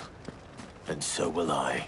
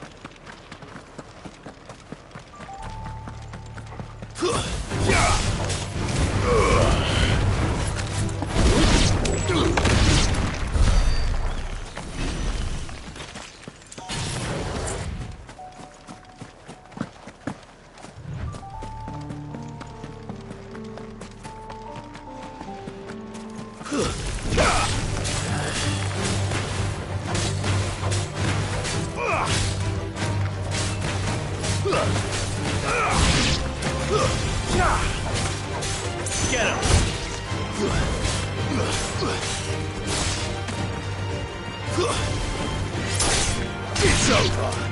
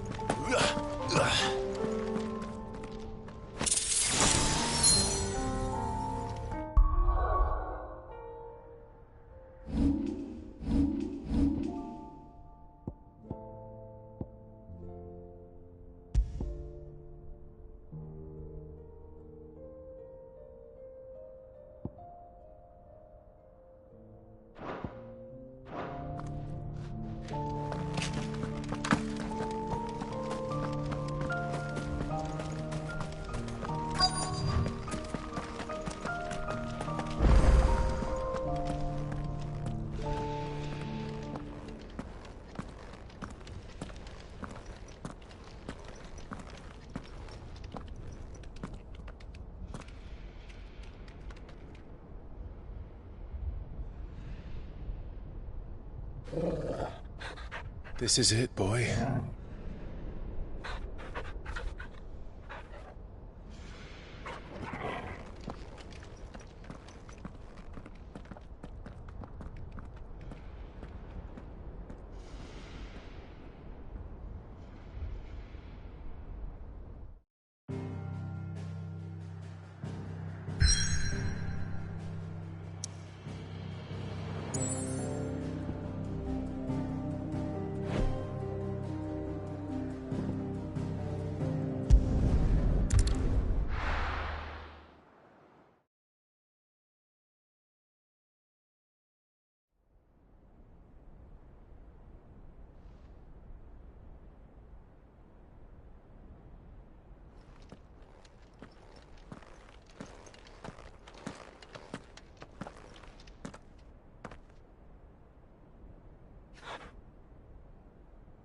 I've come for you, Barnabas.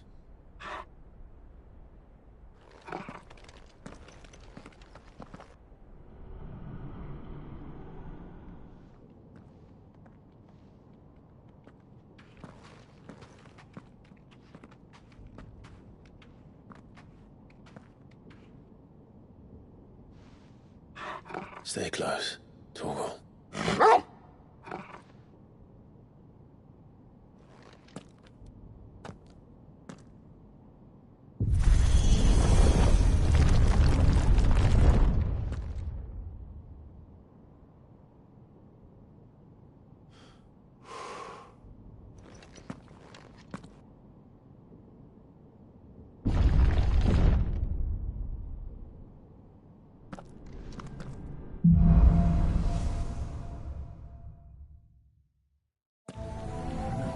The tower.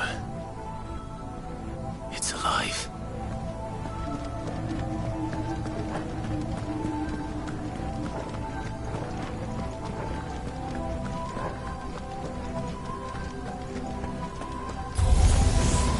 More echoes of the fallen. They seem to feed on ether. There shouldn't be any here.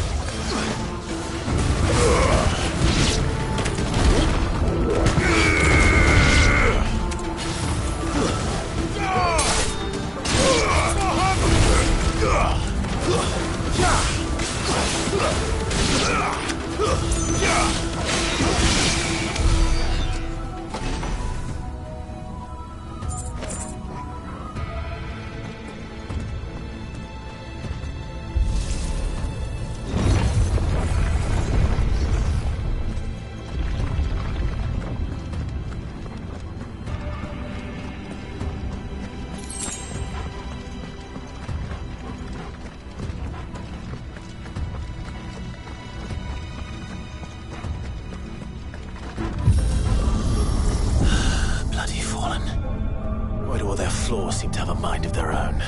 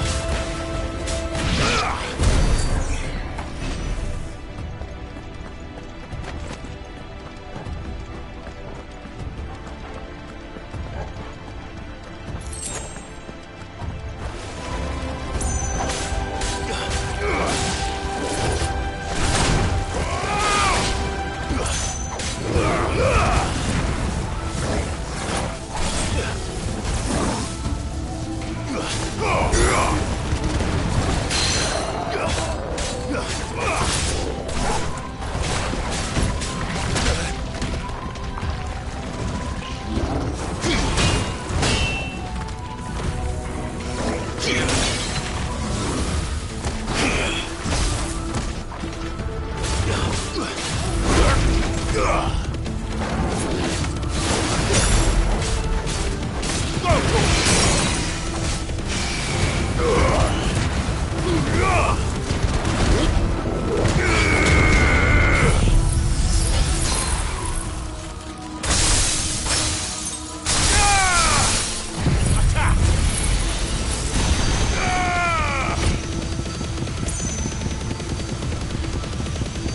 him!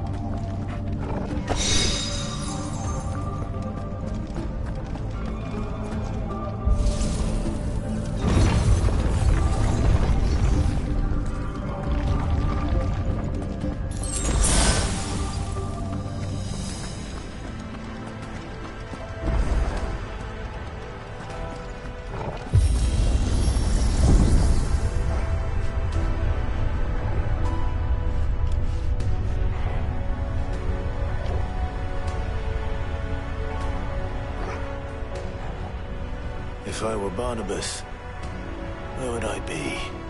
The top. So I could look down on the world.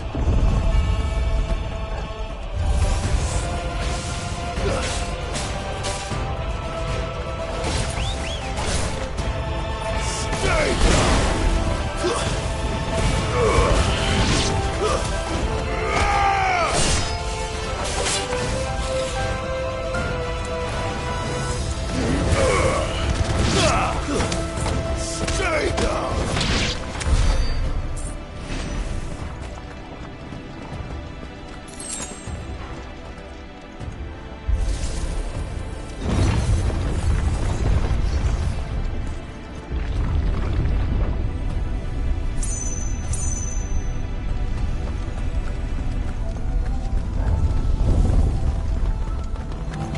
Don't get surrounded.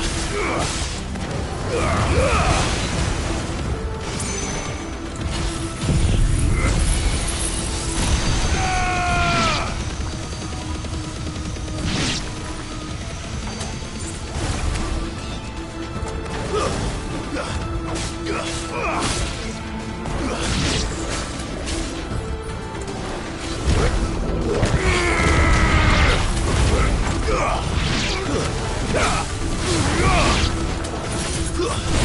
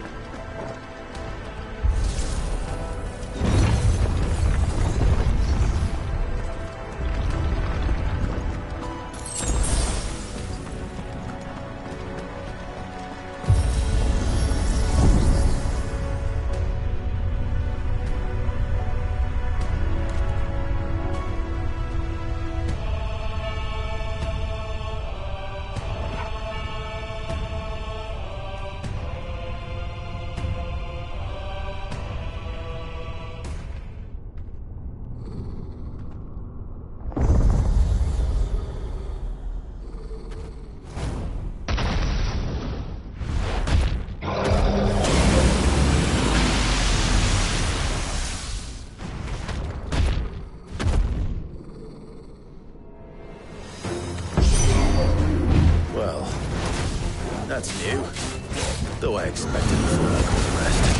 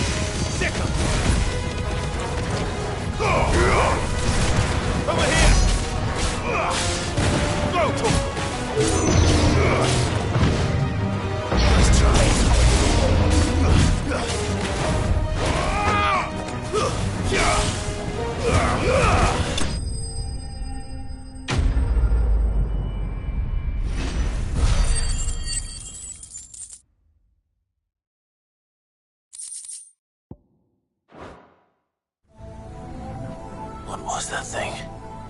Hopefully there aren't any more.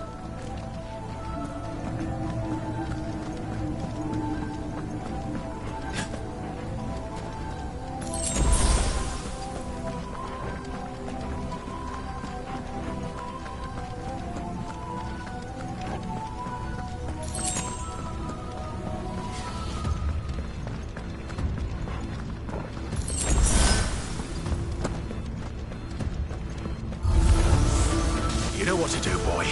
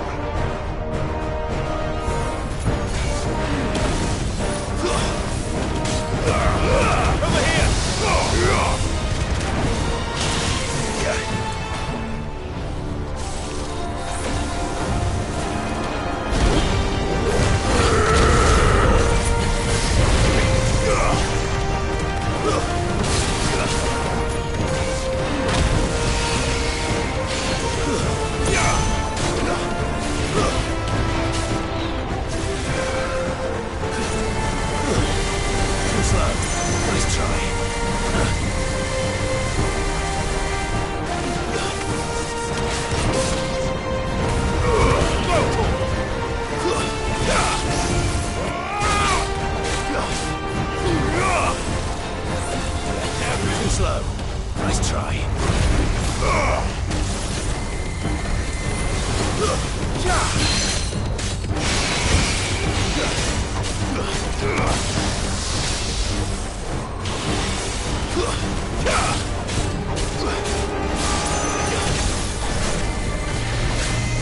Too slow.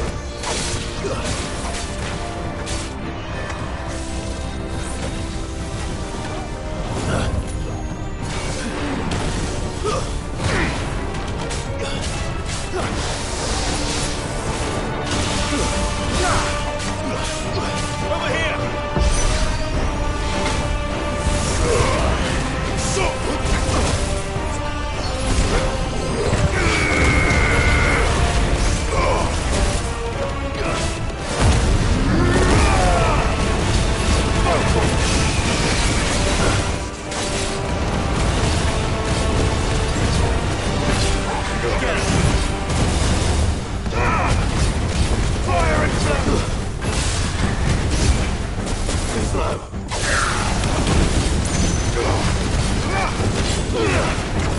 To me, boy! That's better.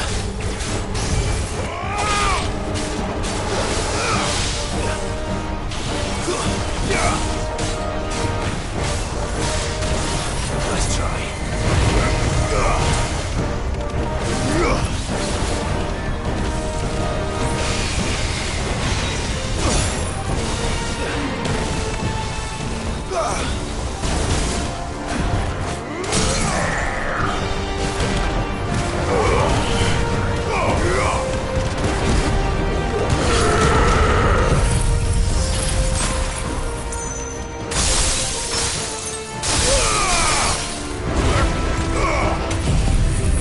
This one.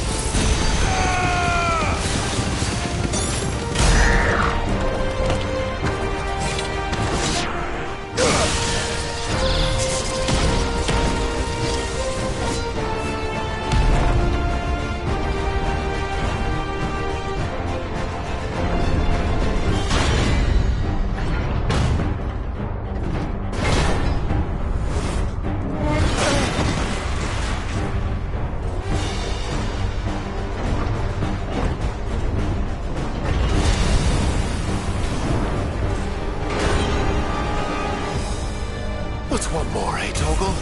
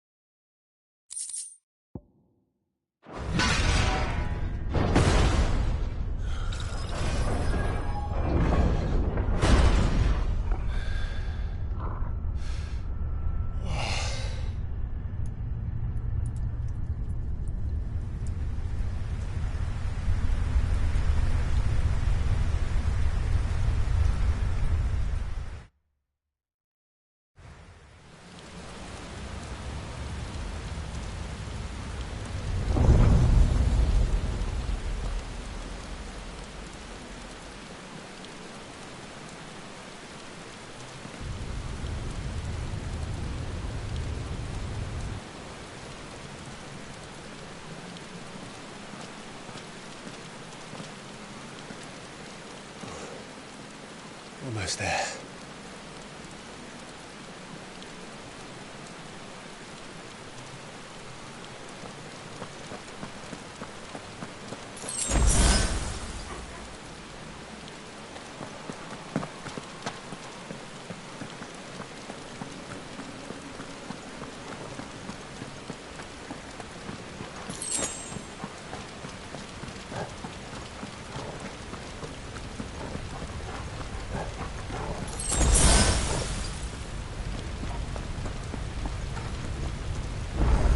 He's here. I can feel him.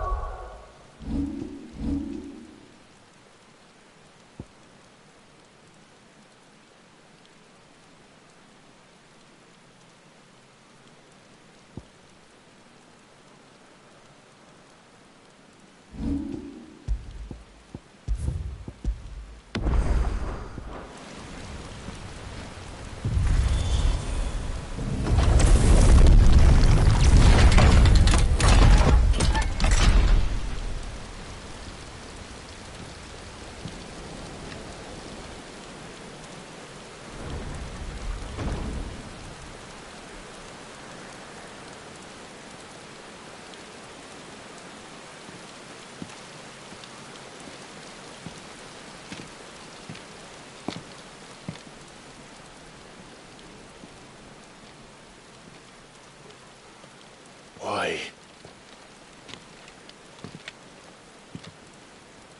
The blade must ever feed if her edge is to remain keen. Watcher.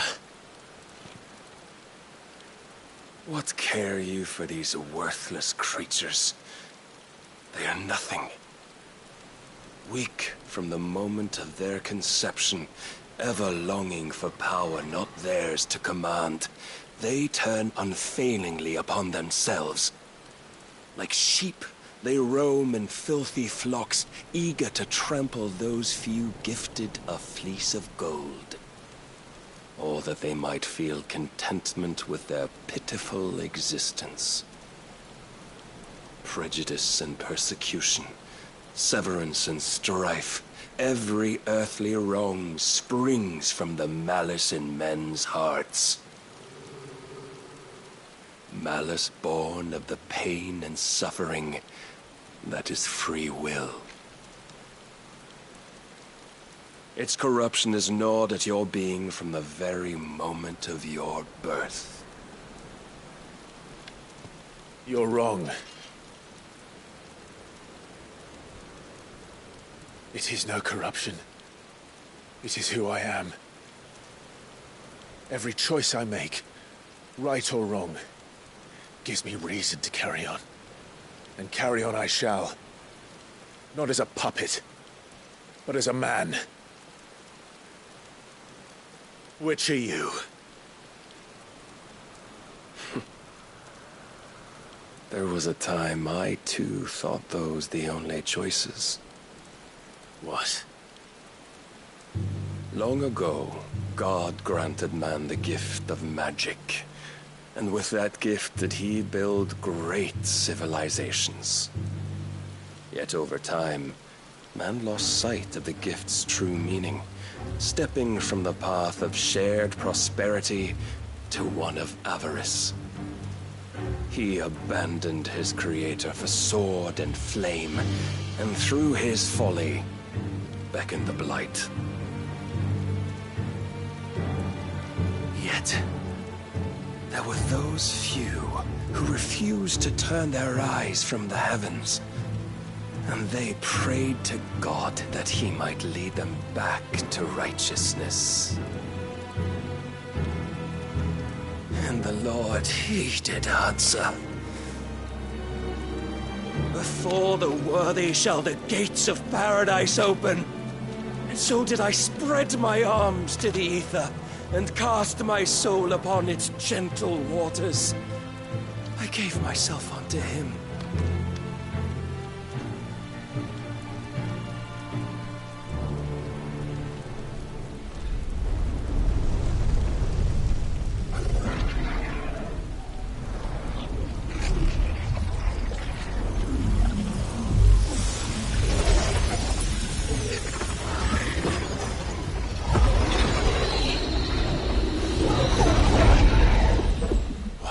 business is this?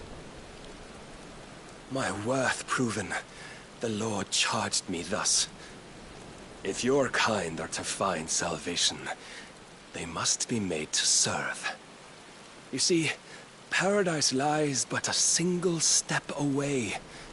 Could we only take it? Could we only leave our transgressions behind? For none save the pure of heart and mind may set foot in the new world. I will save us. But it all begins and ends with you. You are the key, Mythos. And with this humble offering, shall I prove my faith once more. So you forsook your kingdom. You forsook yourself to serve. Tell me, how is that living?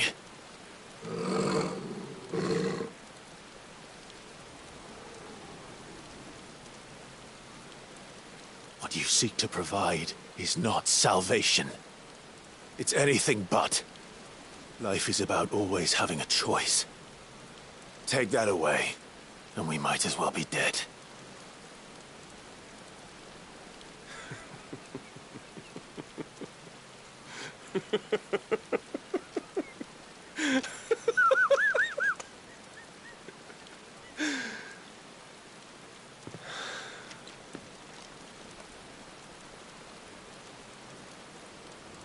Very well.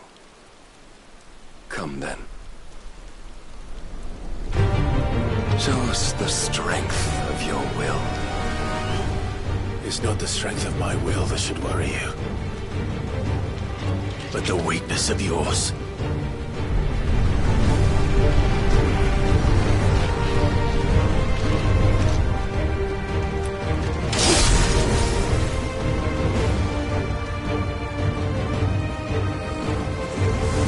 If you think your will the stronger, prove it. By this day's end, you shall know the truth.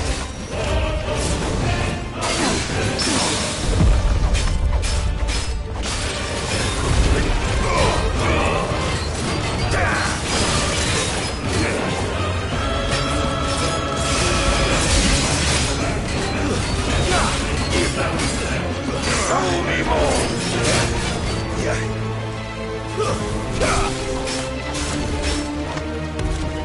Blessed with the might of a god, yet still you fight like a man.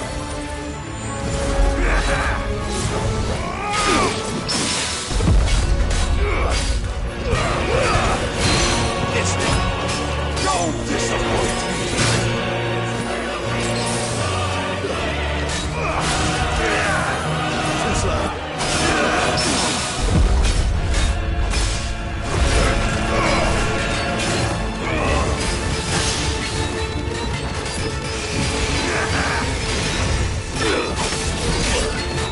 I'm tired of this!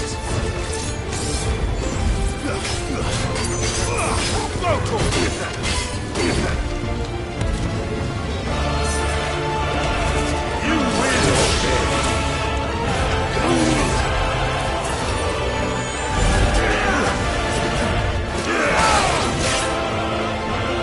Must I show you?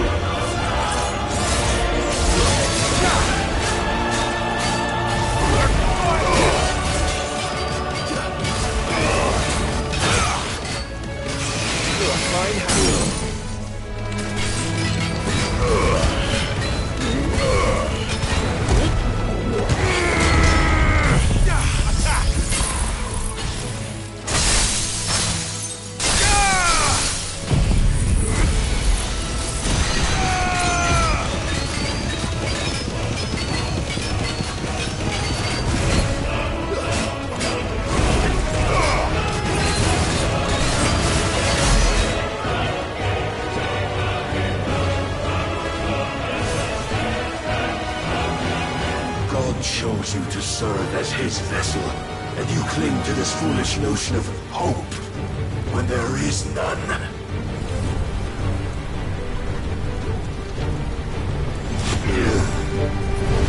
Fuck!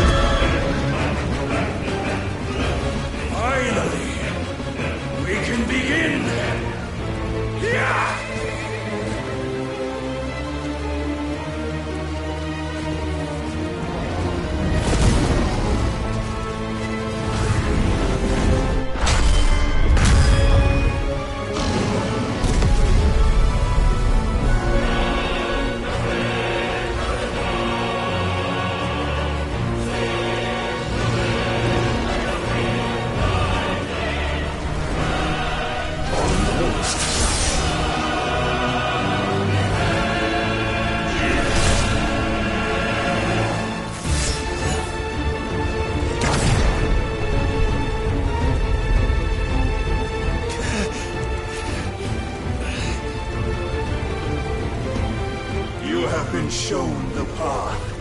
Now you must follow it. Free yourself, Mythos. You will not defeat me otherwise. We'll see. Perhaps you still require persuasion.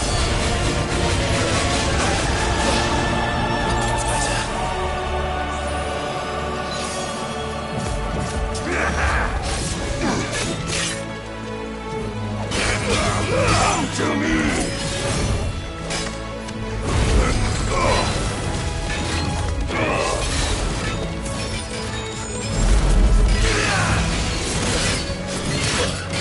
When will you see? This one. Enough, Mythos! Let's try.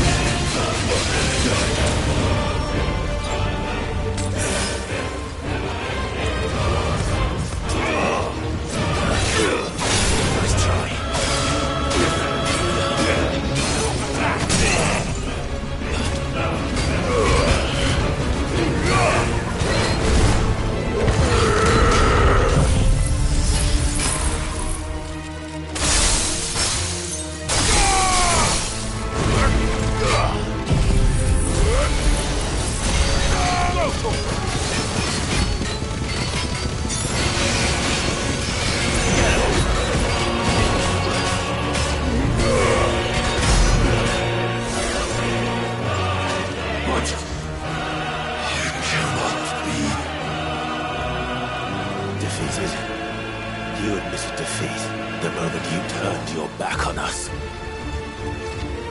When you turned your back on the truth, Barnabas. We are not as weak as your god believes.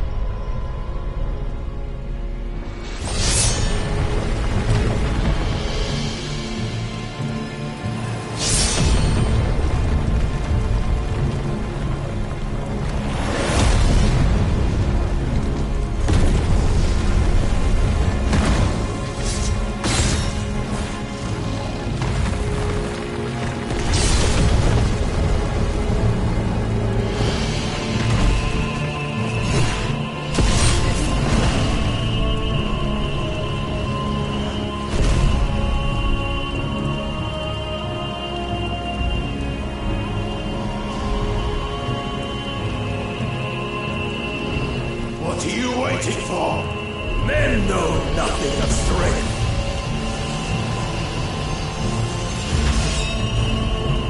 But you will.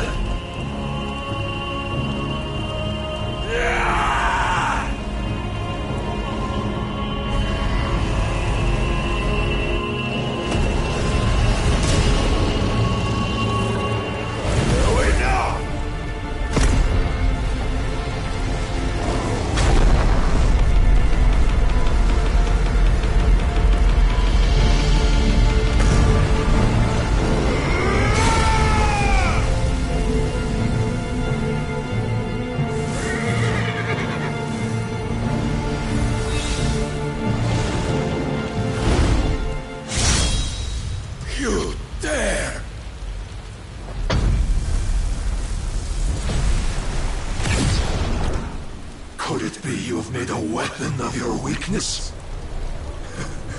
My apologies.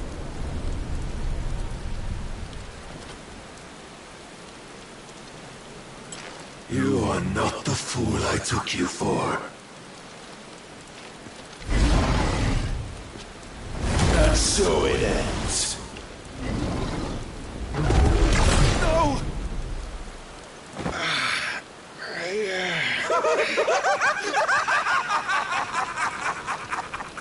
Don't tell me you are tired, Mythos! Your stubborn defiance has stirred my long-becalmed heart, filling it with a joy that I have not known for generations! I had thought the tantalizing kiss of self-indulgence a dream forever out of reach. And now that its sweet ruin courses through my veins, I shall not be quick to relinquish it. Show me your work, Mythos, that I might revel in it!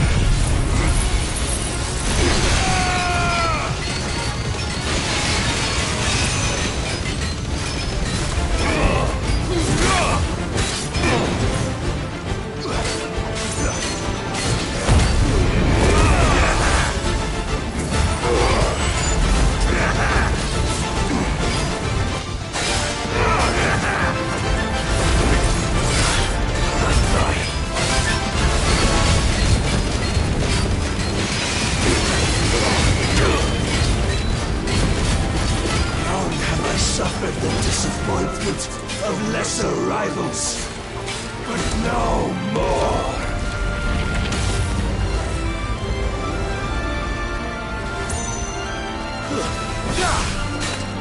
Oh, my constant congregation, salvation is come.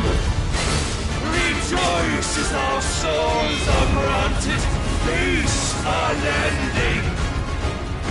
How do you know this day will come? What proof have you?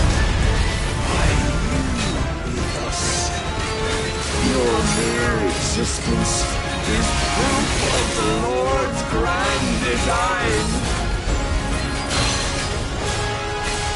I'll never serve your God!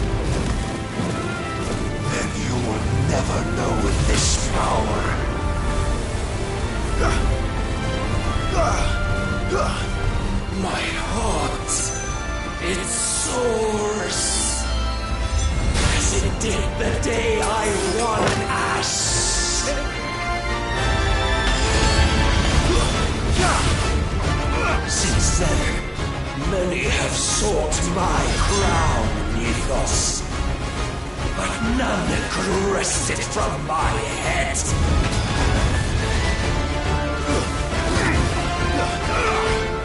Come! Have you the strength? Have you the will?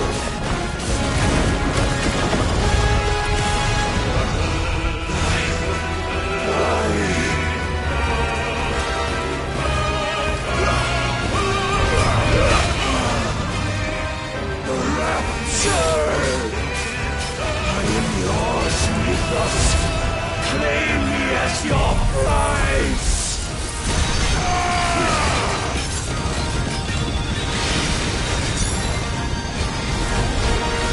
Too slow.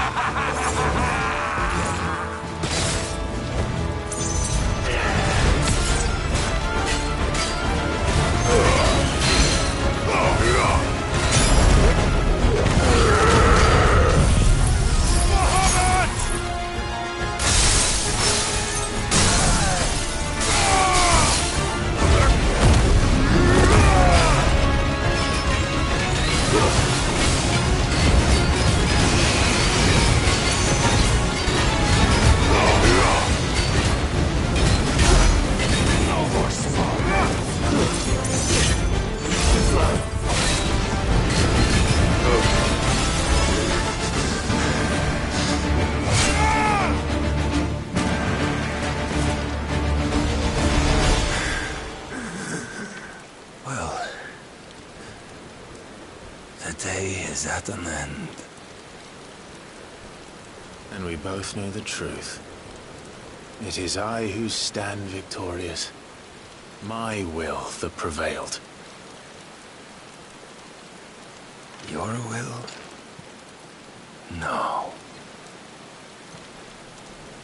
It was his.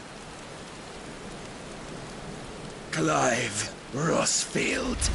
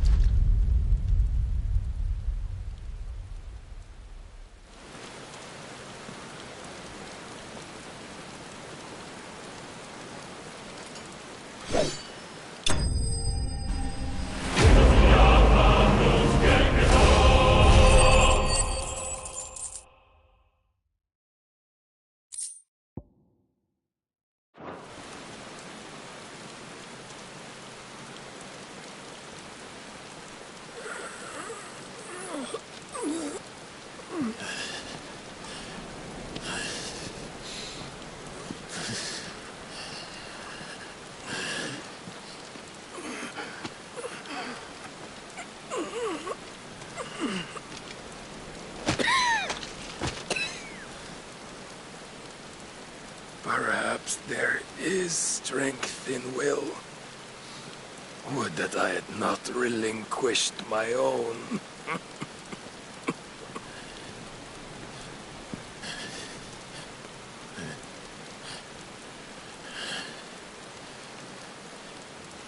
You relinquished nothing.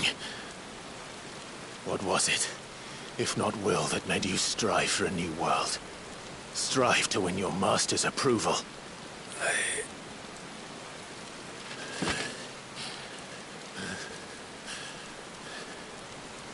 You were shown a fantasy, and you chose to believe it.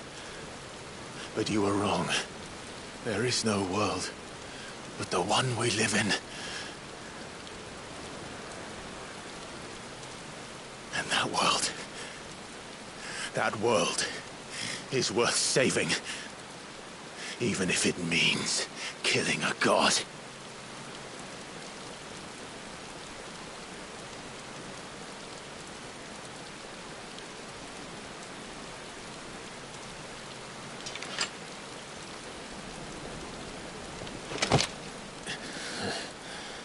Bold words. From one who has served the Lord so well. This is pointless.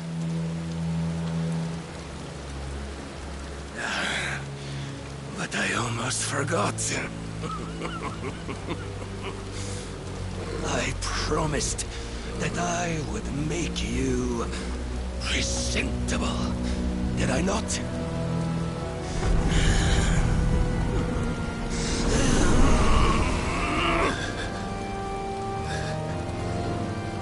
We shall fulfill our destinies, just as the Lord's Mother Crystals have fulfilled theirs. Come, Clive Rothfield. Take what is rightfully yours. Become one with God. No.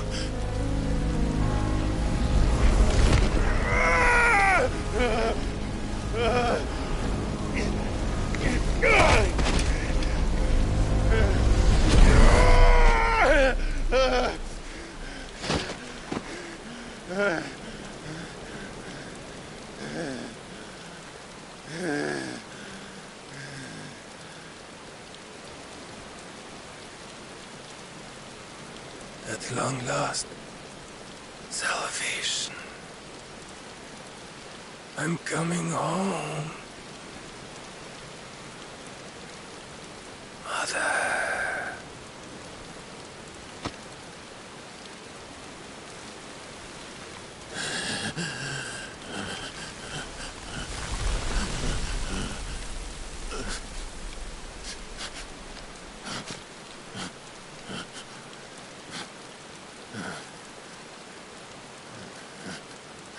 Tell me, how does it feel? Show yourself! Face me! How does it feel to consume your rival's strength, to gorge yourself on their being, to edge step by trembling step ever closer to the divine? With or without a will, you are still but a vessel, our vessel. Behold, how your body shudders in anticipation of its fate.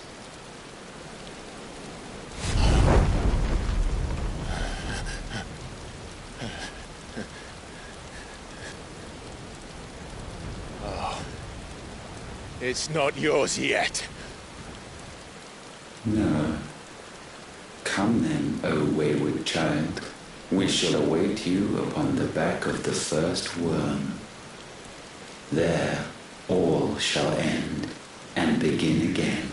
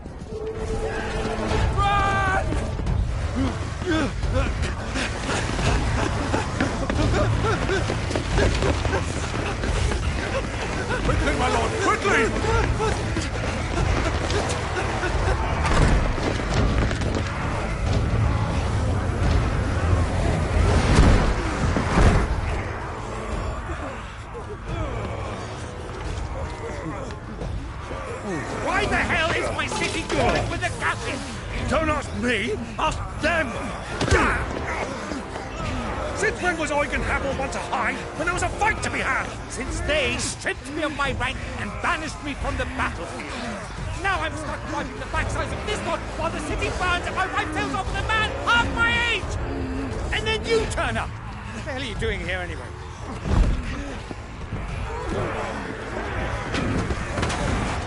What indeed? The enemy numbers 200,000 or more, counting yours. There are simply not enough soldiers garrisoned in the capital to repel an army of that size. Then what of the central keep? Held by a contingent of soldiers and bearers from the surrounding boroughs. They are the sole reason it still stands. And all it took was an army on their doorstep to bring them together. The prospect of death does put things into perspective. Perspective. Perhaps it's what we've lacked all along.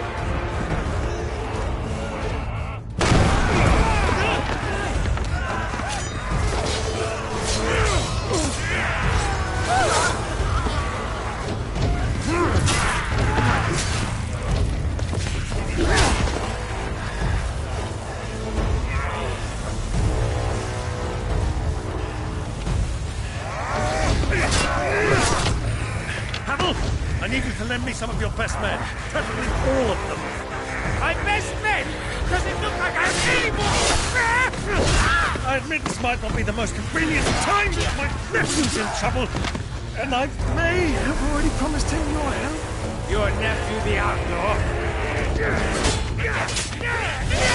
My soldiers have better things to do than die for nothing. Then you and he are of the same mind. Clive fights for the opposite. He fights for a world in which we shouldn't have to live and die for nothing. And he fights today to give us all a chance of a better tomorrow. Be that as it may, a handful of men cannot stand against the kingdom.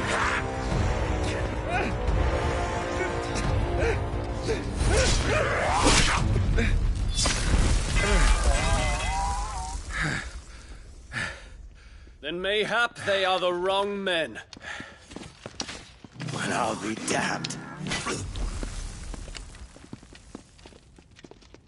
Our numbers are few, but I shall rally as many of my dragoons as I'm able.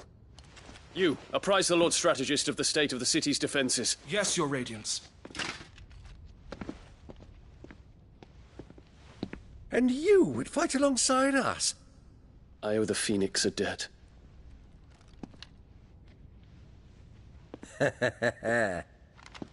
Does this vouch for my nephews? Aye, but I still have my doubts about you. Which we can discuss later. Indeed. You said you had men garrisoned in the keep. Captain, do you know how many yet remain? Allow me to confirm. Commander? Whatever their number, Randalar will be needing Gather the them bodies all. and build a pyre in the courtyard. Quickly. Terence. My lord.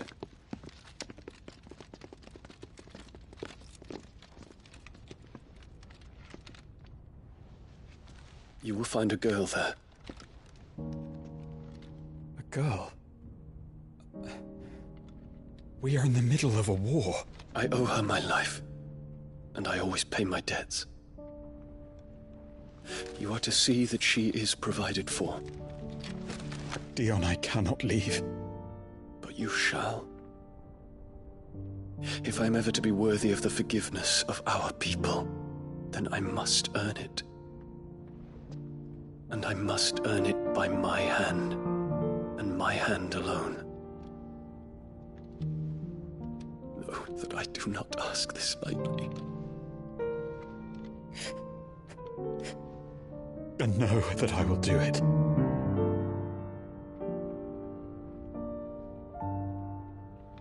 Farewell, Terence.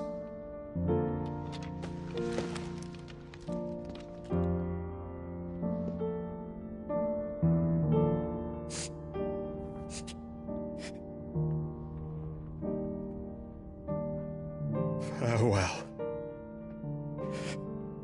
my prince.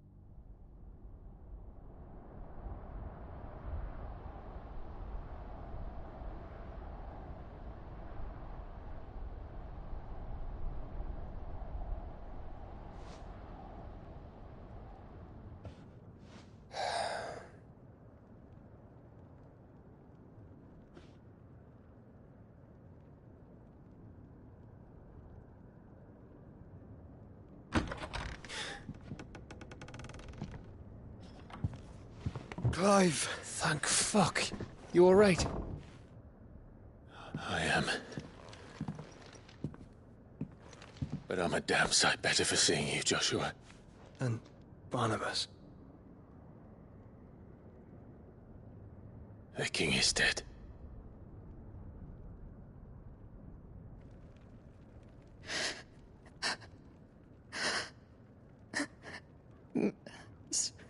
So they're all...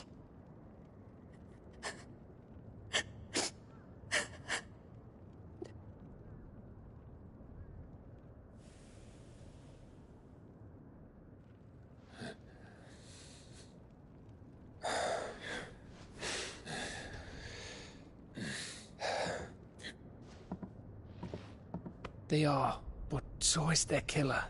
He can't hurt anyone anymore. You're safe.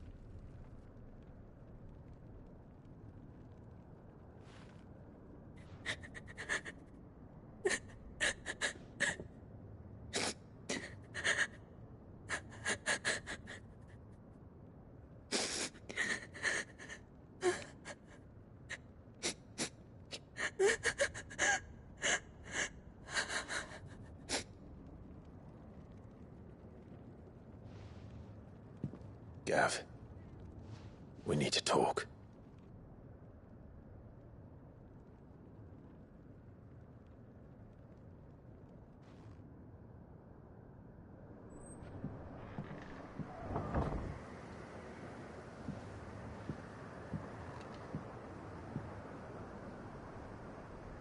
I'm sorry, Clive.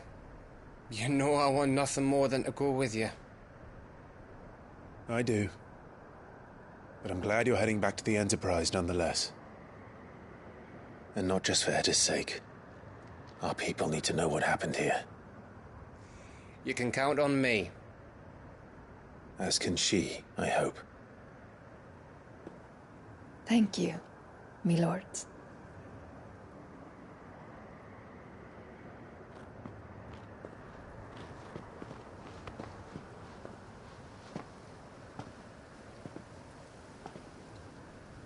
Do you think that was wise? Wiser than leaving a woman with child alone in the Deadlands. They'll be safer at the hideaway. For now, at least.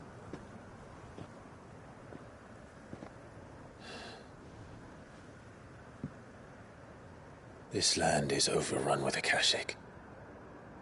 The king himself was long turned, albeit by choice, all to serve Ultima, in his damnable quest to forge the perfect vessel.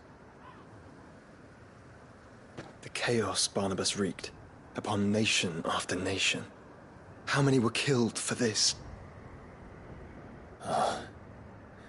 He didn't consider it killing, or a mercy of sorts. A way to end their suffering. He truly wanted to save mankind, and ultimately used that. As he uses us. But why us? What are we? What are we?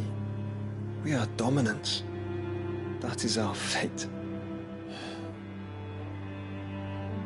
But that doesn't mean we have to accept it, which is why we fight.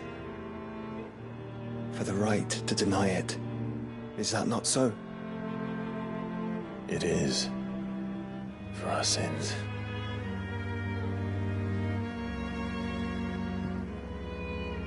Barnabas said something else.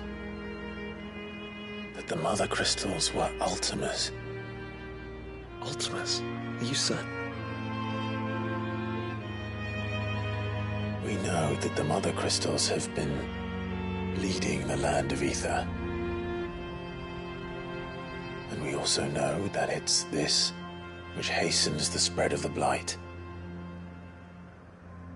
But what I cannot fathom is what Ultima stands to gain from that. What did you find at the Stronghold? The truth about Ultima's prize. For so long, I believed it to be you, and you alone.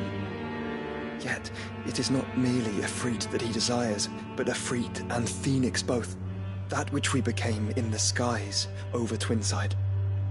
Only when the twin flames are joined shall his vessel be complete. Quite why he needs a vessel is another question. Unless there is something he cannot achieve without one. Something his immaterial form precludes. Something requiring an unthinkable amount of ether and a body resilient enough to channel it. If I did not know better, brother, I would think that he meant to cast a spell. A spell 1,000 years in the making. A spell to end all spells. And he cannot do it without us. Or without the Mother Crystals. But if we destroy them all, we will stop not only the Blight, but Ultima as well.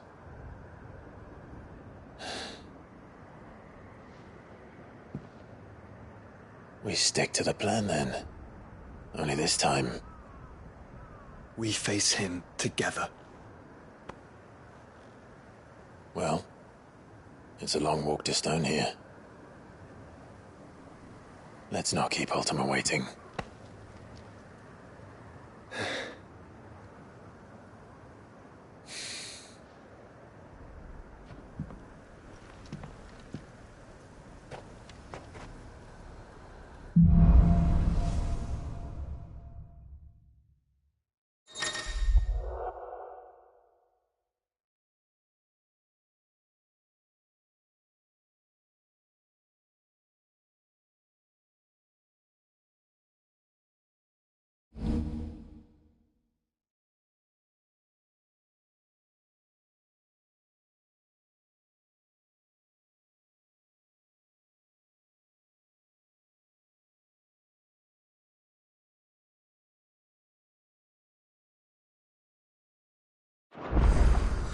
When Barnabas fell, his magic died with him. The road to Stone here is barred to us no longer.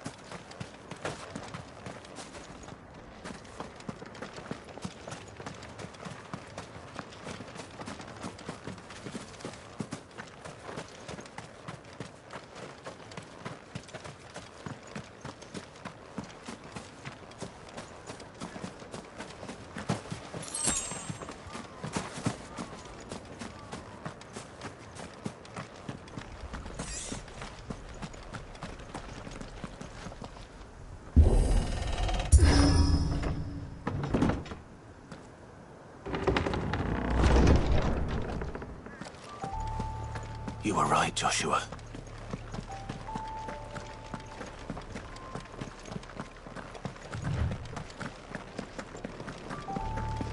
Bodies up ahead.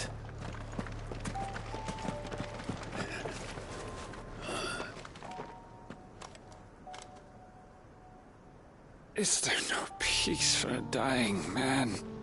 What happened here? The ether floods made savage beasts of my companions. And those faithless orcs, I knew they weren't to be trusted. We were told that they would stay loyal to our cause. Something commanded their loyalty, but it was not us. It's a wonder they stayed faithful for so long. Perhaps they sensed our downfall. The king is gone, our nation in ruins. What becomes of us loyal pawns now? Sworn to a shattered throne. Fuck Walud. Fuck the dead king and his god. Fuck this withered shithole. The floods do not affect you. You are a bearer, albeit one who's lost his brand. Pray, hear me, brother. Will you grant this pawn his final wish? Will you lay my dying soul to rest? Of course. What do you need? Finally, some luck. Beyond the castle walls, towards Stone here, there is a forest. Never turn. My parents are buried upon a bluff, nestled amongst the trees. Theirs was the only love I ever knew. I was torn from them in life, but perhaps I can return to them in death. Take my ring. See that it rests beside their bones.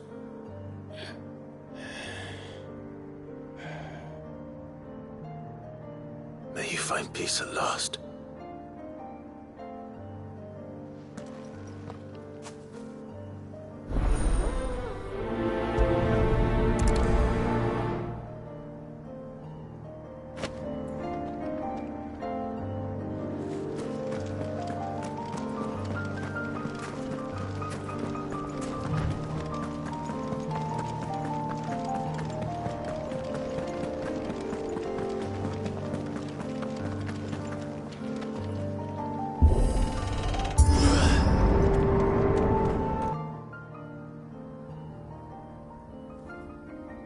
Don't tell me. The only way to the capital is through that gate, just as you surmise. There's an army down there, Joshua. Yes, but I don't see any dominance.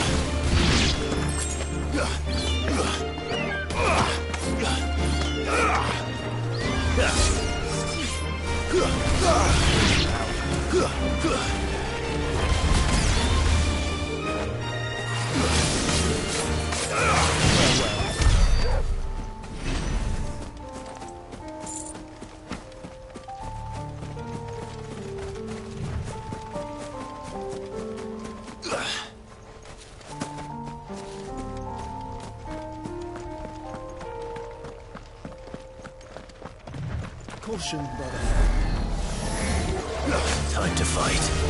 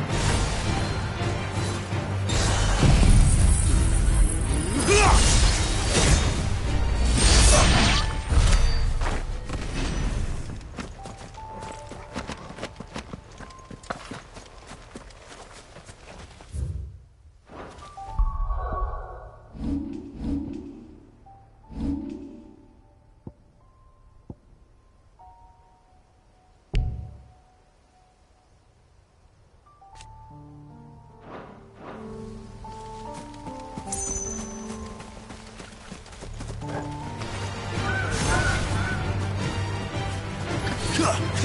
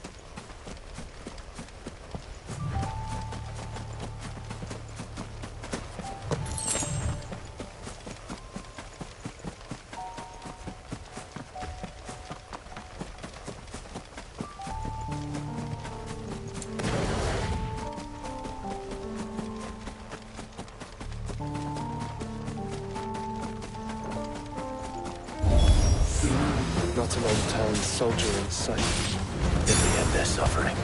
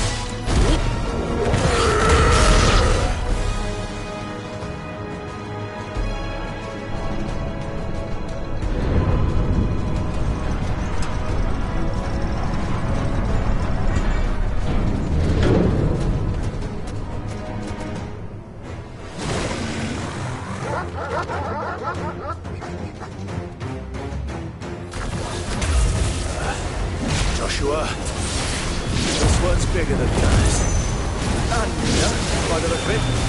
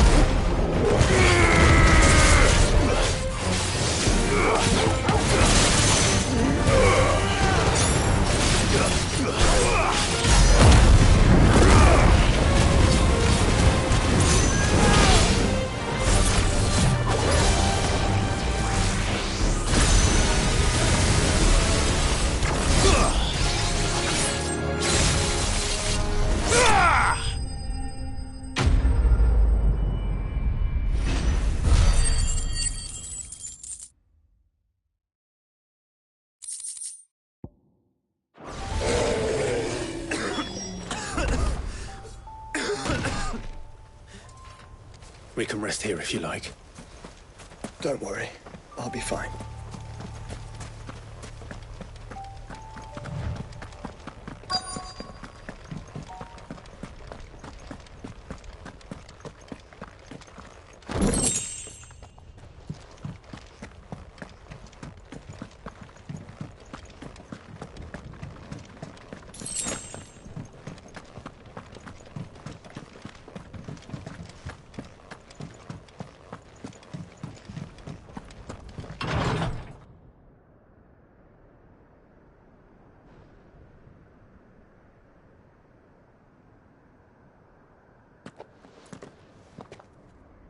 Look, Clive.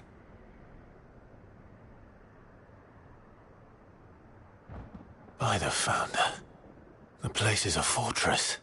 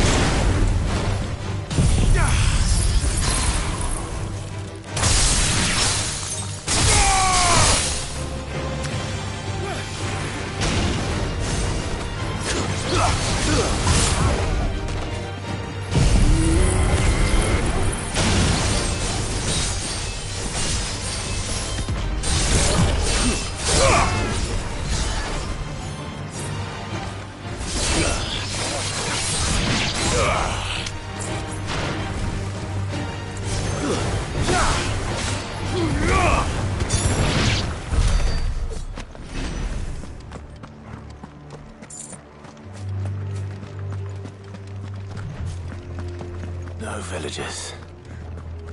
No knights. Not even any bodies. One could almost believe the whole kingdom had turned to Kashyyyk.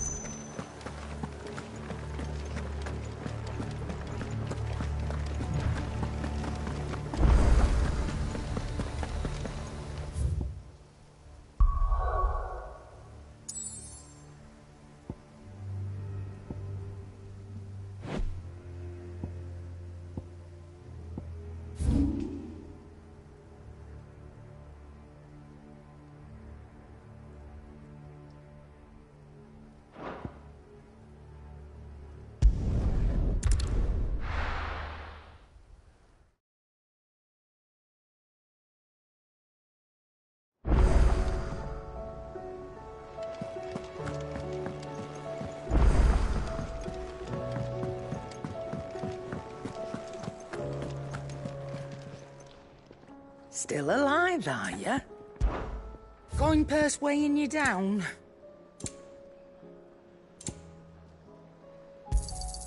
It'd better all be here. You're rubbing me blind, you know. It'd better all be here.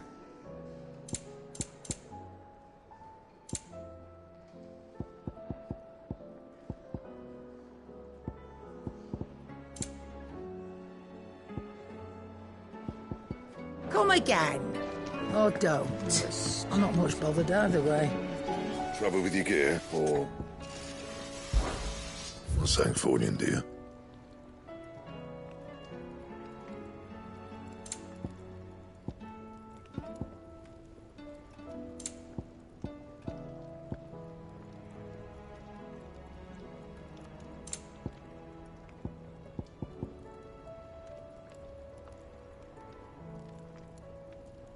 And?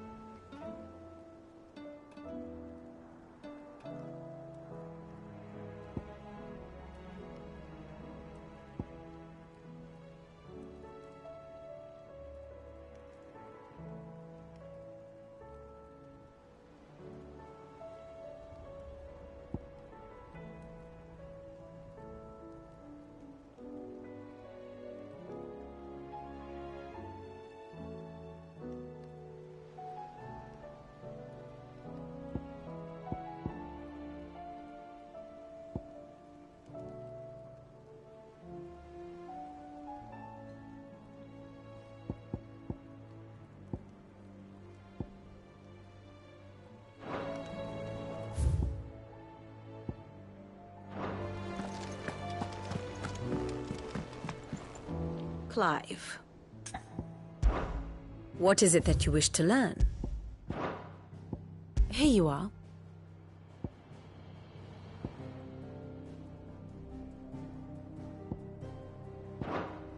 Here's the latest information I have.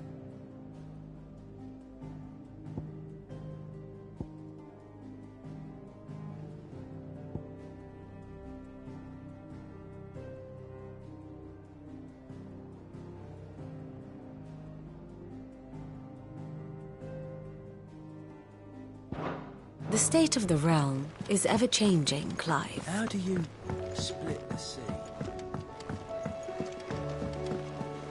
Covered in nicks and lumps, the lot of them.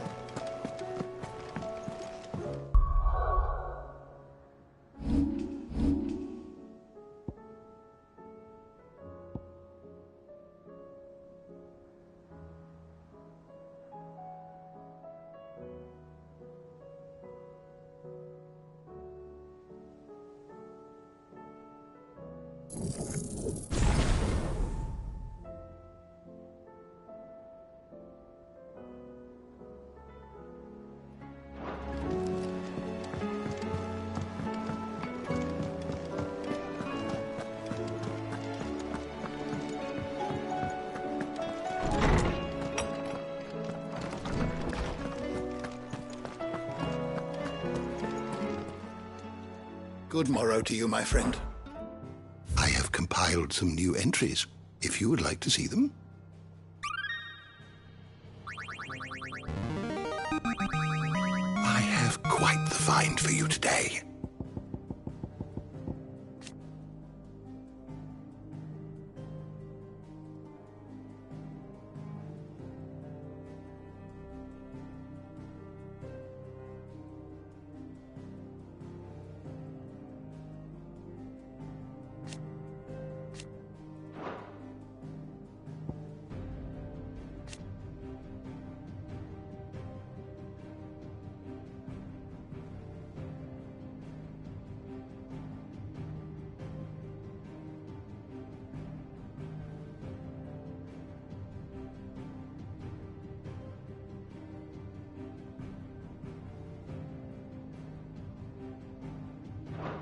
If you have a question for me, I should be happy to answer.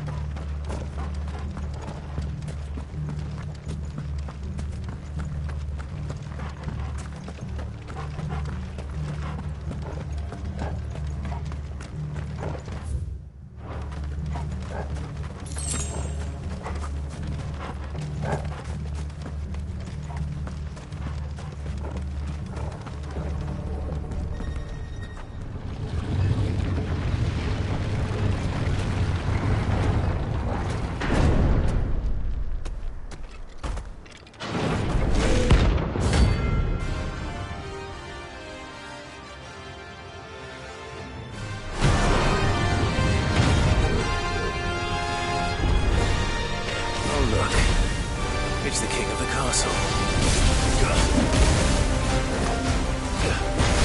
Too slow.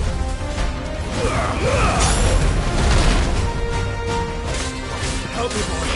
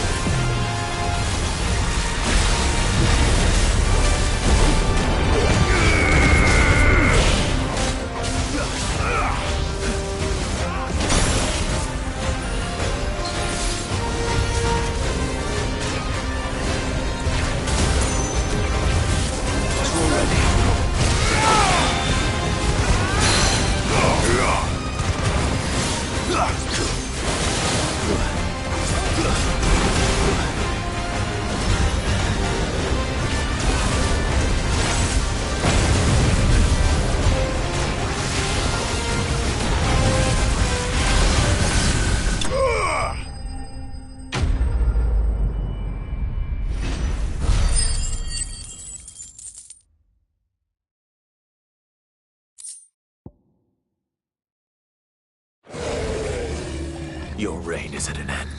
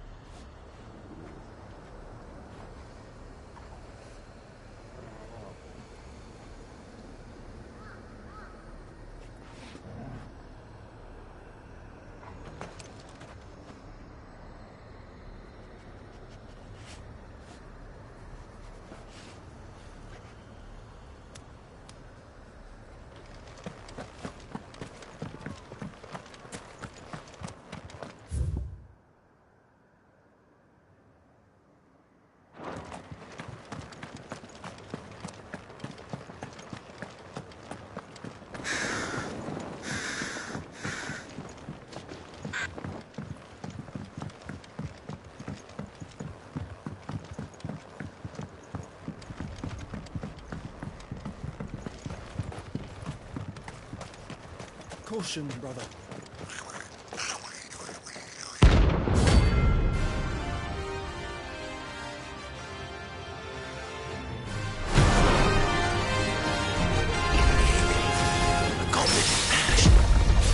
How the hell did it cross the strait?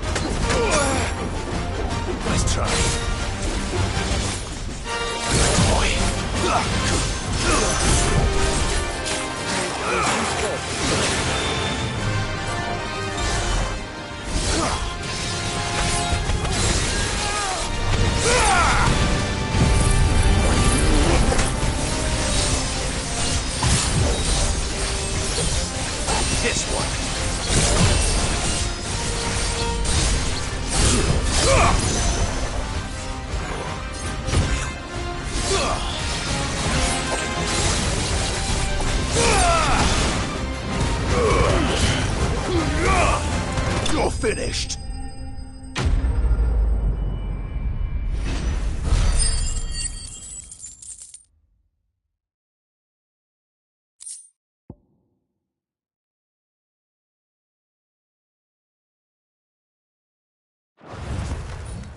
Your journey ends here.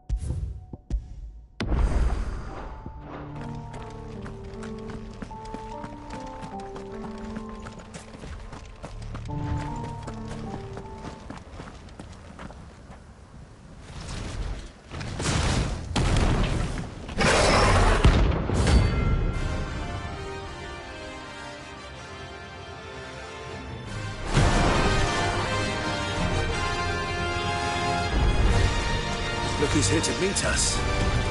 Pity they don't seem fond of visitors.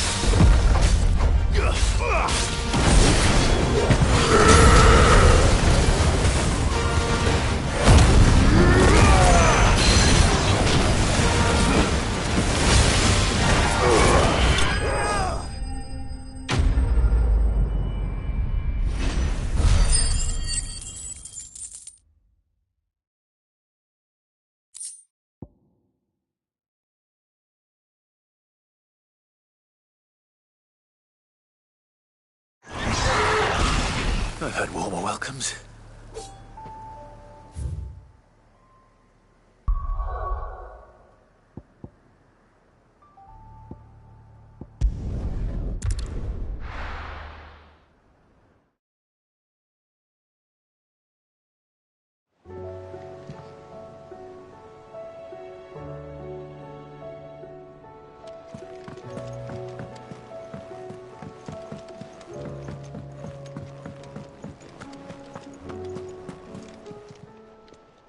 Still alive, are you? Coin purse weighing you down? You're rubbing me blind, you know. It'd better all be here. You're rubbing me blind, you know. The stews. What do I owe the honour? So, what'll it be?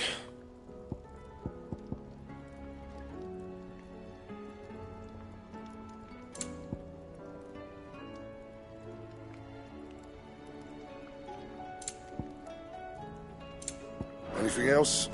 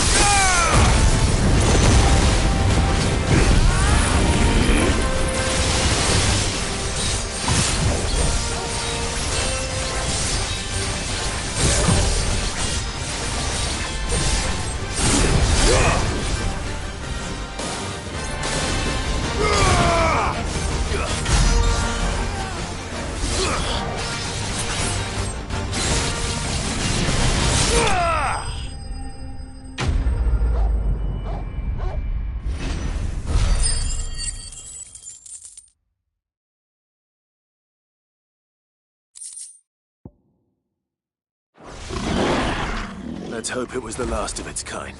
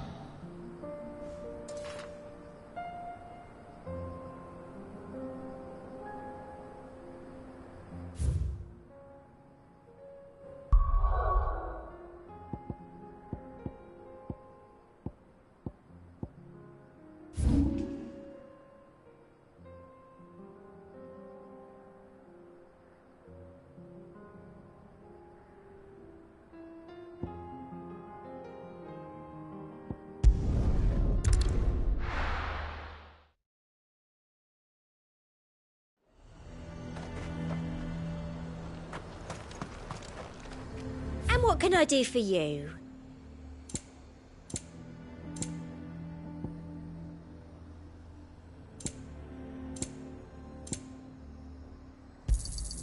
I do like a customer who knows what he wants. An excellent choice.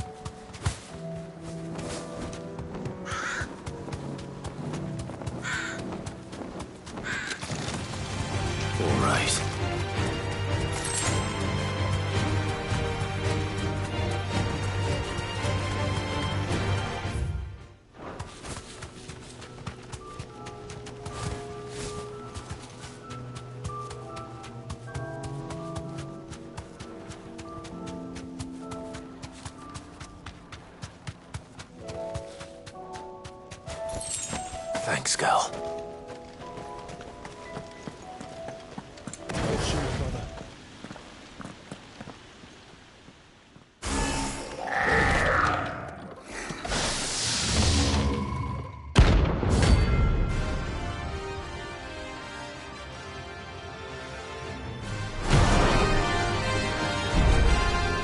Looks like we're working something up. Only one thing for it.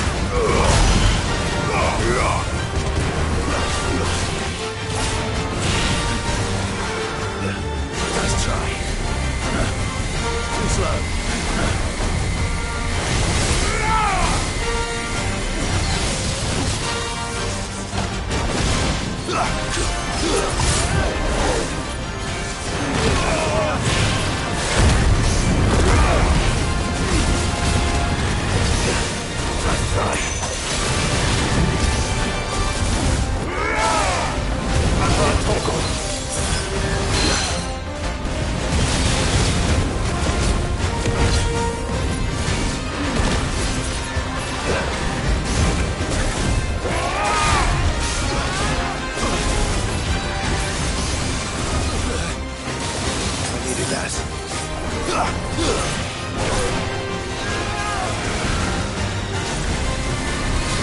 Too slow.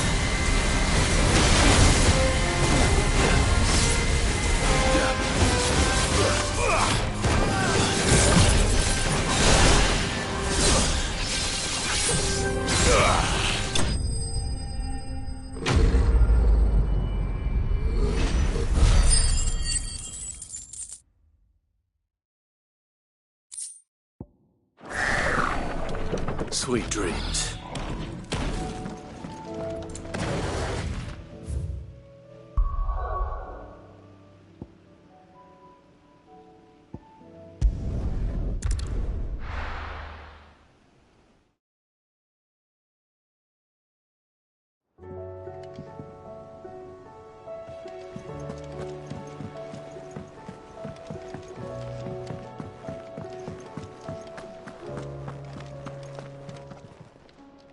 Aye, it's a dangerous world out there.